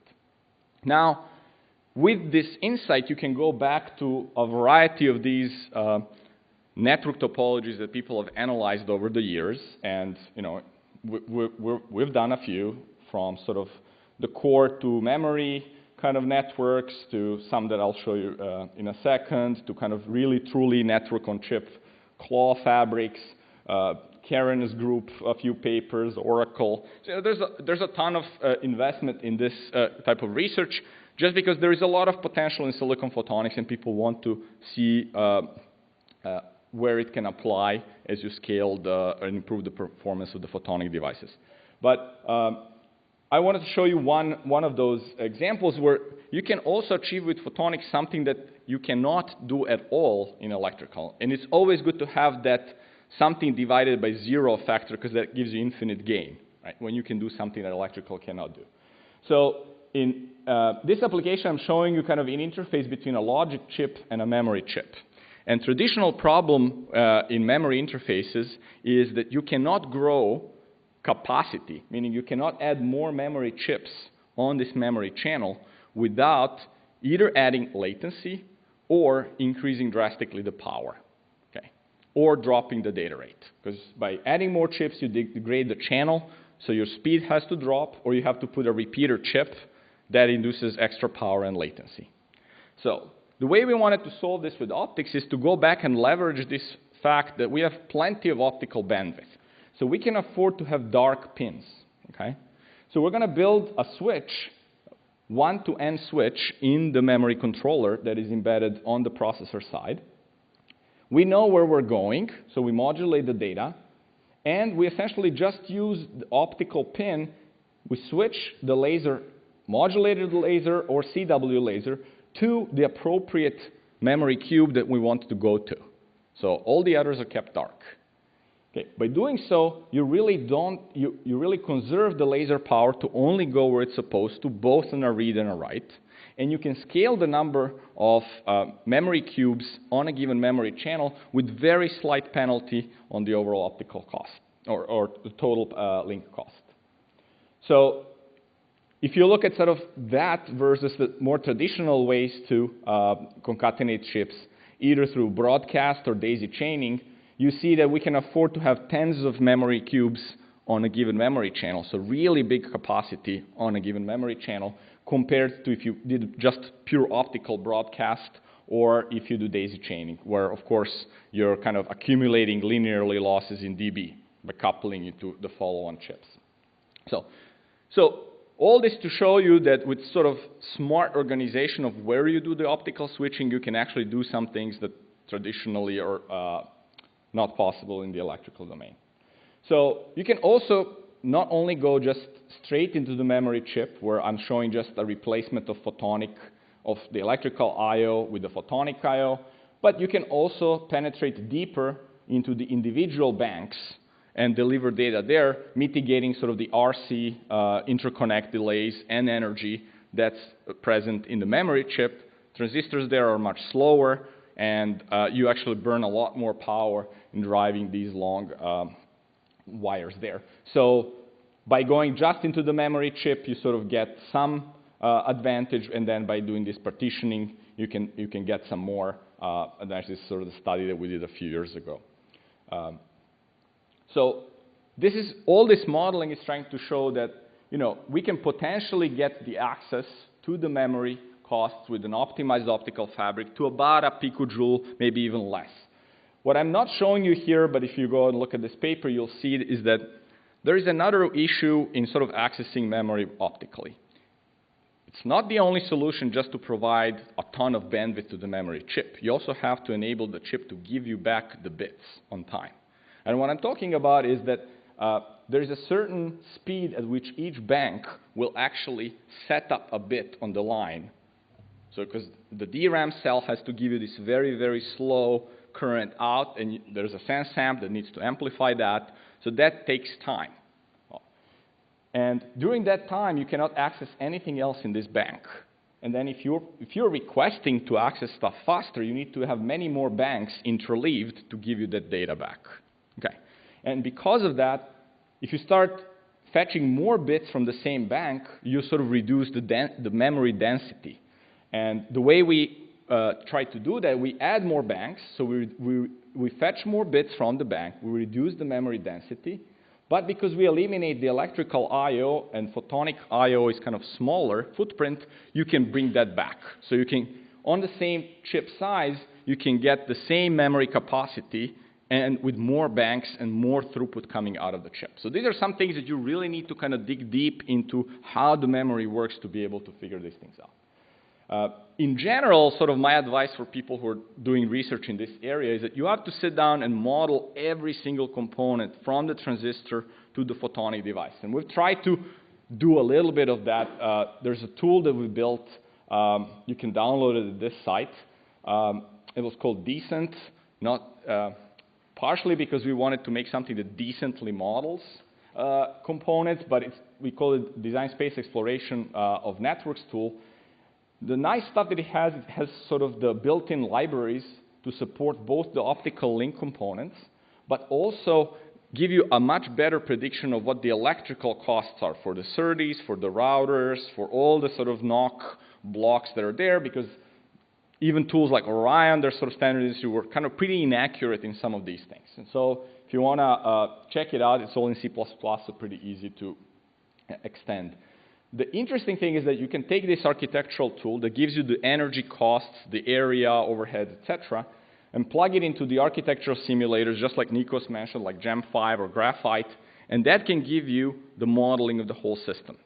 And I don't want to go into these details because I want to go to more of the implementation stuff that we did. But there's one key thing that, for example, we learned by modeling these networks. And that's people usually talk about throughput of photonic networks. Okay? And this is the first thing that comes to mind because obviously a photonic network can't really improve the signaling latency over electrical. You know, speed of light is what it is, and that's it. However, building photonic networks that can have overall smaller latency is actually a very interesting way indirectly to improve the efficiency of the overall system. What I'm trying to say is that if the processor core makes a request into a cache and misses, it's waiting for a long time with clocks active, leaking energy for the NOC to retrieve a bit from somewhere, L3 cache or L2 or memory itself.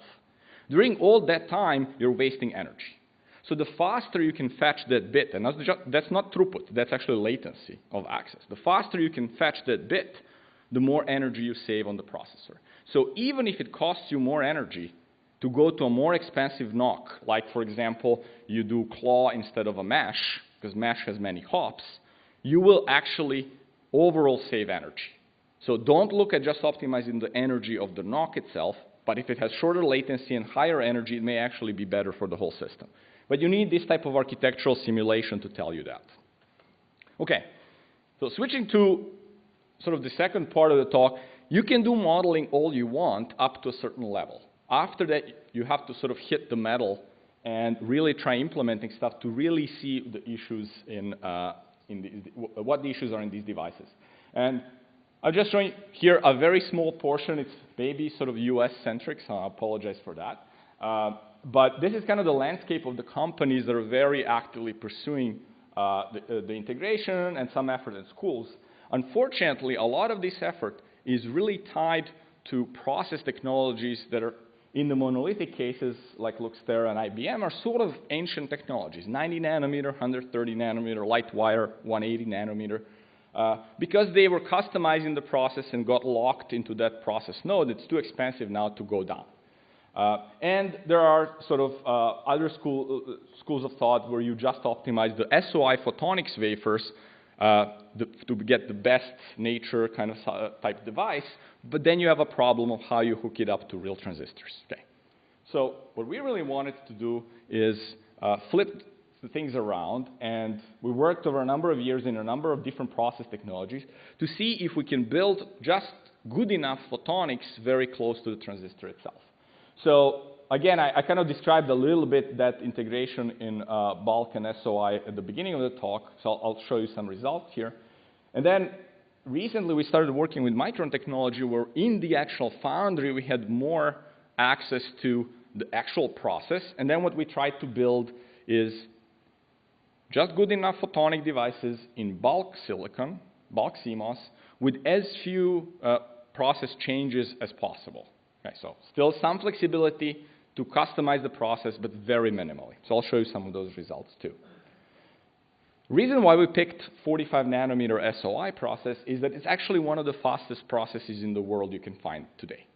Even if you look at Intel's 22 nanometer, 14 nanometer processes, the scaling curve is kind of reversing. You're getting more energy efficiency, but your speed is actually scaling back.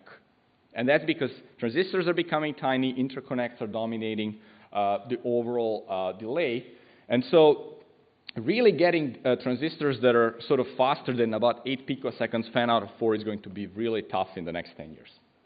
So the point is that if you have already a process that is so good, even if you don't keep scaling it, but if you enhance its functionality by adding optics, maybe you can get generations of VLSI systems that are very efficient at what they need to do without having to scale further. Right? So we're talking about switches, routers, ASICs of all sorts of kinds, processors, etc. So this is one of the chips that we built now almost 3-4 years ago.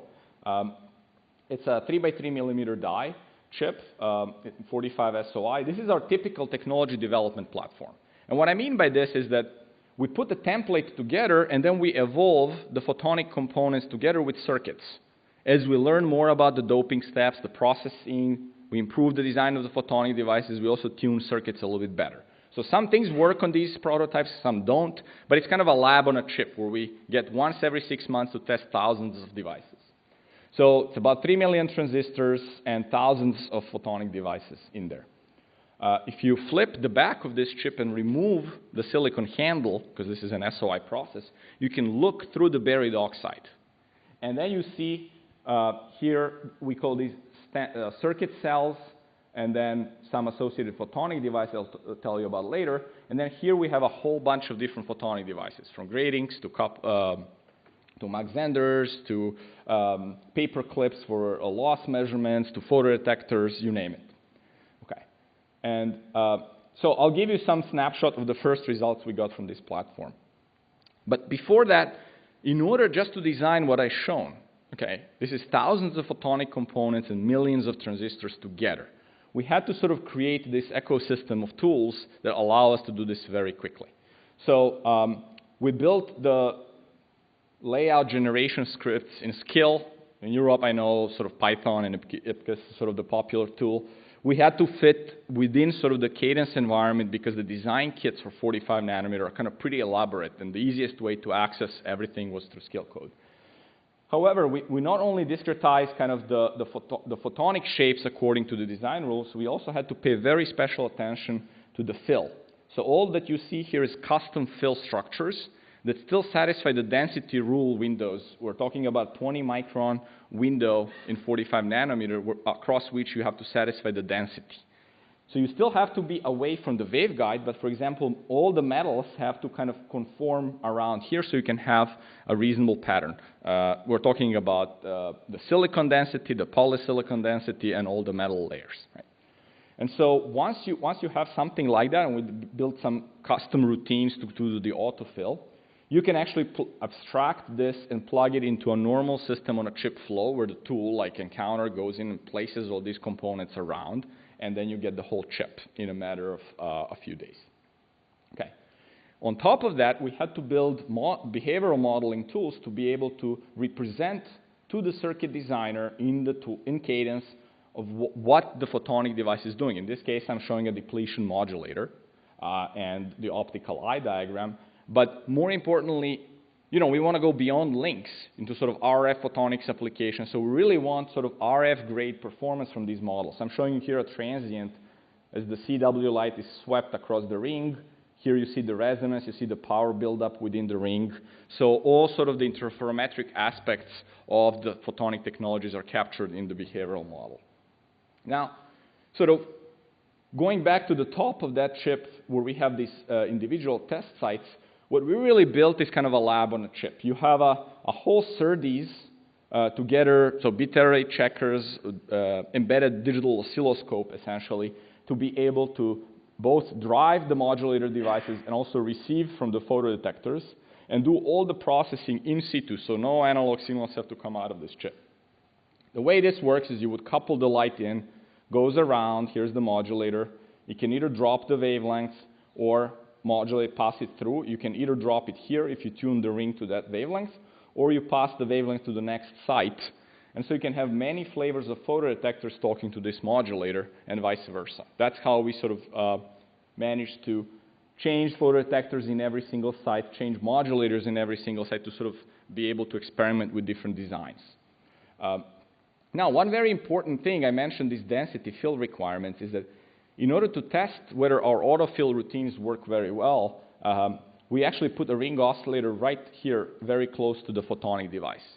And it's very well known in these technologies that pattern density affects the optical proximity correction, affects transistor performance, strain, etc. So you have to be really careful to satisfy these rules. But still, because we did custom fill, we wanted to make sure that the ring oscillator performance, indicating transistor performance, is kind of matching. So I'm showing the overlay of the ring oscillator here and somewhere very far away where it's tucked into the circuits very well, so to be able to compare the variation. And it's sort of negligible difference. And so that's really good because it means we can put transistors very close to photonic devices and get that energy efficiency of the close connection without actually ruining transistor performance. Now, This is kind of probably a very familiar test setup. The reason why we're using nano positioners and coupling to the surface of the chip is just because we have many test sites where we want to couple. If we fixed kind of the number of photonic sites that we want to couple in the final application, you of course wouldn't need the nano positioning setups. But we want to probe hundreds of sites on a chip, so we want to move around. What I want to show is that this is actually on the other side completely electrically integrated. This is a wire bond package chip in this case, socketized, and so that part is sort of not your standard chuck probe station or wafer type of optical probing. Now, some results. What we've been able to measure from this chip is sort of the lowest full flow, meaning including backend waveguide losses that have ever been reported in the SOI technology. I'm talking about full backend, so all metal layers, everything, in sub 100 nanometers. So we're talking about 3 to 4 dB per centimeter losses. And if you look at just the native Q of the resonators, we've been able to get somewhere between 100 and 200 K on weakly coupled rings. Okay. Here is kind of a confirmation of what I was talking about also in a different process in terms of the local matching of the ring resonances. I'm showing an 8-way filter bank. You couple the light in, and all these rings are a different radius spanning across the free spectral range. And I'm showing sort of, you see a very small variation in channel-to-channel differences. And all rings have actually turned out to be in order. So it means there's no channel-to-channel permutations. Your variation is only a fraction of channel-to-channel spacing. And even with single rings, we're getting about 20 dB isolation at about 1 nanometer offset. So this was really good news for us in terms of verifying that this strategy that we want to use about rotating all the wavelengths and barrel shifting actually will work. So we've also embedded this little circuit here, which is actually a sigma delta digital DAC. And what it does, it sort of counts in this pulse width modulation on the signal that you pump into the heater. So each one of these rings has one very small heater integrated in the polysilicon layer, kind of in the same plane. And because of the thermal kind of time constant is about a microsecond or so, and you're modulating here at hundreds of megahertz, you actually filter out the quantization noise, and you can nicely have a very high precision 8 to 10 bits digital DAC that will then very nicely tune each one of these rings in a proper grid. So you can now sprinkle these all over your chip in a reasonably small footprint and get control of each one of the rings. Now, recently we've moved from this very small chip platform into building a larger platform, and I'm showing you here sort of a second generation of that platform where we have a 3 by 6 millimeter chip, and we have 2 processor cores with 2 vector and scalar cores. Here, this is a RISC-V architecture done by Stojanovic at UC Berkeley. And then we have a photonic memory interface up to 11 lambda per waveguide. And then we still have some 1 lambda test cells that we use for sort of individual photonic testing. And we have about 1 megabyte of memory, so we can hook these 2 chips together and boot Linux, for example, from this memory footprint. We also started looking at C4 type packaging so we can get closer to what a real processor chip has when we try to figure out what packaging we need to do for this type of photonic connection. Okay. So on this slide, I'm showing sort of one of the ways in which we are right now connecting these chips for testing and powering them up. This is by no means as advanced as the talks you've seen this morning, but nevertheless, it kind of works. Okay, so what I'm showing you here is a high-density FR4 interconnect board. You can sort of view it as an interposer, and we flip chip package the processor on top of this. And what I'm showing here is a processor where we completely removed the silicon handle. So you're really seeing only through the buried oxide about 10 micron of transistors and wires. Essentially, that's all that's left of that chip. Okay? So you see here there is a little bit of dam for Norland optical adhesive, this is where the silicon used to be. So we do this removal by xenon difluoride. We just stick this whole FR4 coupon in a xenon difluoride machine and it eats up silicon while protecting the edges of the chip. It's a crude process, allows us to very quickly remove the substrate and from the back side test the photonic components. Obviously, when you want to power up the processor, you would be doing this partial removal only in sections where photonics is and not in all the other places. But we do this very quickly. Okay. So I'll show you some test results of this top portion of the chip where we have individual SerDes cells. And we've had some issues with WDM in terms of the photonic routing. These are also fun stories about the tools and integration. I mentioned that we have this whole system, but we did not have photonic LVS. And photonic LVS means that you trace the waveguide and you make sure that all the masks along the way guarantee optical transparency. And we had a P cell that evaluated wrongly in one of the places at the exit of the WDM cell and absorbed 20 dB in 2 micron worth of width. And this is when P cells are streaming out, there was a seg fault and didn't stream out correctly. So it's very essential that the systems of this size, all your tools work, because there's no way to eyeball verify these types of connectivity issues. But I'll show you results from these two. Again, in the transmit macro, we have the electrical backhand, we couple the light in, there's one modulator we couple out. On the receive side, we couple in, and then there's a photodetector right there. We also use some dummy photodetectors to balance out the receivers. The modulator work is being published in Optics Letters. This is sort of mostly done by Miloš Popović at Boulder.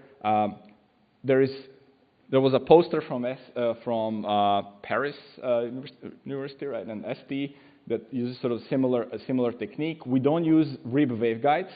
Notice that because this is a planar process, we cannot have RIB waveguides. We also cannot confine light very nicely. We don't have vertical junctions, like for example, Mike Watts has in custom process at MIT. So we use these interdigitated junctions and leverage the fact that in 45 nanometer process, the length of this doping can be 150 to 200 micron, nanometer only. So so you can create very fine junctions, and also you can place contacts kind of in a very dense array around this to minimize the series resistance. Miloš uses also some fancy tricks in the sense that this is a disk, so he does this adiabatic coupling to disk modes to avoid sort of the overlap with the contacts, and that way you sort of improve the Q of these modulators. So in this early version device, we needed between 3 and 4 volts in order to do an appreciable offset, although the energy was pretty low. And so he was able to get about 5 gigabits per second at 50 femtojoules per bit and a reasonable extinction ratio. So we integrated this in, and we had to add thick oxide devices to drive the modulator because we wanted to go up to sort of 2.5, 3 volts. However, in the meanwhile, the device was improved because the coupling was done a little bit better and the junctions were optimized.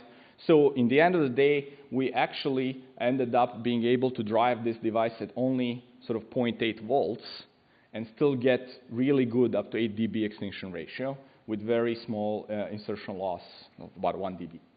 And so in the end of the day, we didn't really need the thick oxide devices because at these low voltages, they actually don't work that well and slow the circuit down. So we've been able to get between 2 and 3 gigabits per second, mostly limited by actually these thick oxide devices, not the modulator itself. But the energies are sort of 20 to 70 femtojoules per bit. So you're starting to see these very, very low femtojoule per bit or tens of femtojoules per bit levels that you would expect to see from depletion modulators. And we hope with these revisions on the driver circuits, we'll be able to hit really easily like 10 gigabits plus while maintaining these kind of energy levels. So this is a huge breakthrough for us. Now, I don't want to scare you with circuits because I understand this is not a circuits crowd, but I really wanted to re-emphasize this fact that we're not this monolithic integration allows us to build receivers that are not your traditional telecom receivers. So here we have a very, very simple TIA. It's essentially an inverter stage, followed immediately by a sensing amplifier. That's your decision circuit. You decide a bit right here. You don't have to go through big multiple stages TIAs, limit amplifiers, burn a lot of static power until you reach sort of the CDR circuitry. And in that, we're really, for this type of stuff, we're burning only 150 femtojoules per bit or so of energy, so not very much. Now, I wanted to show you the photodetector, because this is also was one of the first times we actually got a photodetector working in this process. It's an unusual photodetector. What you see on here is the inset is the 45 nanometer transistor cross-section. In fact, it's a PMOS. And in PFETs, in the drain of the PFET, you use 20 to 25% germanium alloy in order to improve the mobility. Okay? And so we leverage that fact to create this very funky PN junction type photodetector where you're really absorbing light in this highly doped SiGe region. And because of that, so this is the first generation when we still haven't figured out how to decrease the doping, the high doping that comes natively in the drain. But even with this first generation device, we're able to get about, a very short device, we're being able to get about 9% efficiency. By going to a slightly longer device, we hope to improve this to about 20%. And then by decreasing the doping here, hopefully maybe 30, 40%, we should be able to get out of these devices. It was a very low dark current, and which was kind of surprising given the structure of the device. But if you look at the frequency response at half a volt bias, we had a relatively low bandwidth of this device, only about 200 megahertz. We still were able to push 2.5 gigabits per second through it, simply because the roll-off here is very, very slow.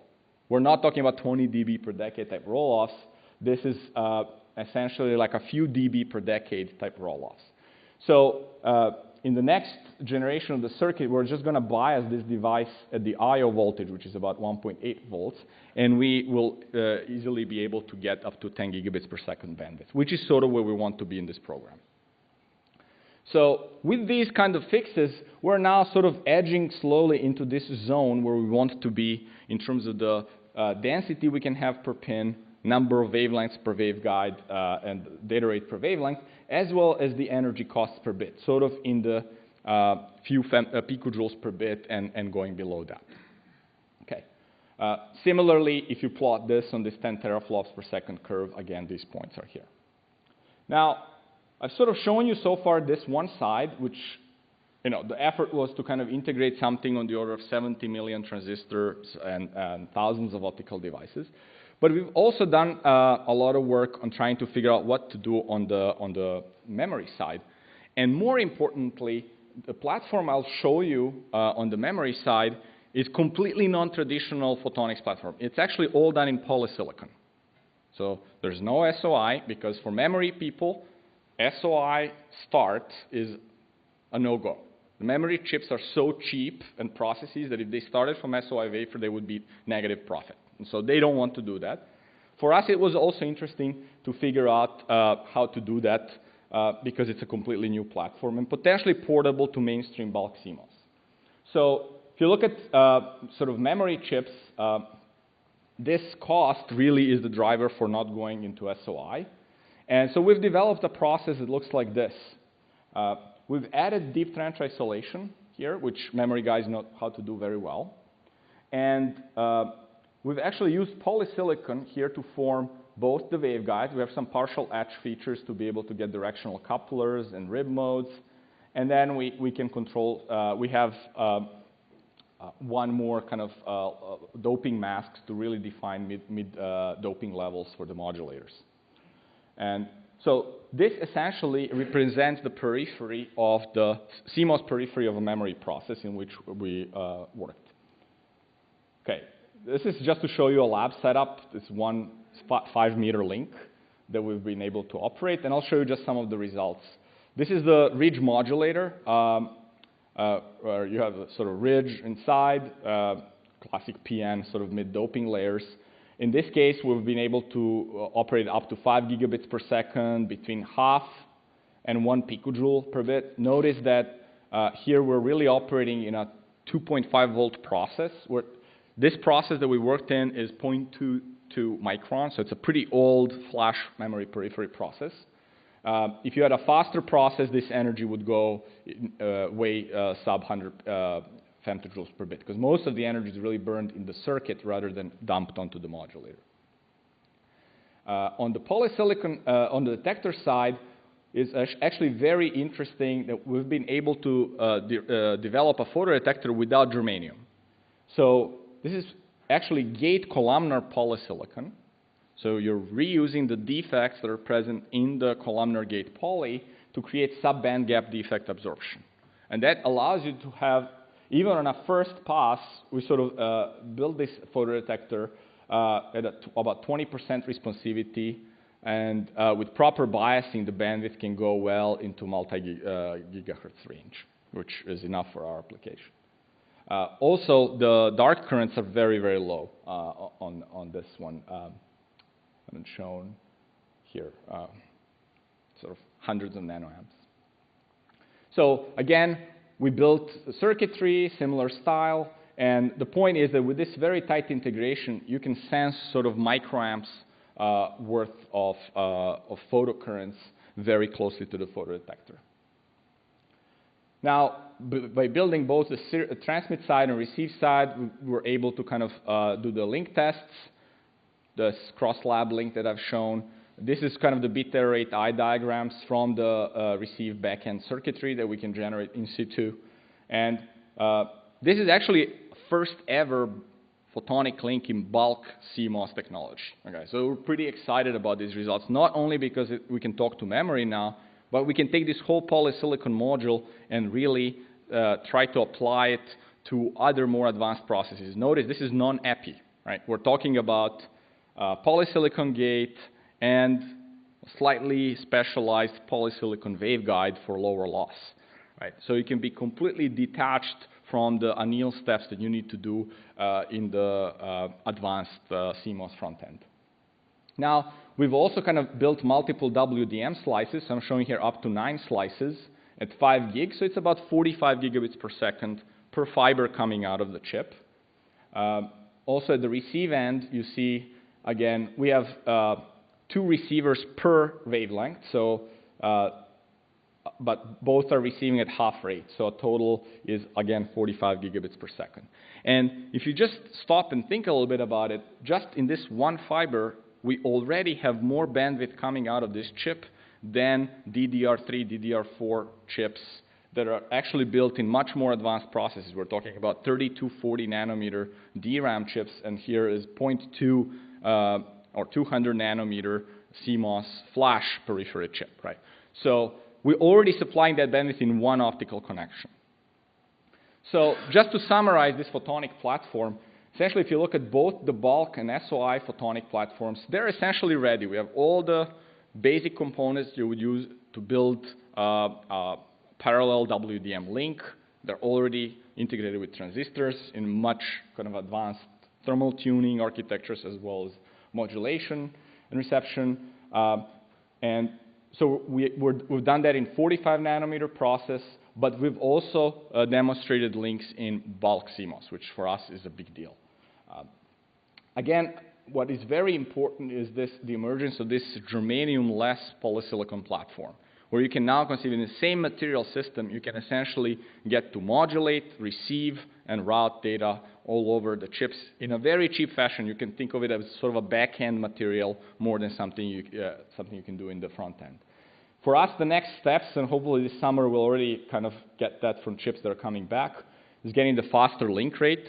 10 gigabit per second is the target in our program, but hopefully we'll get also some examples of more. And then really booting Linux over this WDM link.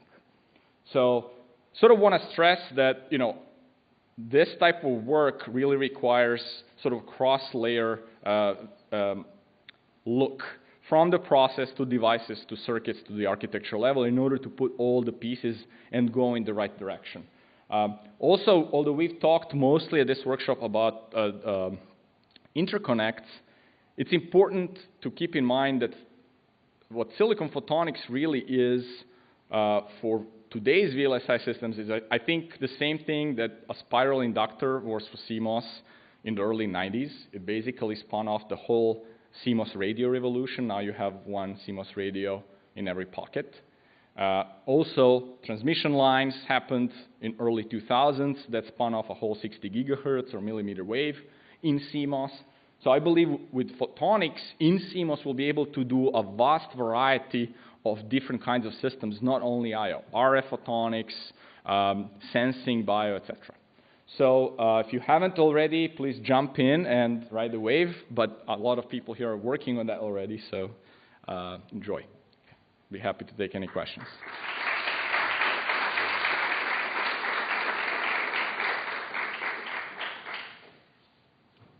you very much, Vladimir. So are there any questions? What was the power budget for your polysilicon transmitter and receiver? Okay, yeah. So 2.8 picojoules, so this is electrical, 1.2 picojoules per bit and 1.6 picojoules per bit. This is kind of from the electrical power supply. What we did when we did this test, the laser was 10 milliwatts. So if you're thinking about including the laser power, what would be? It was 10 milliwatts. We had to put about 8 dB of amplification in this, simply because our first generation optical couplers had about 5-6 dB loss, and even though they were supposed to be directional and have about 1.5 dB, they turned out as 5 or 6 dB.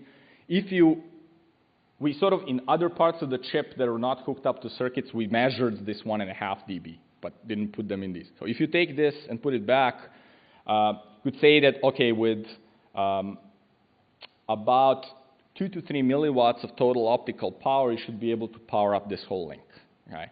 Divide that by 5 gigabits per second, you're getting about 600 femtojoules per bit of optical laser power. And now comes the question, what is the laser wall plug efficiency? Right? We believe that you should use uncooled DFB-style lasers and all these like tuning mechanisms that we're explaining. So you could count to about 35 to 40% efficiency, in which case you would burn another 1.5 picojoules per bit on that, right? So that would give you a total of, let's say, 4 picojoules. Right?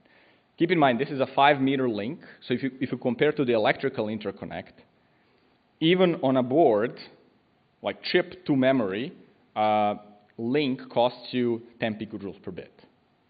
Okay, from the memory process chip. So we're even with laser power, we're way sub that number. But of course, you can improve the performance of all these components to get to sub picojoule per bit. I don't think that's at all kind of inconceivable. Yeah. Uh-huh. Do you see any advantages of using high resolution lithography for the photonics? I mean, I can clearly see the advantages of using high resolution in electronics, but are there any real advantages for photonics? Yes, so the question was about the lithography. I've shown one example, for this interdigitated junction modulator. And we actually talked about the ST example as well. You do get a lot of, so even in micron process, because it was 193 nanometer lithography, but they didn't dial the numerical aperture, to the full extent. We could see that, for example, ring to bus spacings, we could have optimized them a little bit more aggressively if we were in the better node, like we're in 45 SOI. In 45 process, we can shape the dopings much better in order to be able to do these interdigitated junctions. So definitely having, and the other much more important thing is that the precision of how your bus coupler or your rings are coming out in a filter bank, those small variations are all due to that very fine litho, but also process control. Because in these advanced processes, your film thicknesses are smaller. So then the tolerances are also better. And that's something that I didn't mention. The body that used in SOI is like only 80 nanometer. So, your modes are slightly out, etc. Okay. Yeah. Do you have an idea of the yield on the wafer of, because you have two technologies, the CMOS and the photonic one, and you have the wafer is not uniform at all, that we have to manage that. As you use ring to have some variation of the behavior, do you have an idea of the yield? Can you define yield in failure of what? Of the working devices on wafer. So what I can give you an answer is mostly for the micron stuff, because there we actually got full wafers out and wafer level testing. On IBM it's harder because we only get like 50 chips back from a multi-project foundry. So for Micron, actually according to their wafer level electrical tests across the die, photonics didn't really influence at all the performance of their transistors in the process. So you do wafer level probing in your you have your standard process distribution, that's what it is. And so the yield is, what normally is in the foundry. In terms of the photonic devices, you would see, as I've shown on that curve of Micron, like across distance or wafer to wafer, if you're looking at absolute centered, absolute wavelength accuracy, even across a field, not to mention the whole wafer, you get huge variations, right? But all the rings in the filter bank vary the same way. If the filter bank is in a very small area, meaning less than a millimeter spread. And that's all that's important to us. Another message for sort of anybody who wants to do in these technologies, or even in just plain SOI, whoever wants to do optical networks, never do routing per wavelength. That doesn't work, okay? Or works, but you're going to pay a lot of power, and then you're going to hide that, and you're not going to be able to overcome that. So you do essentially switching of all the wavelengths, drop them all in one place, and then essentially get the data transfers that way. And then you do waveguide to waveguide switching or whatever you need to do for bigger routing. That way you don't worry about this absolute wavelength precision. Okay? Yep. We heard in the talk of Nikos that his approach is rather combining the modules within a computer with optical links. Now, since you are coming from the other side, putting these optics into the chips, how will the supercomputer in the future look like? Using both approaches? So I didn't have one slide that I sort of wanted to include, but it was already too long. Here we're talking about just chip-to-chip type of interconnect, right? The current trend in computing is sort of somewhere in between kind of what the two of us presented, and that's something we're building actually as a next generation thing at Berkeley. People want to see sort of a rack level or warehouse scale computer. You're talking about some fabric that connects 1,000 sockets, processor sockets, to 1,000 endpoints. Endpoints could be DRAM cubes, could be non-volatile memory. And they want this centralized switch fabric to be essentially as few hops as possible to be able to minimize the latency. Because if you talk to Google, Facebook, they all want to minimize the service latency spread. When one socket is trying to reach some resource versus another, depending on the queuing delays in the network and number of hops, those two requests can be serviced with much different delay. And as operators of services, when you do search or whatever not, they're very annoyed when that delay spread is very big. So they want to do these big clusters where you have a lot of sockets talking to a petabyte sort of worth of memory with this very controllable latency. So what we're building, actually this processor chip, we're going to build in a little bit of a switch inside, and then we're going to have another switch that's sort of you could call it a middle switch, or Nikos had sort of this switch element on the outside that will do a higher radix switching function in between these processor sockets and the memory endpoints. Whether that switch chip is going to be predominantly optical, or you're going to do just optical I/O and electrical crossbar, that remains to be seen. So we're kind of looking at that. But in both cases, even if you're just doing optical I/O, there's this big issue of how you generate optical power and how you manage it. A lot of examples that come from the connector applications are very focused on laser per wavelength. Okay, that's what you have in the connector. That's what people try to carry forward in these big systems. That just doesn't work in these big systems because you're talking about tens of thousands of wavelengths in a system. If you look at VCSEL fit rates, you'd basically be replacing a VCSEL in that whole rack like once every few days. Okay, and that just doesn't work. So you have to sort of end up centralizing the laser resources into fewer higher power lasers and then be able to split that and manipulate online. So even if you do an electrical switch, you have to do some laser power manipulation optically, and that's kind of optical switching. You're not switching modulated data, but you're kind of doing laser power guiding. I've shown that a little bit on this example of the memory interface, but it's a small 1 to 4, 1 to 8 switch. You would have to do this at a radix of 256 or something for these bigger systems. So I think that's a lot of interesting work in that area. Okay.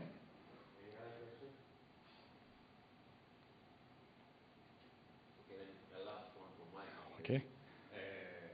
How do you envisage to create the grading couplers in order to bring the output on that? Taking into account that the chip-to-chip communication might be optical without fibers, let's say so, with an RF. How do you envisage to do the coupling, and what would be the underlying platform for allowing this chip-to-chip communication with the grading couplers? Great question. We use right now vertical couplers for sort of ease of testing because we want to have many sites we want to probe. If you look, ultimately, they offer also better bandwidth density than edge couplers, even in normal chips, because with edge couplers, you have to always come from the side.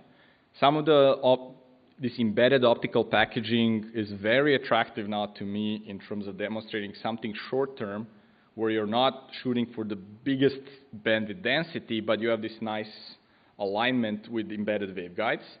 So that could potentially be something we were going to explore also. Just for, because even this chip that we're doing, you have like maybe up to 10 coupler outputs, right? On a 3x6 millimeter chip. You can easily fit that with edge couplers. You don't need vertical couplers. But for systems where you want to have 100 plus couplers out, then edge may not be really what you want. So, but we'll see. It's a problem that, I have to admit, nobody in my team is on the packaging side, and yet somehow, mostly to some of my crazy ideas, we did some of this packaging that still worked.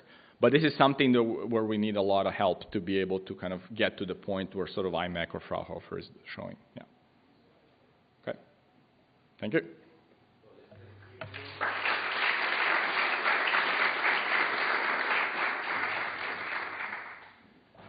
So we're a little bit behind the schedule, but okay, it doesn't matter. At least it's a sunny weather today. So let us have now a 30-minute coffee break and come back at 5 o'clock to continue with the last session.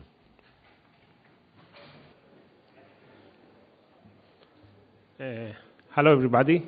We are continuing now again. And the speaker now will be Thorsten Wahlbrink from Mammo Technologies, and I'm very glad to have Thorsten here because I know him since 2008 when we have started our collaboration for Boom project, and it's been miles of technology that we have to develop together. So I'm really, really excited, to present him to this audience. Thank you. Thank you, Thorsten. Okay, that's it. Thank you very much for your nice work, kind words. And also, Nikos, thank you very much for the invitation and to give me the opportunity to present some of our results we achieved and the activities at AMO during the last years. I would say my talk is a little bit different to all the things you heard during this summer school. You heard a lot of supercomputer and systems and so on. Now I will go back further steps, and then we'll go back to the basic fabrication technology of fabricating silicon photonic devices. So I will start with some aspects of fabrication technology for the fabrication of silicon devices, mainly focusing on lithography and dry etching steps. Then I will show some investigation on linear waveguide losses, some experiments we did during the last years. I will discuss some specific devices. I did that because I want to show that you need a very exact control on the lateral dimension of these devices. Otherwise, you lose the performance of the devices or even the functionality of the devices. Then, at the second part, I would switch to, I call it active devices, or especially modulator devices. I will show some aspects of the fabrication of a plasma modulator. I don't want to tell you anything about characterization of these devices, because tomorrow morning there will be a presentation by Antoine Romain from University of Valencia, and he will explain all the details of the plasma modulators. Instead, I will say a few words about some, I would say, not so popular, not so well-known modulator concepts, namely the strained modulator and the SOH modulator. Okay. The title of my talk is Nanometer Building Blocks for Silicon Photonics. What are building blocks in silicon photonics? First of all, the chip lives in a world, so you have to connect the chip with the outside world. So you need an efficient coupling from a fiber to the silicon chip.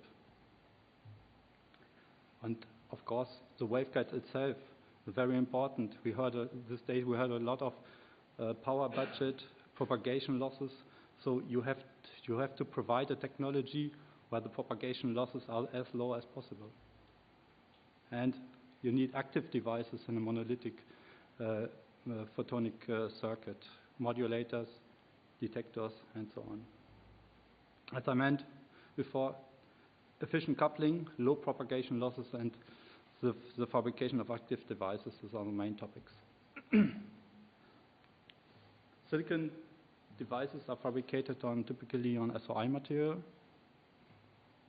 This is a laser pointer. Nikos? Oh. Okay. The devices are fabricated in the top silicon layer.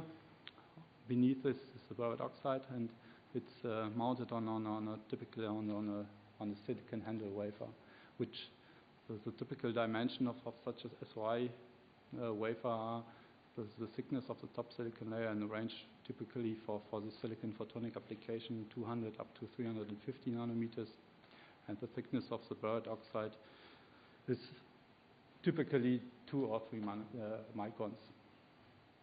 Here is an example of a micro-ring resonator, and you can see here these waveguides, and this is the part which is fabricated in the silicon, and the dark gray part, this is the buried oxide. Some words about the fabrication process steps. Now we are talking about passive devices. So you have, in principle, two main fabrication steps. This is the lithography, and this is the structure transfer into the top silicon. Starting with an SOI substrate, the next step will be a coating of a resist material. And then you have to expose this resist material. Expose means that you are doing it with E-beam lithography, with electrons, or with optical lithography, and where the electrons or the photons hits the resist, you will induce a kind of a change of this resist material, and this means in the subsequent development step this part of the resist will be soluble or even not. In this case, we often work, or for the fabrication of photonic devices, we are working with a negative resist, and this means that after the exposure, this part will stand on the substrate. Next step is the transfer in the top silicon layer. This is usually done in a dry etching process, and finally, you have to remove the resist. What I will show during the next minutes is that the silicon photonic devices need really an accurate dimension control. And what was also very surprising for me, the requirements are even higher compared to microelectronic fabrication. So what is clear, a high resolution lithography is mandatory. Otherwise, you will not be able to fabricate any working devices. Today, we have in principle two possibilities. This is using deep UV optical lithography or E-beam lithography.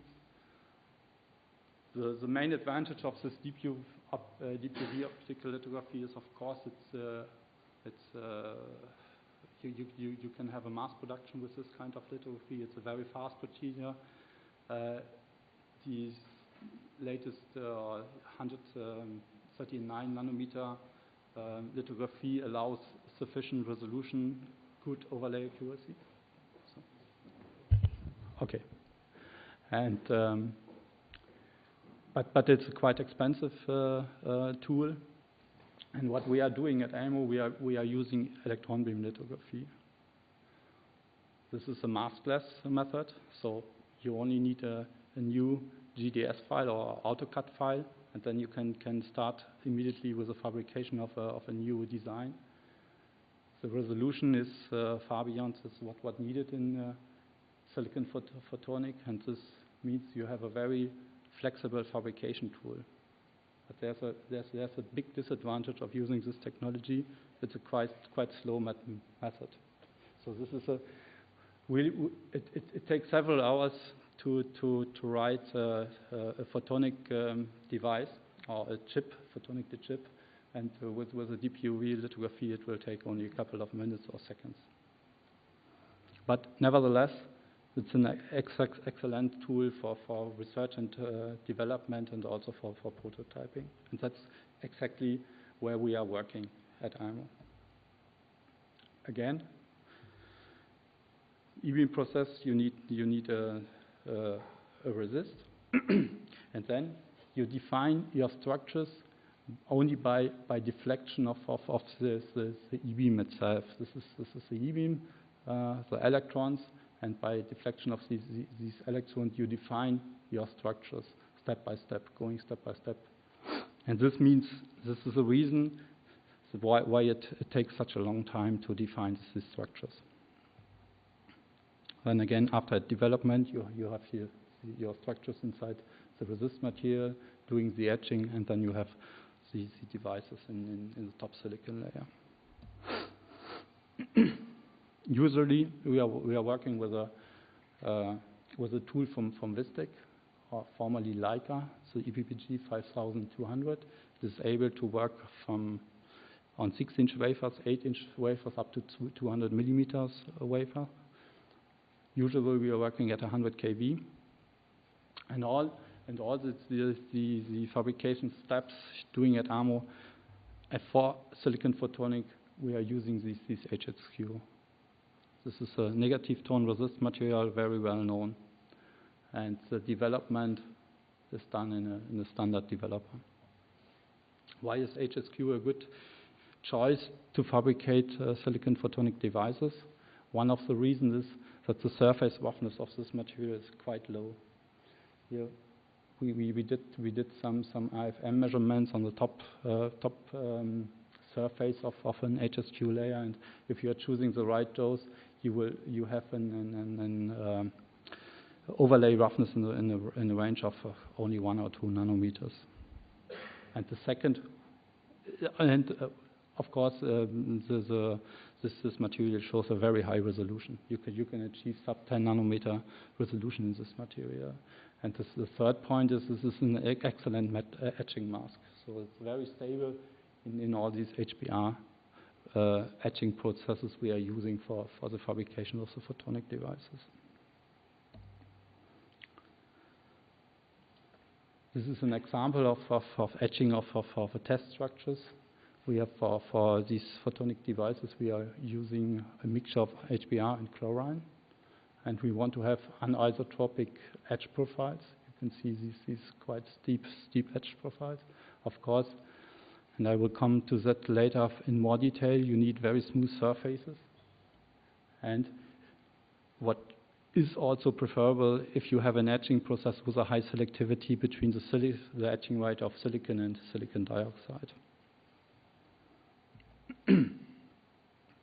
In principle, you have to distinguish between the full etching of the top silicon.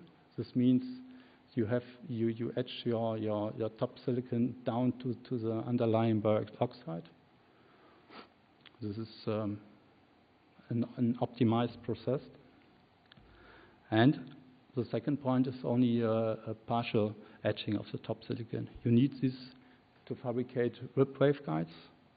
These are necessary if you're talking about active devices, for grating coupler and so on. And this process is much more challenges because,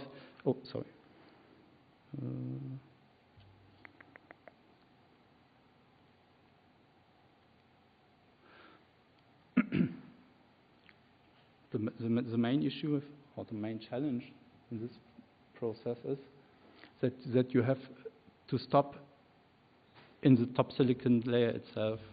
This means you have no material contrast. There's no border where the etching process stops.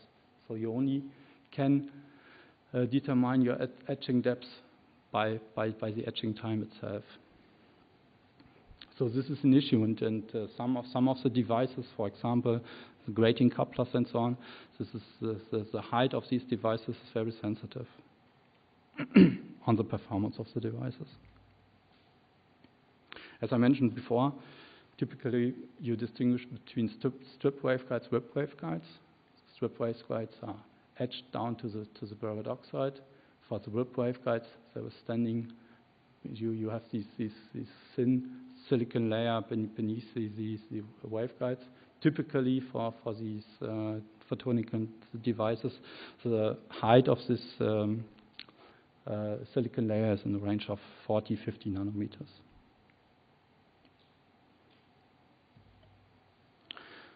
And of course, maybe the benchmark for all fabrication processes is the determination of the propagation losses inside the waveguide.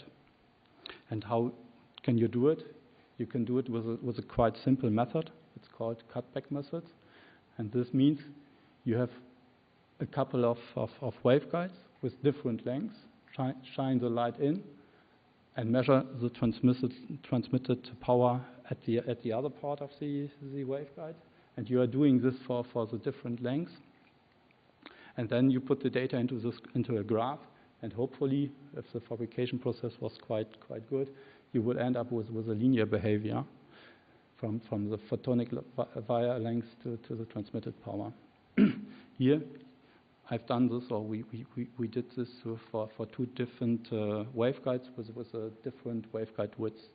So this is done for 800 nanometer waveguides, and this is shown for the 400 nanometer waveguide. If you do this more for more waveguides width, then you have this typical behavior for waveguides in the range of wider than 500, 600 nanometer. You will end up with typically with propagation losses in the range of 1 dB per centimeter, and below these borders is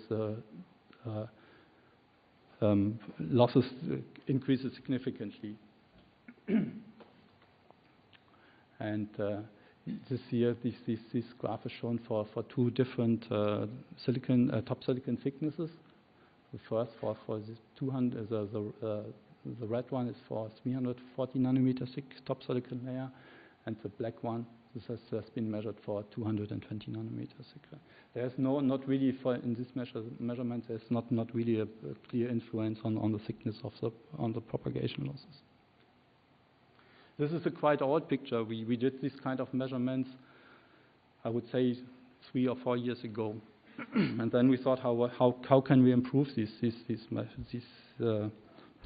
result? And of course, maybe let me start with an explanation why this to explain this significant increase of the losses for very narrow waveguides. And so we did some simulation about the mode distribution inside such a waveguide. On the left side, you see this narrow waveguides with a width of 400 nanometer. On the right-hand side, this is the same picture for a wider waveguide.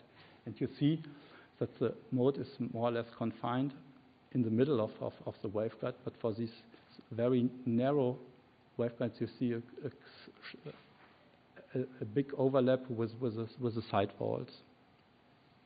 And this means for these narrow waveguides, the influence of the side wall roughness on the behavior, on the propagation losses is very, very high.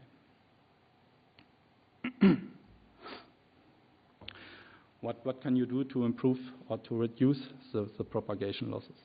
One way is, of course, after the etching you are doing some etchings, some cleaning steps, and with this we can reduce the propagation losses a little bit, but it's not so.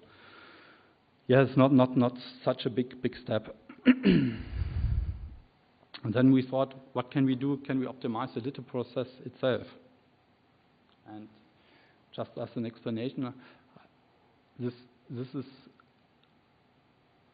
schematically shown how an E-beam defines a straight line. So the beam goes step by step.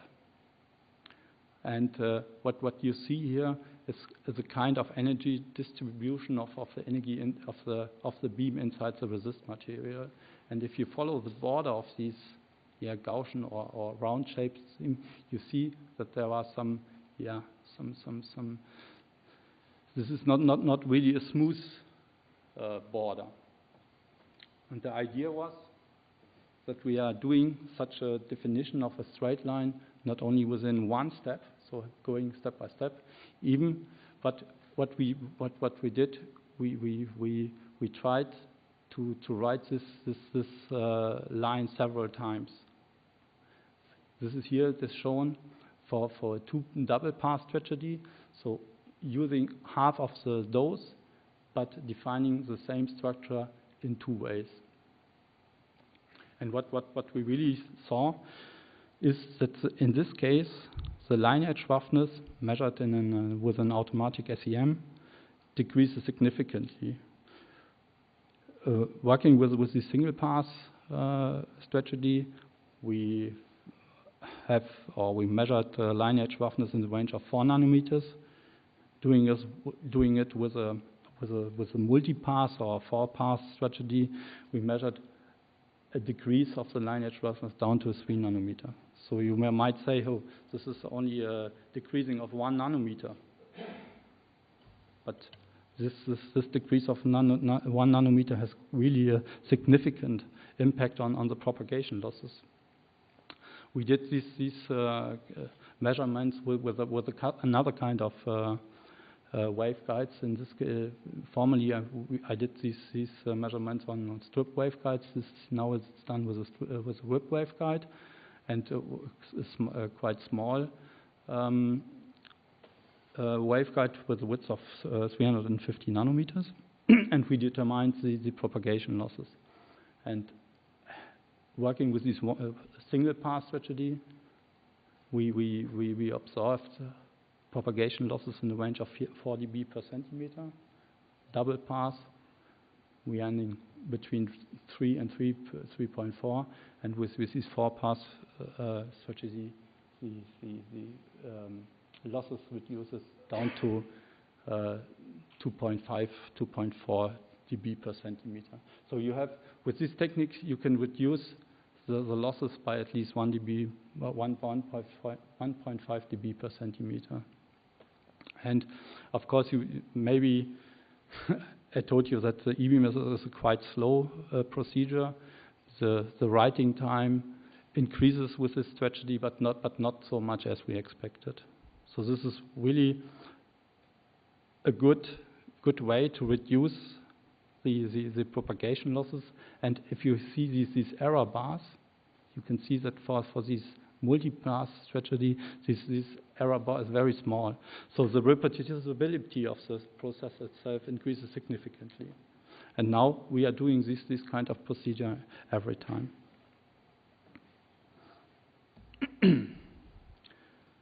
What a second device, or maybe where we also need nanometer resolution, is how to couple light from an optical fiber to the chip. And why is it an issue? Yeah, it's clear there's a big mismatch between the size of an optical fiber in the range of several micrometers and the silicon waveguide itself, which is in the range of 100 of nanometers. Maybe the first idea is to increase the width of the waveguide. We did this, and this works, but it's not really a reliable method. Much better is to try such a mode transformation. So first, you shine the light from the fiber to a polymer, and then transform the light from the polymer to the silicon waveguide itself.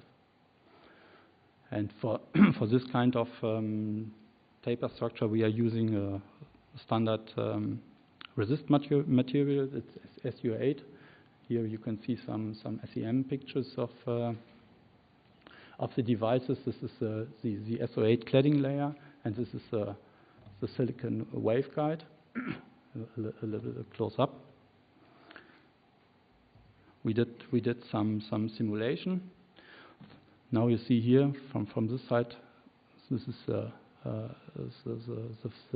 optical fiber. It shines into the SU8 polymer cladding, and then you can see that after a certain distance, the mode is completely confined into the silicon waveguide.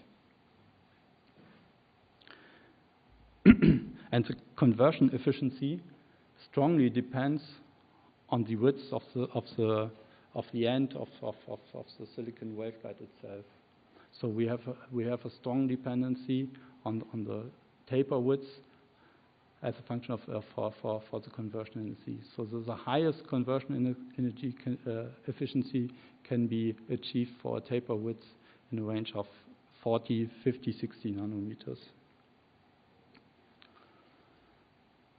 And this is a quite good method to couple light from a fiber to the silicon waveguide, because it's more or less independent on the polarization.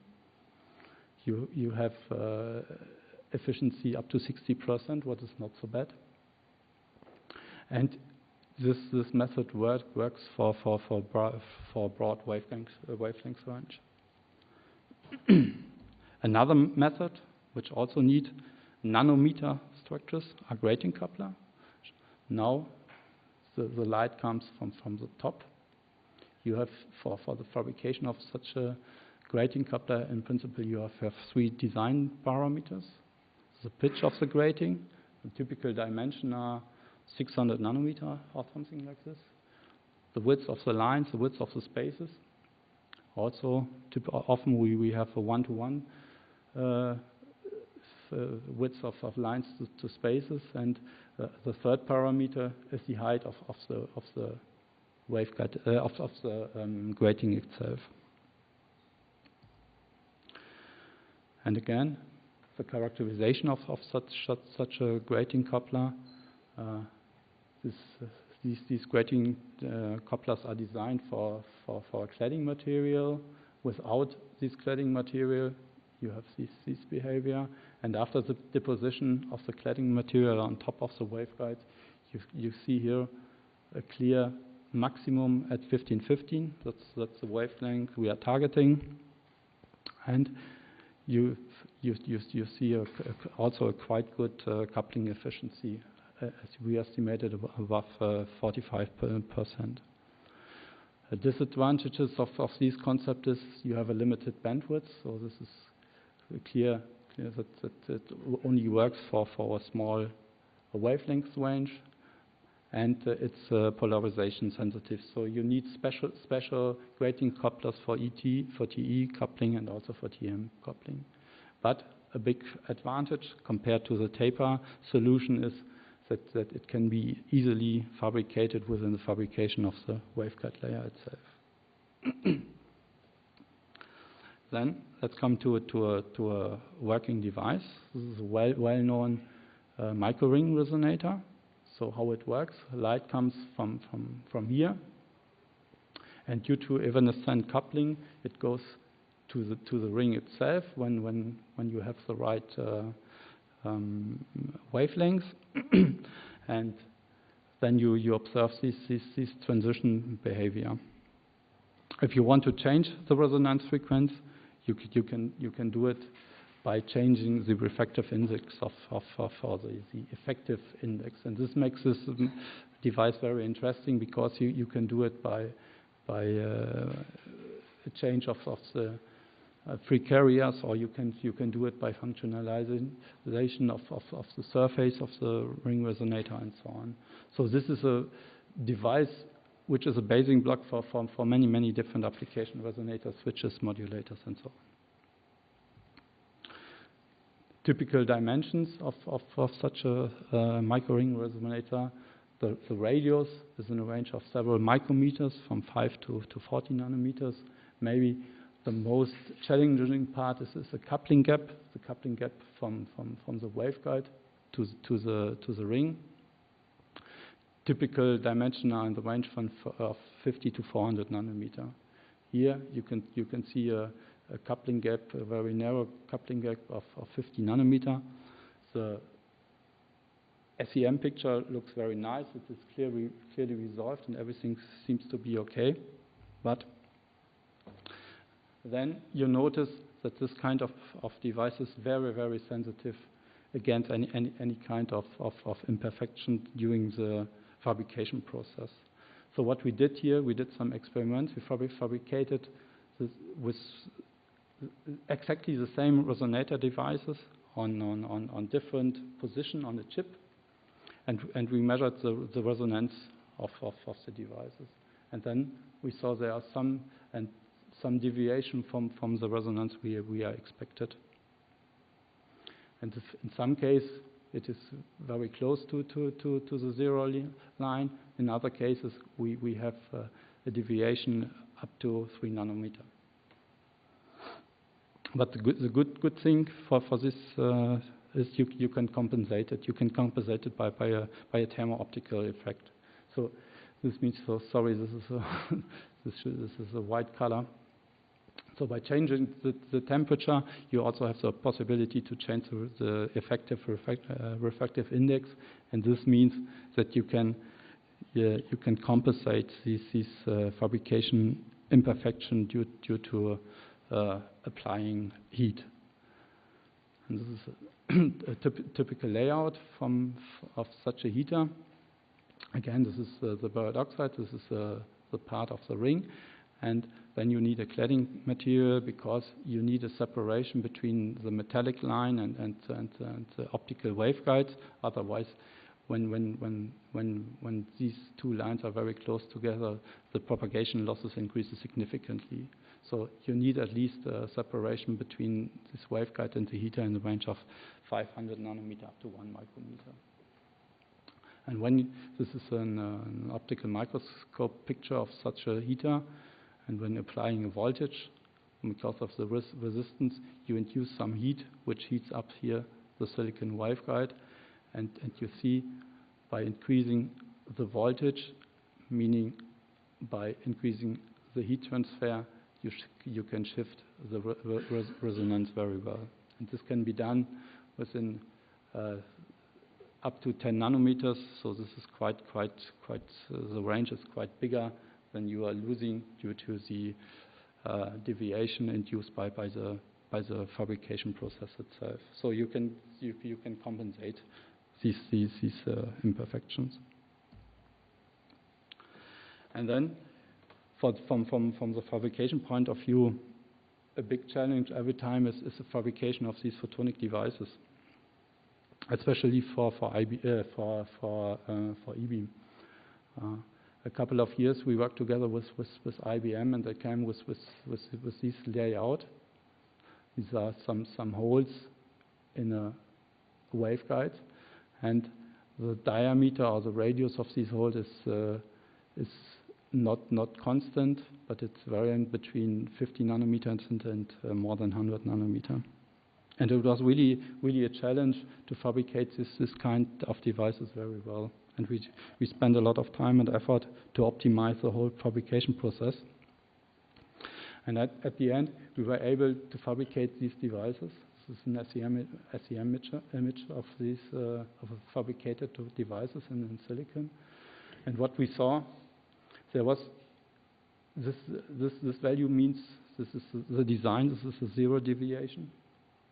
After the E-beam process itself, the optimized E-beam process, we see the radius or the holes itself are small compared to what they were designed.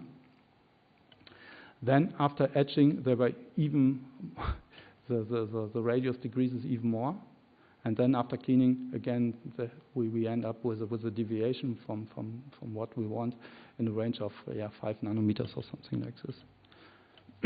And this was and we told IBM, please design your devices a little bit, the holes a little bit bigger, then this will compensate our fabrication imperfections. And then they were able to characterize this kind of devices. This is a linear optical characterization of such a device. You can see that the band gap below 15, 17 nanometers, and inside the band gap there's a clear resonance of the defect. And with IBM did some optical switching experiments with these kind of devices, and were able to show with these kind of devices on ultra-fast switching at very low switching power. These results have been published a couple of years by Sophie Schoenberger. And now let's come to the active photonic devices. I would show you some electro-optical modulation concepts. Maybe the best known concept is the plasma dispersion effect. So you have to increase, or you have to inject free carriers into the silicon waveguides, and by doing this, you again the formula is not readable. You can change the refractive index of the material, and you can use this effect for modulation. Another effect is the fabrication of the strained modulator or the SOH modulator. So when we are talking about active devices, you need implantation, you need metallization. Typically, we are defining these layers with E-beam or with optical lithography using arsen or bore. The dose during the implantation itself is limited to these values. If we are working with higher doses, then the implantation mask degrades, and we have no chance to remove the resist. So there's the upper limit. But we can, with this parameter, we can achieve at least doping concentration in the range of 1 to the 10 to the 20 per centimeter square. This is enough for electrical contacts. And the definition of the metallic lines we are doing usually with a lift-off process and using gold or aluminium. Gold is not allowed in our cleanroom, so we need a partner for the deposition. The fabrication process of such a plasma modulator is quite complicated. and it took several, or you need several fabrication steps, and you need a couple of time or some months for the fabrication. Typically, you are starting with a definition of the markers. They are necessary for your lithography tool to orient to have these markers, and you need them for the subsequent implantation and metallization layers. Then you continue with a waveguide or with the definition of the silicon waveguide itself. So you have here these deep edge from side views, these deep edge markers, and the silicon waveguides on top.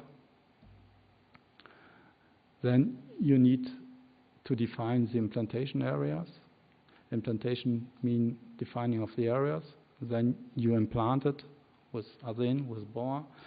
Then you have to remove again the implantation mask, and you have to anneal it.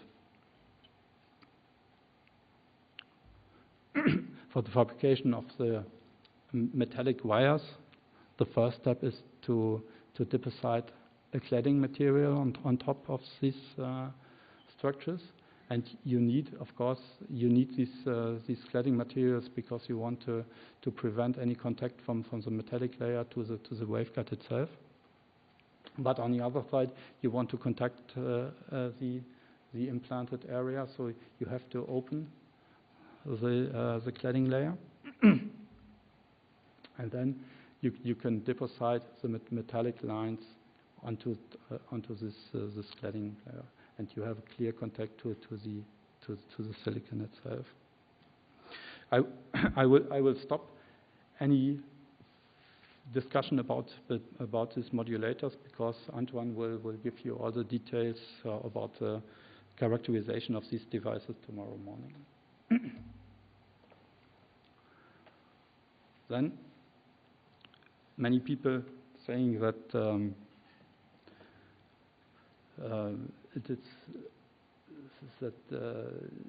it's really an issue that you have no linear electro-optical effect in silicon, and this is caused by the lattice symmetry or by the lattice of the material itself, because you have this centrosymmetric.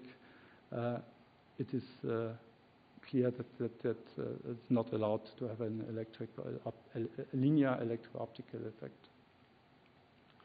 But when you disturb the lattice, for example, by deposition of a strain layer, then you can observe maybe, then you can break the symmetry of the lattice, and maybe you will observe at the end a linear electro-optical effect.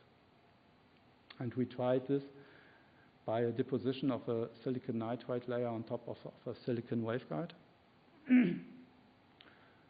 The dimension, again, the standard material, SOI material, on top, the 350 nanometer thick silicon nitride layer. This is a SEM picture of the device. Here is the silicon dioxide, and this is the silicon waveguide on top of the silicon nitride, and a cladding material. We made a layout of a modulator device itself. In this case, it was a Mach-10 interferometer, an asymmetric Mach-10 interferometer, so the path on the upper path is a little bit shorter compared to this path. We need some some electrodes on top of the device itself, and then we observed a typical spectral transfer function of a Mach-10 interferometer. And by applying a voltage, to be honest, a quite high voltage of minus 30 volt, we clearly observed the shift to lower wavelengths. When we are applying a voltage in the opposite direction, This is a red curve. Then we observed the same shift to longer wavelengths. And this is clearly a hint that we have induced an Pockels effect. This means a linear behavior of the refractive index to the electrical field. And here we plotted the behavior for different voltages. The voltage, this is a resonance peak, and you can see a very nice, very clear linear behavior. So this was a demonstration of a Pockels effect in silicon. This was not done for the first time in our group. There was a paper from a Danish group, but it was for the first time that a group could show a working modulator based on this Pockels effect. We think there's a high potential of this device because there's no speed limitation for a Pockels effect, theoretically. But there's a lot of work to do to optimize the concept itself. So now we have to apply very high voltages. And yesterday evening during the poster session, I saw a very, very nice poster from the group of Laurent Villain. And they are working still on this concept, and I'm very curious to see the latest results from Paris. Then the last concept, or the next concept of a modulator. The idea is to functionalize silicon waveguides with an organic cladding material. And this is also a very big activity in the Foxtrot project. And we did this together with our colleagues from Karlsruhe Institute of Technology. And they did a lot of work during the last years on this topic, and all the ideas, the design came from them. And they did a lot of work. And the idea is to have a slotted waveguide. This slotted waveguide confines the optical mode very accurately in the slot. And so you have a very good overlap from the optical mode to the polymer, which is deposited into this slot. And with this combination of the highly nonlinear organic material and the slotted waveguides, this is an ideal situation for fast modulation and also for high modulation formats. And the colleagues from Karlsruhe showed in several papers that the potential of these devices. From the fabrication point of view, it is really very hard to fabricate this combination of a strip waveguide and the RIP waveguide. They want to deposit the polymer inside the slot, and they have to implant this part because they want to apply a electric voltage. And this means if you have still a residual silicon inside the slot, then you will have a big current through this part, and the performance of the device will destroy it immediately. So you need two different edge depths on one sample. And this is really a challenge, and we did a lot of work to optimize this process. But at the end, it works very well, and we are doing this still in Foxtrot. In Foxtrot, this device will be used for the fabrication of one of the demonstrators of the all-optical cable. And the colleagues from Karlsruhe were able to show very low energy consuming modulators which are working at highest modulation rates. they published this in a couple of papers, and I think there are many more. And I'm really not the expert in this stuff, so please ask the guys from Karlsruhe. They will tell you everything about the performance of these devices. So now now I just come to the end of the conclusion. What I want to show you. What I wanted to show you during the last half an hour, that you need really an exact control of the lateral dimensions. Otherwise, the performance of such a silicon device will decrease, or you will not have a functionalized device at the end. Thank you very much.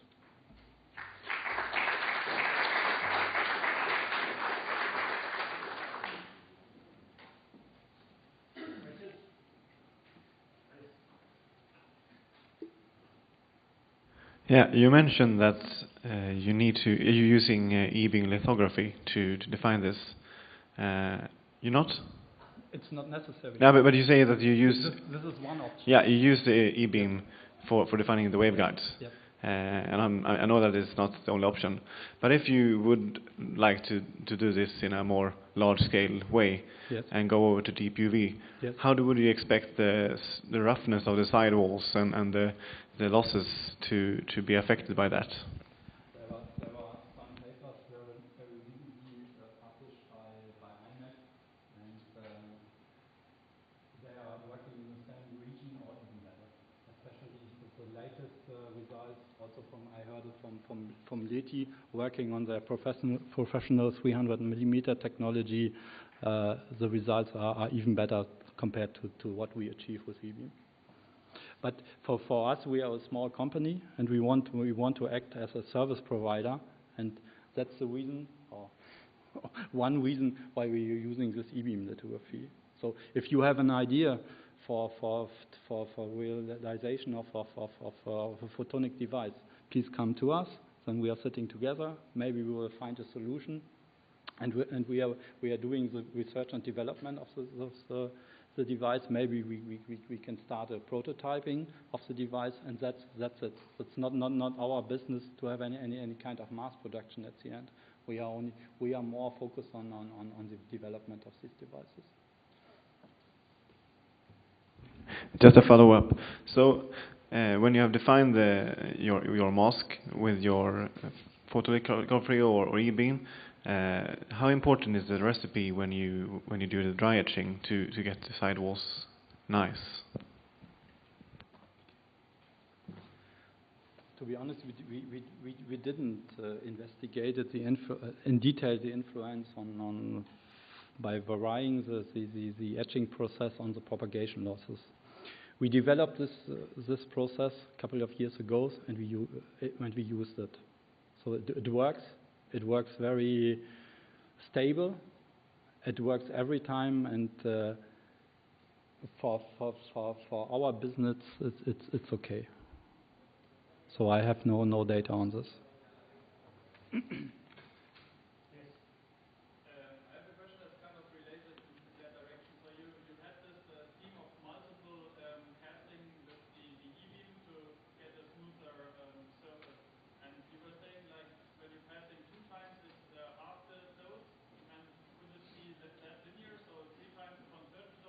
Yeah, of course, yes. So is that linear? What would happen if you speak twice with the same dose? The highest. Okay, this is a typical. Then you will end up with a typical behavior if you're using not the right dose. The language will increase, so you will lose the control on the lateral dimension of the device or of the waveguide.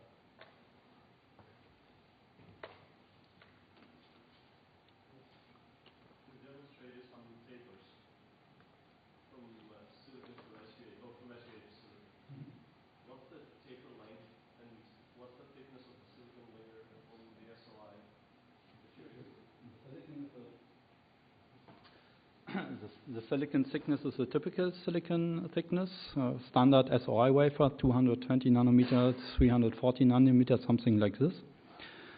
And what was the second one? The taper length. The length.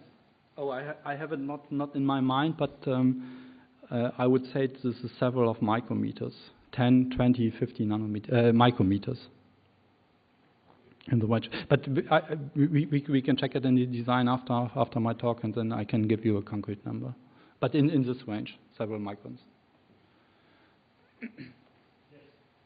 I have a question regarding the strength-to-energy device. Yeah, I expected that. But my question is there a reason to keep a slab of 45 nanometers?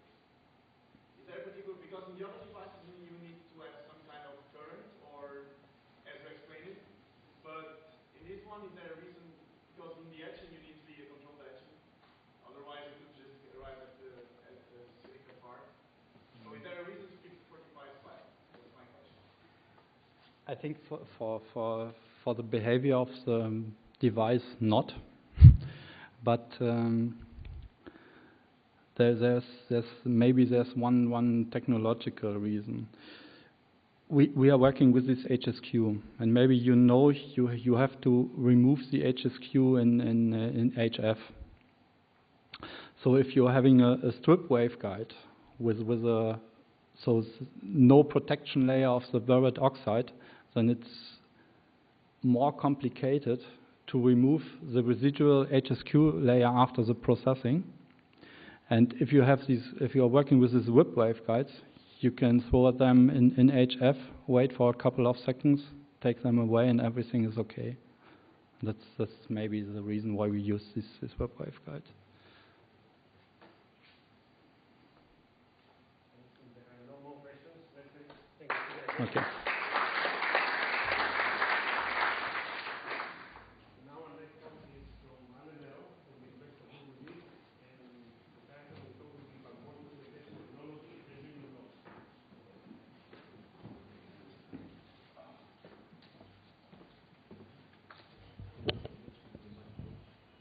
Yes. Can you help me to find my file?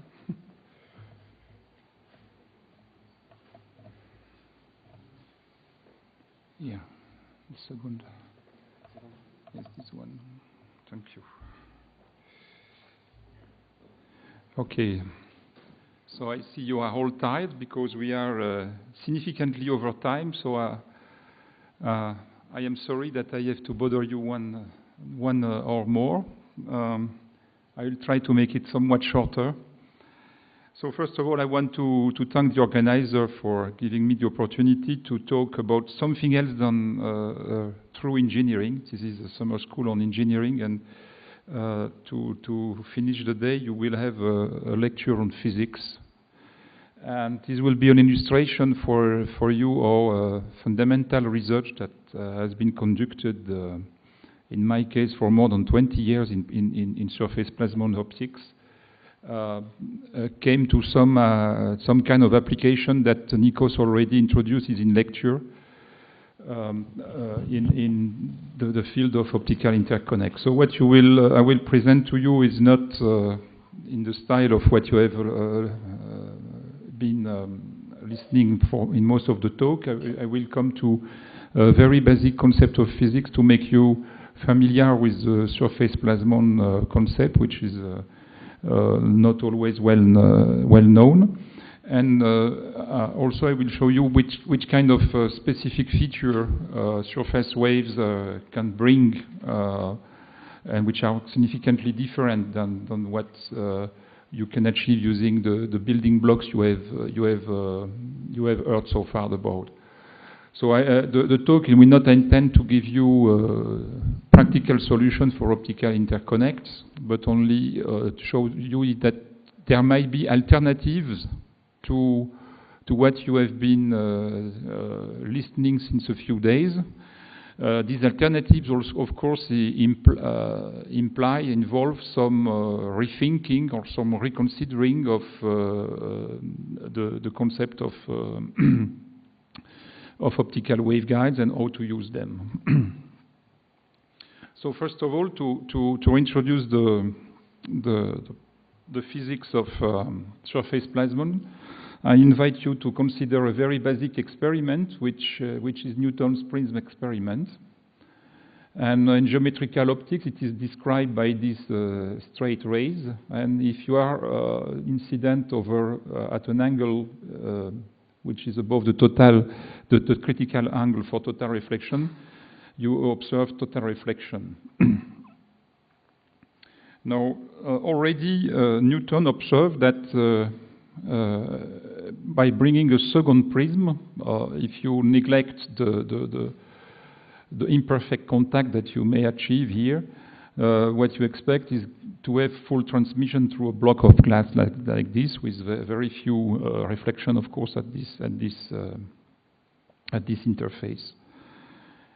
Now, what Newton was able to do is to observe that when separating the two prisms by a small amount, which was in the case of visible light for something like half a micron, he could achieve this by using dried leaves. He could already observe that some light, most of the light actually, was going through the air gap and and emerging at this interface. So, whereas on the basis of the first experiment here, he was expecting that the light would be totally reflected. In fact, he was doing this to prove his conjecture that a trajectory black like this, okay, the black trajectory with a sharp cusp, is not acceptable from an statistical, mathematical point of view. By analogy with trajectories of planets, you need to have curved trajectories. And since he was assuming that light was made of corpuscle, he assumed that the trajectory of light should be curved and not a cusp like this. So there is an entry point, point A here, and there is, when coming back into the glass, a re-entering point, which are not the same. This of course, allow him to explain that if you bring a second prism close enough to this curved effect here, some of the corpuscle that we today call photon would go straight. So this is, I think, the most ancient reference that you have read about in this conference. So today, of course, we know that there is wave-particle duality.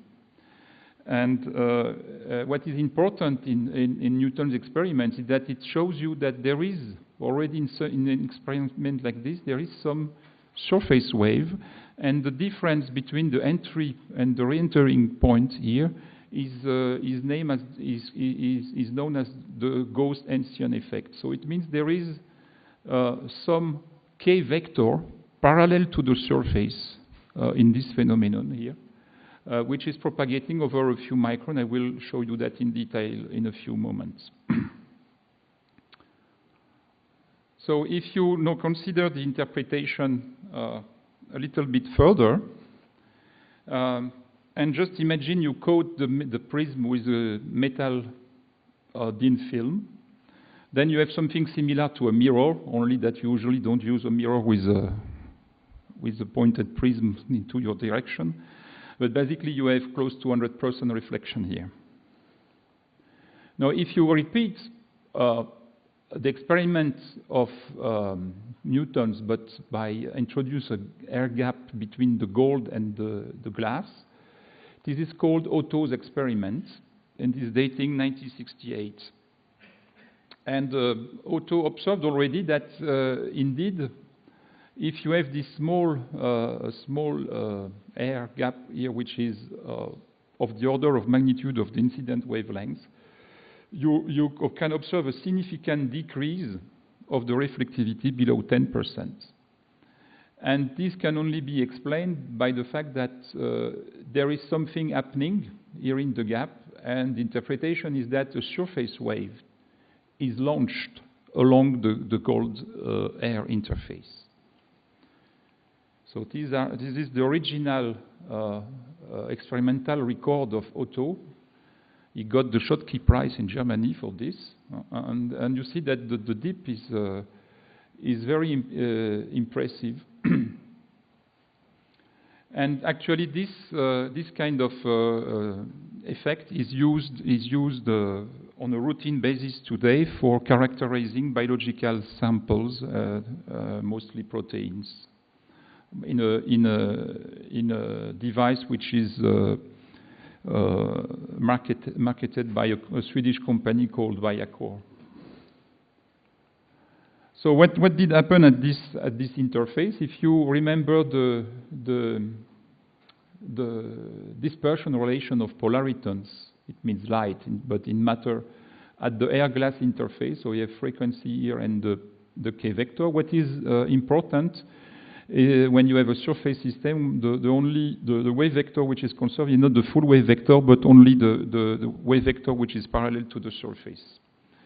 And so here, if you recognize the light line, in fact, since the wave vector here taken into account is the parallel projection to this surface, you can identify when you are at 0 degree, you are along the ordinate axis, and if you change the angle of incidence, you go to 90 degree to the light line. So all this for a given frequency, all these K vector parallel to the surface are accessible. And this define, of course, if you consider all the frequency, what is called as the light cone, okay, which is close to the gamma points of the Brillouin zone of the material. Now, if you have a more refringent material, the case of glass, let us suppose that glass has a constant index of refraction, which is not the case in the far infrared. Then the light line will have another slope. You see here, not so important.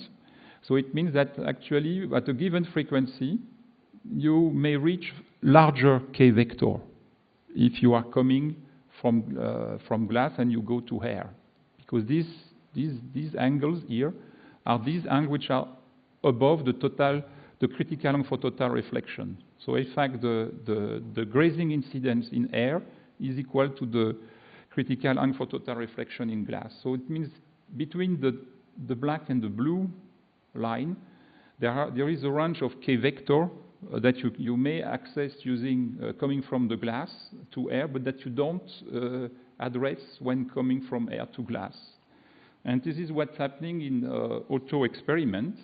It means that in between these two lines, there is the possibility to excite surface plasmon polaritons. It means electromagnetic eigenmodes at the gold-air interface. Only these eigenmodes cannot be excited when coming directly from air. You need additional K vector to be able to excite them. And you can excite them in this configuration because you are in a close proximity using some kinds of tunnel effect. And this is why you may observe a huge dip when coming in total internal reflection, but not in normal reflection. The same reasoning applies if you have excitation of the surface plasmon in what is called the Kretschmann configuration, where a very thin gold film, thinner than 60 nanometer, is deposited on the glass surface. So these surface waves are characterized by an exponential decay from the surface in both directions, in the external medium, but also in the substrate. And typically, the exponential decay fits with is of the order of magnitude of the wavelength in that medium. Another characteristic is that for the polarization of this surface plasmon is TM. It's not possible to excite them in T polarization unless you have some anisotropic medium. The reason why is that the reason for this is that in fact the surface plasmon polariton are here polarization charges oscillating very rapidly, of course, at the interface. So now an important point is the propagation length of surface plasmon polariton. This is important in the context of this conference. And it was very quickly recognized after the discovery of AUTH that there is a huge difference if you observe surface plasmon in so-called asymmetric environments, this is called SPP, or if you observe them in an environment where the substrate and the superstrate are strictly equal. So this is termed as long-range surface plasmon polariton, because you see here for the wavelength of interest of this conference that in this PP configuration, the typical propagation length is something like 40 microns, but can be more than 1 millimeter if you can master control the index of refraction in such a way that they are exactly the same in the substrate and the superstrate. Okay, now I will show you how this surface plasmon look like in reality. So this is just a microscope image, an electron microscope image of some metal surface deposited on glass, and on which we have introduced some additional lines by electron lithography. And here you see the far-field characterization of this sample when the light is coming from the substrate and exactly hitting the line from below here at this position. What you see here then are the diffraction fringes. So because this is far-field characterization, it means that the plasmons are outgoing in your direction. And if you do this experiment, you see there is some diffraction related to these lines, which are intended to be something like a Bragg mirror here. And you will have also a spot emerging here. So it means that the light that was impinging from below at this point has been propagated along the surface, because you don't see it in your direction here. And these waves here are the outgoing diffracted waves. They are not the one going along the surface. And then propagating again in this direction. And now if you use a near-field optical microscope, you can have a view. The near-field optical microscope brings the tip, optical fiber tip, very close to the surface, something like 100 nanometers away. And what you see here is the incident spot that has been that is not elliptical anymore, because there is excitation of the surface plasmons, and this is propagating and reflected, and then reach this control line here. So there you have really 2D optics on metal surfaces. So also very amazing are the waveguides for SPP, because they are totally counterintuitive. Here you have a sample where the bright area is gold, thin film of gold, deposited on glass. And what you see from this is the AFM image as compared to the near-field microscope image, that the light is propagating at the surface of the metal, but not in glass nor at the surface of the glass. So this was predicted in 2001 by Pierre Berini and quickly verified in my lab the same year. And this kind of effect has raised some expectation for the use of surface plasmons as interconnects on very small distances.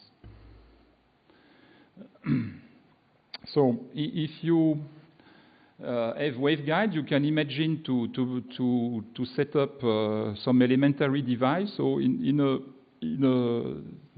European network of excellence that I was coordinating from 2004 to 2008, we explored all possible devices that you could do with the surface plasmons. Here you have an example of beam splitter. You can, by carefully designing the number of lines that you superimpose to the waveguide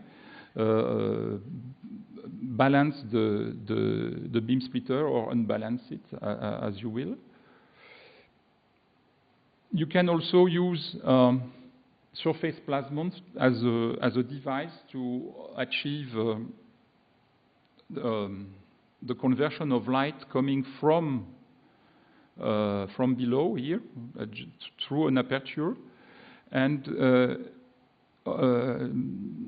optimize the coupling to surface plasmons parallel to the surface. So this was a topic of research at the beginning of this century. During at least 10 years, people were very excited with what they called nanoholes array or microgratings in metals, with the hope to obtain a good conversion by normal incidence to achieve a good conversion of light directly parallel to the surface. So this effect is observable, but when you look at the efficiency more carefully, this is still a weak effect. The efficiency is too low. We have not a lot of power going in this direction. Okay. Also, you may achieve amazing effects using analogy of crystal photonic crystals, but doing plasmonic crystals. You see here that the light with different color may be redirected in various directions parallel to the surface. If you tune carefully the design of a two-dimensional array of dots deposited on the metal surface. So this was all these elementary building blocks and many others that I have not the time to show today. Were at the origin of an hypothesis that was very popular in 2008, that surface plasmon could be used as interconnect. Here it's of course a very naive view of compared to what you have seen in other talks in this conference. But basically you could use the surface plasmons on the same circuitry as the circuitry that you use for electrical connections. The only problem is, of course, the losses that I introduced earlier. But I think this hypothesis is still to be considered because nobody tried it in reality. However, there is a potential there, because if you consider the potential of long-range surface plasmon polarity, it means this configuration here, but on top of which you superimpose a superstrate, which is exactly of the same index of refraction as this layer. You see that you may achieve very low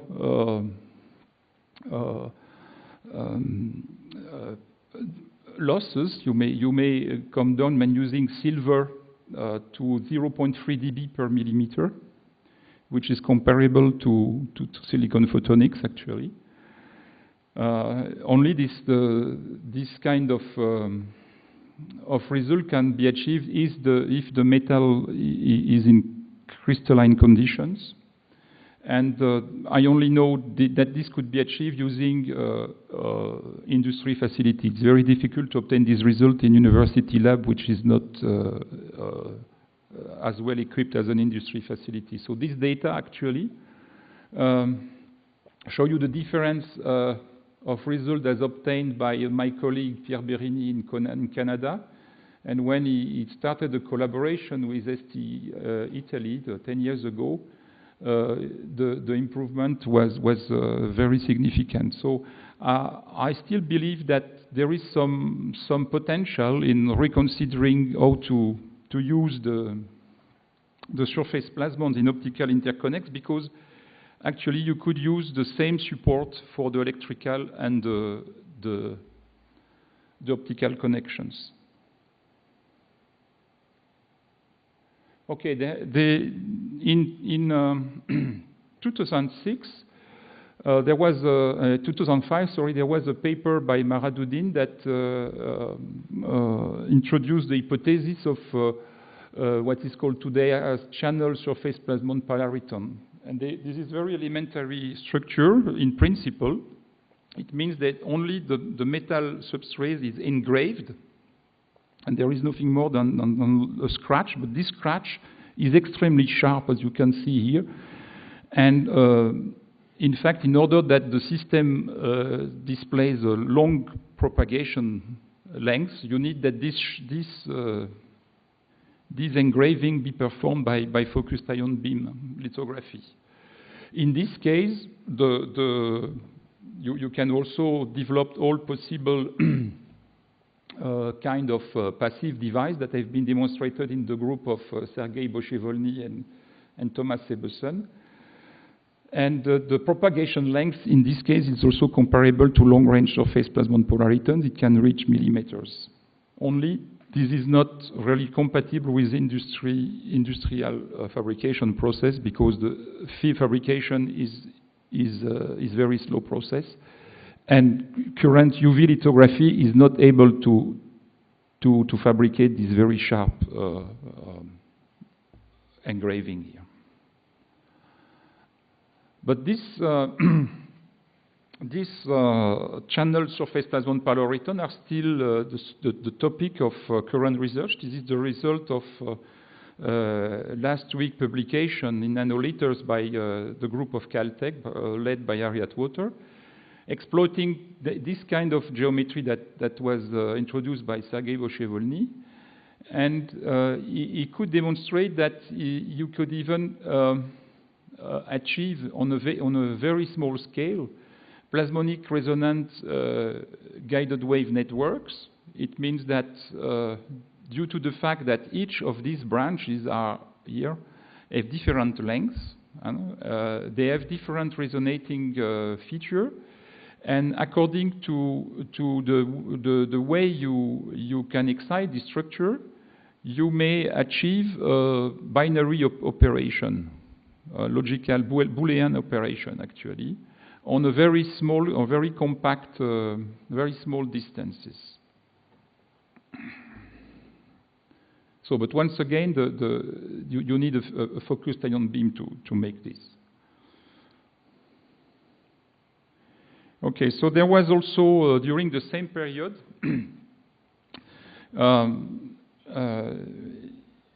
another kind of surface plasmon polariton variant that was developed. This is so-called dielectric loaded surface plasmon polariton that was already introduced in Nico's talk. And the idea here is to use the gold layer that I introduced at the beginning of my talk, and to use a polymer or a dielectric loading. It must not be a polymer, it could be silicon as well. That is deposited on the gold layer in order to achieve the focusing of the plasmon to a width which is comparable to the width of the waveguide. And as Nikos introduced earlier, you should not confuse this with a standard waveguide, because you see here from crosscut for various sections that the basis line here is the gold to the dielectric interface, that the mode is decreasing exponentially from the gold surface. Whereas if you had the standard waveguide, you would have a maximum which would be centered in the core of the waveguide. So during the period 2006 to 2010, another European project explored all possible devices that could be made using this geometry. And as was again introduced in Nikos talk, this geometry has been used in the Platon project to achieve the first demonstration of the use of plasmons in optical interconnects. So this was a review of the research that was achieved, let's say, since the year 2000. So I have started with the work of Otto to introduce the concept of plasmons, and I already mentioned to you that this is applied in biosensing. But there are also other effects related to surface plasmons. I have not the time to come into the detail of each of them. Something very important is so-called surface enhanced Raman scattering, which since the 70s raised the hope of use also in biosensing for protein recognition. But it is not yet exploitable in medicine, and it's still a field of a very active research. There is also the research domain of near-field optics. So the first near-field optical microscopes were introduced by Dieter Pohl in IBM Zurich in 1984. And they are today considered as possible application not only in near-field microscope themselves, but also for magnetic recording to achieve the heating of magnetic material using a laser which is tightly focused by a plasmon resonance effect of a very small, a very pointed structure which is flying above a magnetic disk. So the whole arrays I introduced to you were very popular from 1998 until a few years ago, but they've not yet found any kind of application. So the SPP waveguide, as I mentioned to you, they have some potential in optoelectronics, but every time that surface plasmon researchers are talking to engineers involved in optoelectronics, we get the answer: this should comply with telecom standards, this should be low loss, this should be, etc., etc. So I will try to show how we can address some of the questions which are raised usually by engineers, although they are not definitive answer to the many issues that they can be raised. You should also know that surface plasmons are not limited to surface plasmon waveguides for interconnects. They are still, right now a very active domain of research concerning, for instance, nano antenna. So in my group, I have a young researcher developing nano antenna that with the hope to achieve wireless connection on the same chip. So avoiding waveguides, so it's still more futuristic than using waveguides for interconnect on a chip. They are also involved in in graphene, and they are also involved in various quantum mechanical phenomena, strong coupling or quantum corrected dielectric function, etc. So I will come closer to these issues that are raised for the use of SPP in optoelectronics. So actually, there was the first demonstration of the use of long-range surface plasmon polariton that was published in 2008 by a Korean group, and where they demonstrated over 2.5 centimeter using 3 micron wide long-range surface plasmon polariton waveguide communication between a VCSEL array and a PD array. But so there is a wide range of SPP waveguide that I tried to introduce to you. I could not review all of them. And for each type of these SPP waveguides, there are many demonstrations of passive and active devices. But only, with the exception of this Korean group paper and the work that was reported by Nikos earlier, there is only very rare demonstration of operation in real data traffic conditions. So the Platon project was the first to actually provide a convincing demonstration of this. So the major issues for a full plasmonic optical circuit at telecom wavelengths, according to most of the criticisms and the questions that I hear that are raised by engineers, is the problem of polarization diversity, because I mentioned to you surface plasmons rely only on TM modes and TE. So you need some way to be able to handle another polarization incoming into the plasmonic circuits, and of course the losses.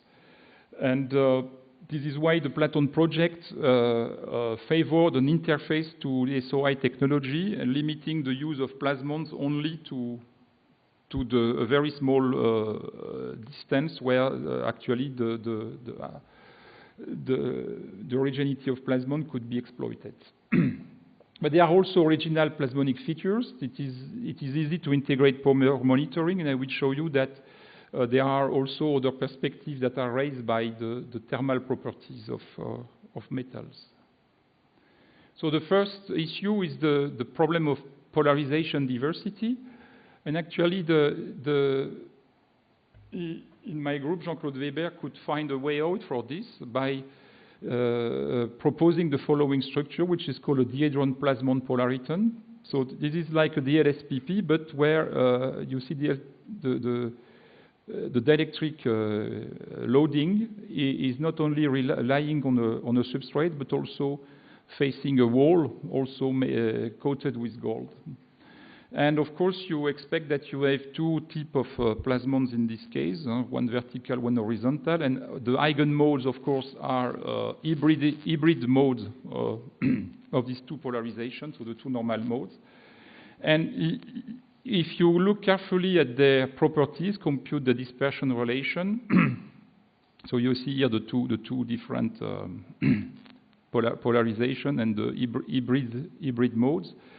It is possible to achieve a beating between these two modes in order that when you consider entering this dihedron structure, you would, for instance, start with a TE polarization. So you see that after a propagation length, the propagation is rotated because you have a beating mode. And if you would go further, it would turn again back to the original polarization. So actually, by cutting this structure at this length, it's possible to manage polarization conversion within a record length of only a few tens of microns. So the other issue is the problem of loss, and this motivates many research work on how to compensate SPP loss and even to obtain SPP gain, or what is called spacer or laser for plasmon. So there are two review articles that I recommend to you if you want to know more about this. The basic idea is to use some gain material. So one proof of this is to use some doping with Q dot, for instance, here. And in this work by Bolger and his group, you can observe that you may obtain some gain by using this elementary experiment. Also in the group of Berini, it was demonstrated that you may amplify long-range surface plasmons by using some gain medium, which is on top of the metal stripe. But once again, these works are interesting, but you should not forget what I told you previously, that if you can manage the appropriate fabrication of long-range surface plasmon polariton, you could already start with a structure with 0.3 dB per millimeter. So there are also research work on spacer. The idea here is to use the plasmon resonance of small metal particles which are surrounded by some gain medium to obtain very small structure which are similar to lasers. So the word spacer is also used for any other kind of variant that resembles the surface plasmon. So if you shift, for instance, the wavelengths to the infrared, you could observe some kind of plasmon effect using cadmium sulfide nanowire deposit on silver, and in this kind of structure, it was also possible to demonstrate amplifications of plasmons. So another interesting effect that you can achieve with plasmon and that you cannot so easily achieve with other waveguiding structure is that you can convert the optical signal directly to an electrical signal. It's not like a PD, but because in fact what will be used is the dissipation of the plasmon into heat, and the heat in the metal allows you to get some voltage difference. It is called a Seebeck junction. If you record the potential difference between a junction here of gold with another metal, in this case nickel, and you compare it to some reference points, then you may observe that the plasmon generates an electrical signal while still going on their way. So I will demonstrate this by experiment. So you see here, this is a model experiment where this is the electron microscope of the experiment, and you see this is the, what is this? I don't want. So the light is coming from below, and you see here that in this example we have a structure where something is narrower here. I don't know if you can see it clearly, but it means that the propagation here is of SPP is not possible, whereas it is possible in this waveguide. And you see that if you have SPP propagation, you see the conversion of the voltage as a function of the incident power.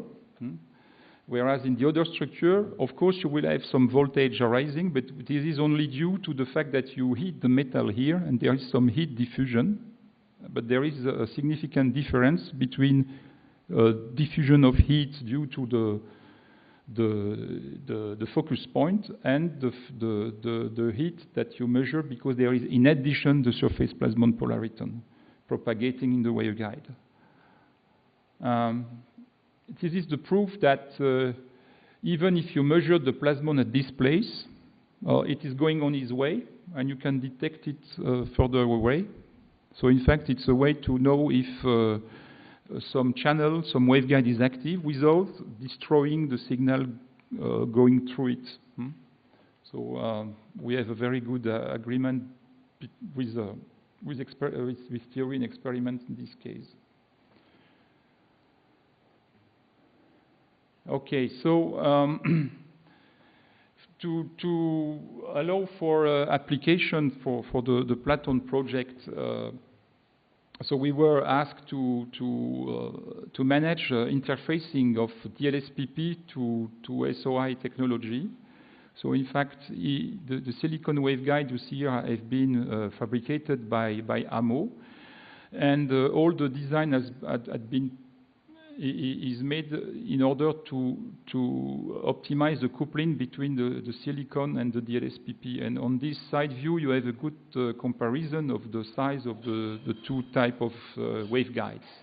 So you see here at first sight, the DLSPP is not so small as the silicon waveguide.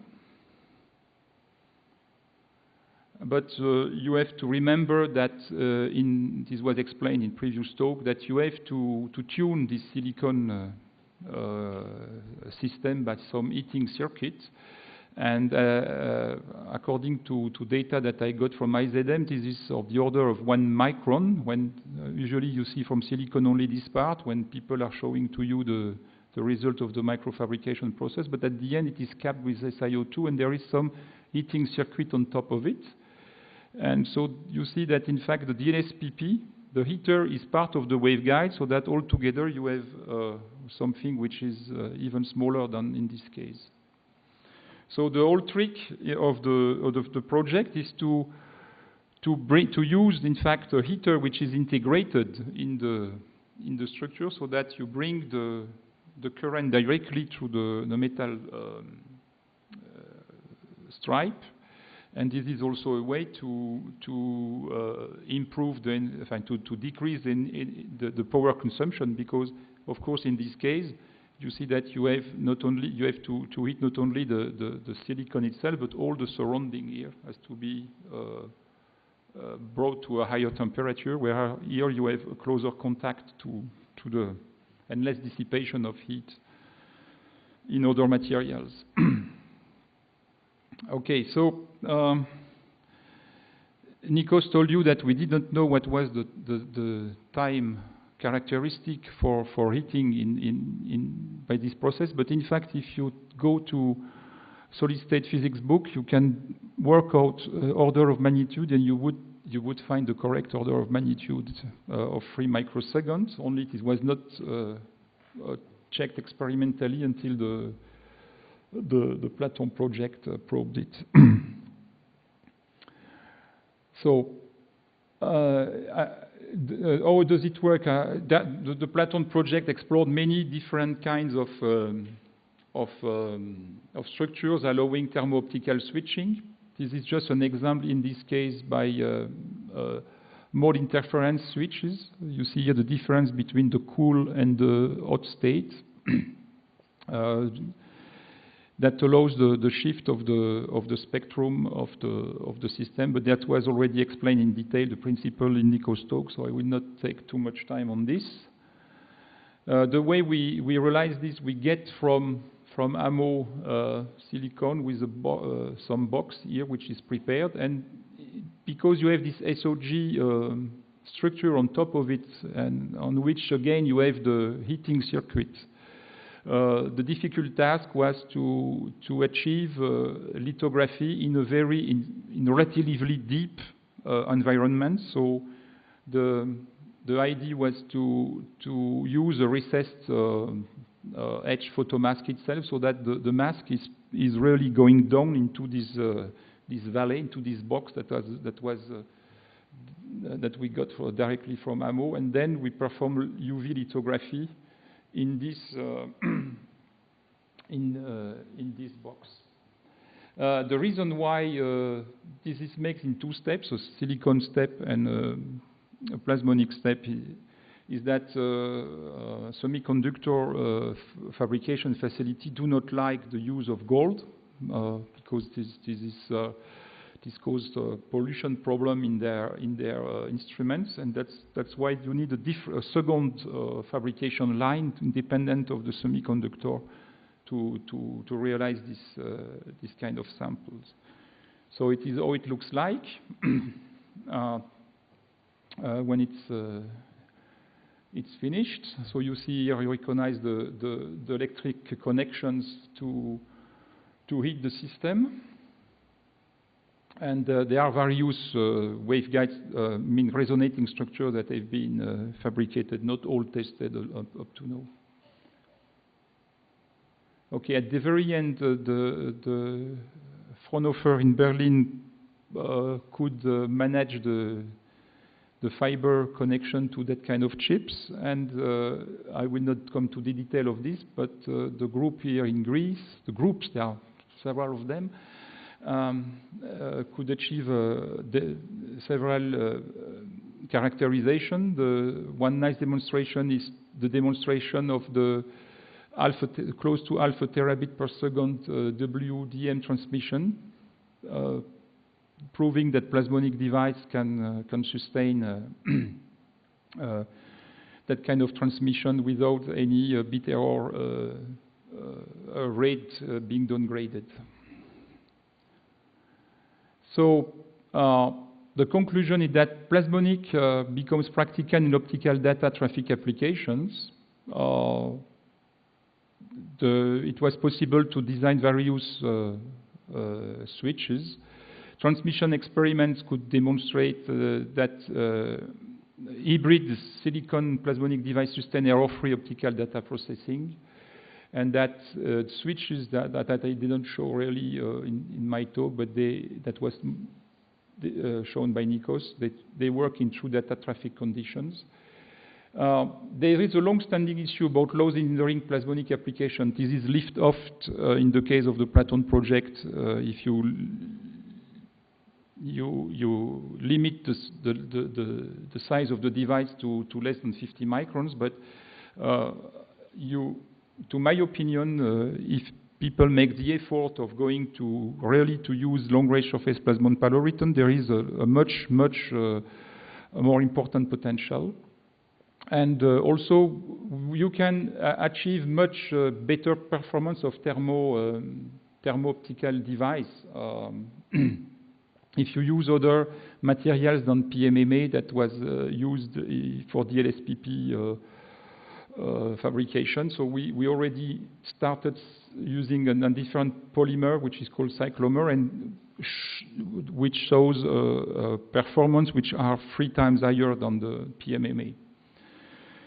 Also, I believe that polymers could be replaced by silicon in DLSPP if semiconductor manufacturer would allow for a parallel processing line to accommodate the issues related to the use of gold. So, because in this case, the thermo-optical property of silicon could be exploited. So this is the demonstration that Nikos told you about. So there are other kind of effects that that you can even hope when using surface plasmons. This is more recent research. You can even approach a concept where you would have all optical switches, but based on photothermal effects. Maybe to introduce the context, there are many demonstrations of and scenario for all optical switches or all optical modulation of light. But if you look carefully to many of them, they suffer of many drawbacks. Usually the material that are used for demonstrating all optical control are not long-standing material. They will downgrade very rapidly. They will be quenched, or there will be many other problems that can arise. So what we consider in this experiment is just to see if just by using another beam of light. Here you see there is a green light coming on the between two gratings coupler that we use to excite plasmon on this gold surface. So you have here a side view. So we don't use, in physics lab, we don't use anything like N5 coupling or complicated connection with fiber. We do it the dirty way by using not really performant grating couplers, but because what we are interested in is what's happening between these two in-coupling and out-coupling gratings. So you see here, if you modulate the green laser at some small, a very small rate, here 1 kilohertz, you can see that there is a modulation of the plasmon signal coming out of the second coupler. So by combining modelization using electromagnetic and electromagnetism and heat diffusions, we were able to extract from this data the thermo-optical coefficient of gold by really taking into account both electromagnetic and heat diffusion problems. And the numbers are here. They are quite different of what you can find in the literature, but in our case, they allow to have a very good agreement with our experimental data. So, and here you see that now if you apply a laser which is not continuous, but that would be a nanosecond pump spot, you may trigger typical change of the signal, which is below below 100 nanoseconds of time here, you see. And we have very good agreement between experiment and theory if you take into account both the heat diffusion problem and the electromagnetic problem. So another kind of an evolution of this concept is to repeat the same experiment, but in this case using the LSPP rather than a simple gold film. And in this case, you see that you can achieve a very sharp triggering, but then you have a relaxation time which is not very good, which would be in the range of 15 to 20 microseconds. And this is related to the use of the polymer material and also the substrate material that are not optimal in terms of diffusion of heat. We are working now on identifying and testing materials that would allow to reduce this relaxation time in the range below the 100 nanosecond time scale, and that would provide an all-optical control of surface plasmon that would be really a long-standing device, not suffering degradation after a short time. So with this perspective, I thank you for your attention. I hope I was not as long as 1 hour in order to finish a little bit earlier. Thanks again for your attention.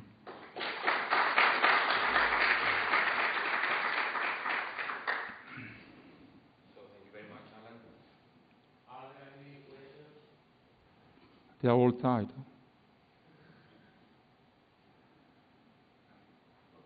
Not all of them. Yes. Should I use? Yeah. First of all, I would like to thank you for this nice, informative lecture. And you have already shown a few architectures, plasmonic waveguides, where the light is nicely coupled into those devices. And apart from having losses due to the absorption in the metal, the other dominated loss factor is insertion losses. Sure. Because we don't want to have very long plasmonic waveguides because they are lossy. So there will be a transition from dielectric to plasmonic waveguides, and their mode distributions are quite different than the dielectric modes because we will have very, very confined mode. So that will lead a large mismatch in the mode. So what can be done to have low loss intersection from or low loss connection from dielectric to plasmonic? Yes, I didn't elaborate. Maybe I forgot to tell that the insertion loss at this intersection. This is what you mean from? Yeah, for any kind of yes, this is architecture. Of the order of 2 dB, 2 to 3 dB each of them. Okay. This was measured by Nico's group actually. Okay. But to my understanding of what optical engineer told me, this is not a big penalty for that kind of operation, but maybe Nikos can better answer if this is acceptable or not.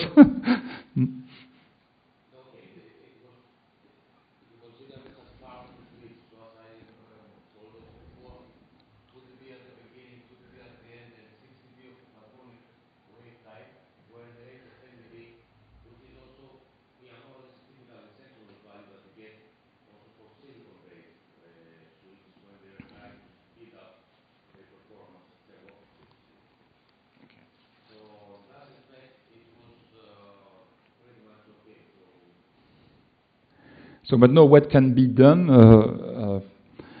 to improve the situation you can according to simulation, if you better master this, this gap here, because it's not very obvious to fabricate this in reality.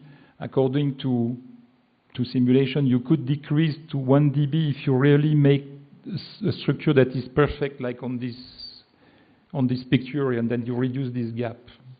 Okay. Also, if you make it a little bit down, the light will be matched better. Well, with the metal what do you mean by structure. down? What do you mean by down? The silicon rip a little bit down. Well, this height here has been optimized at least in simulation. Okay. So, but what could be done in practice is to improve, to reduce this, and also the difficulty here. You see a nice example where we have a good alignment, but if you look more closely, it's possible even to align it better. Yeah, thank you.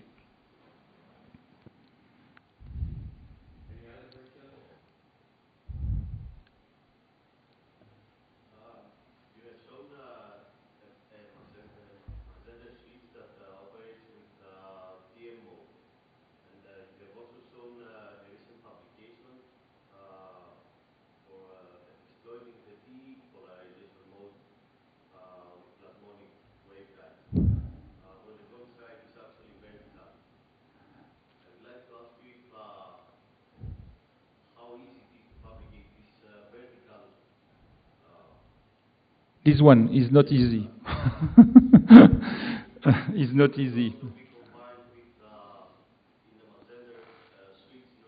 No. Okay. Okay.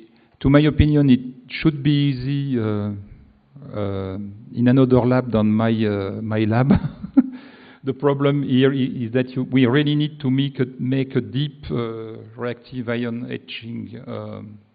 And to have something really vertical and it's not with a very few roughness. So in the university lab, like my lab, this is a difficult task. But maybe I can motivate some industrial partner to try this. Because I'm sure in industrial facility, this should not be a big problem to make a very deep and really vertical wall. But in my facility, this is an issue. But I am looking forward to any partner that would do this. How long? Yeah, here you see this is half a micron. So we would like to have it, let's say, 2 to 5, something like 2 to 3 microns high. Sorry. This could be silicon or SiO2.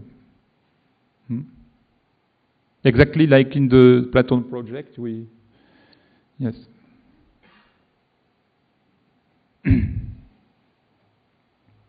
So the answer is it should not be a problem for the guys that you have listened to during the week.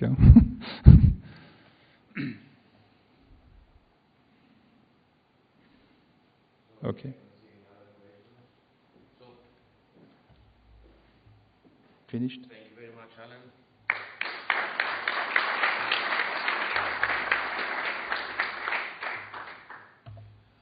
So now this is the end of the sessions for today.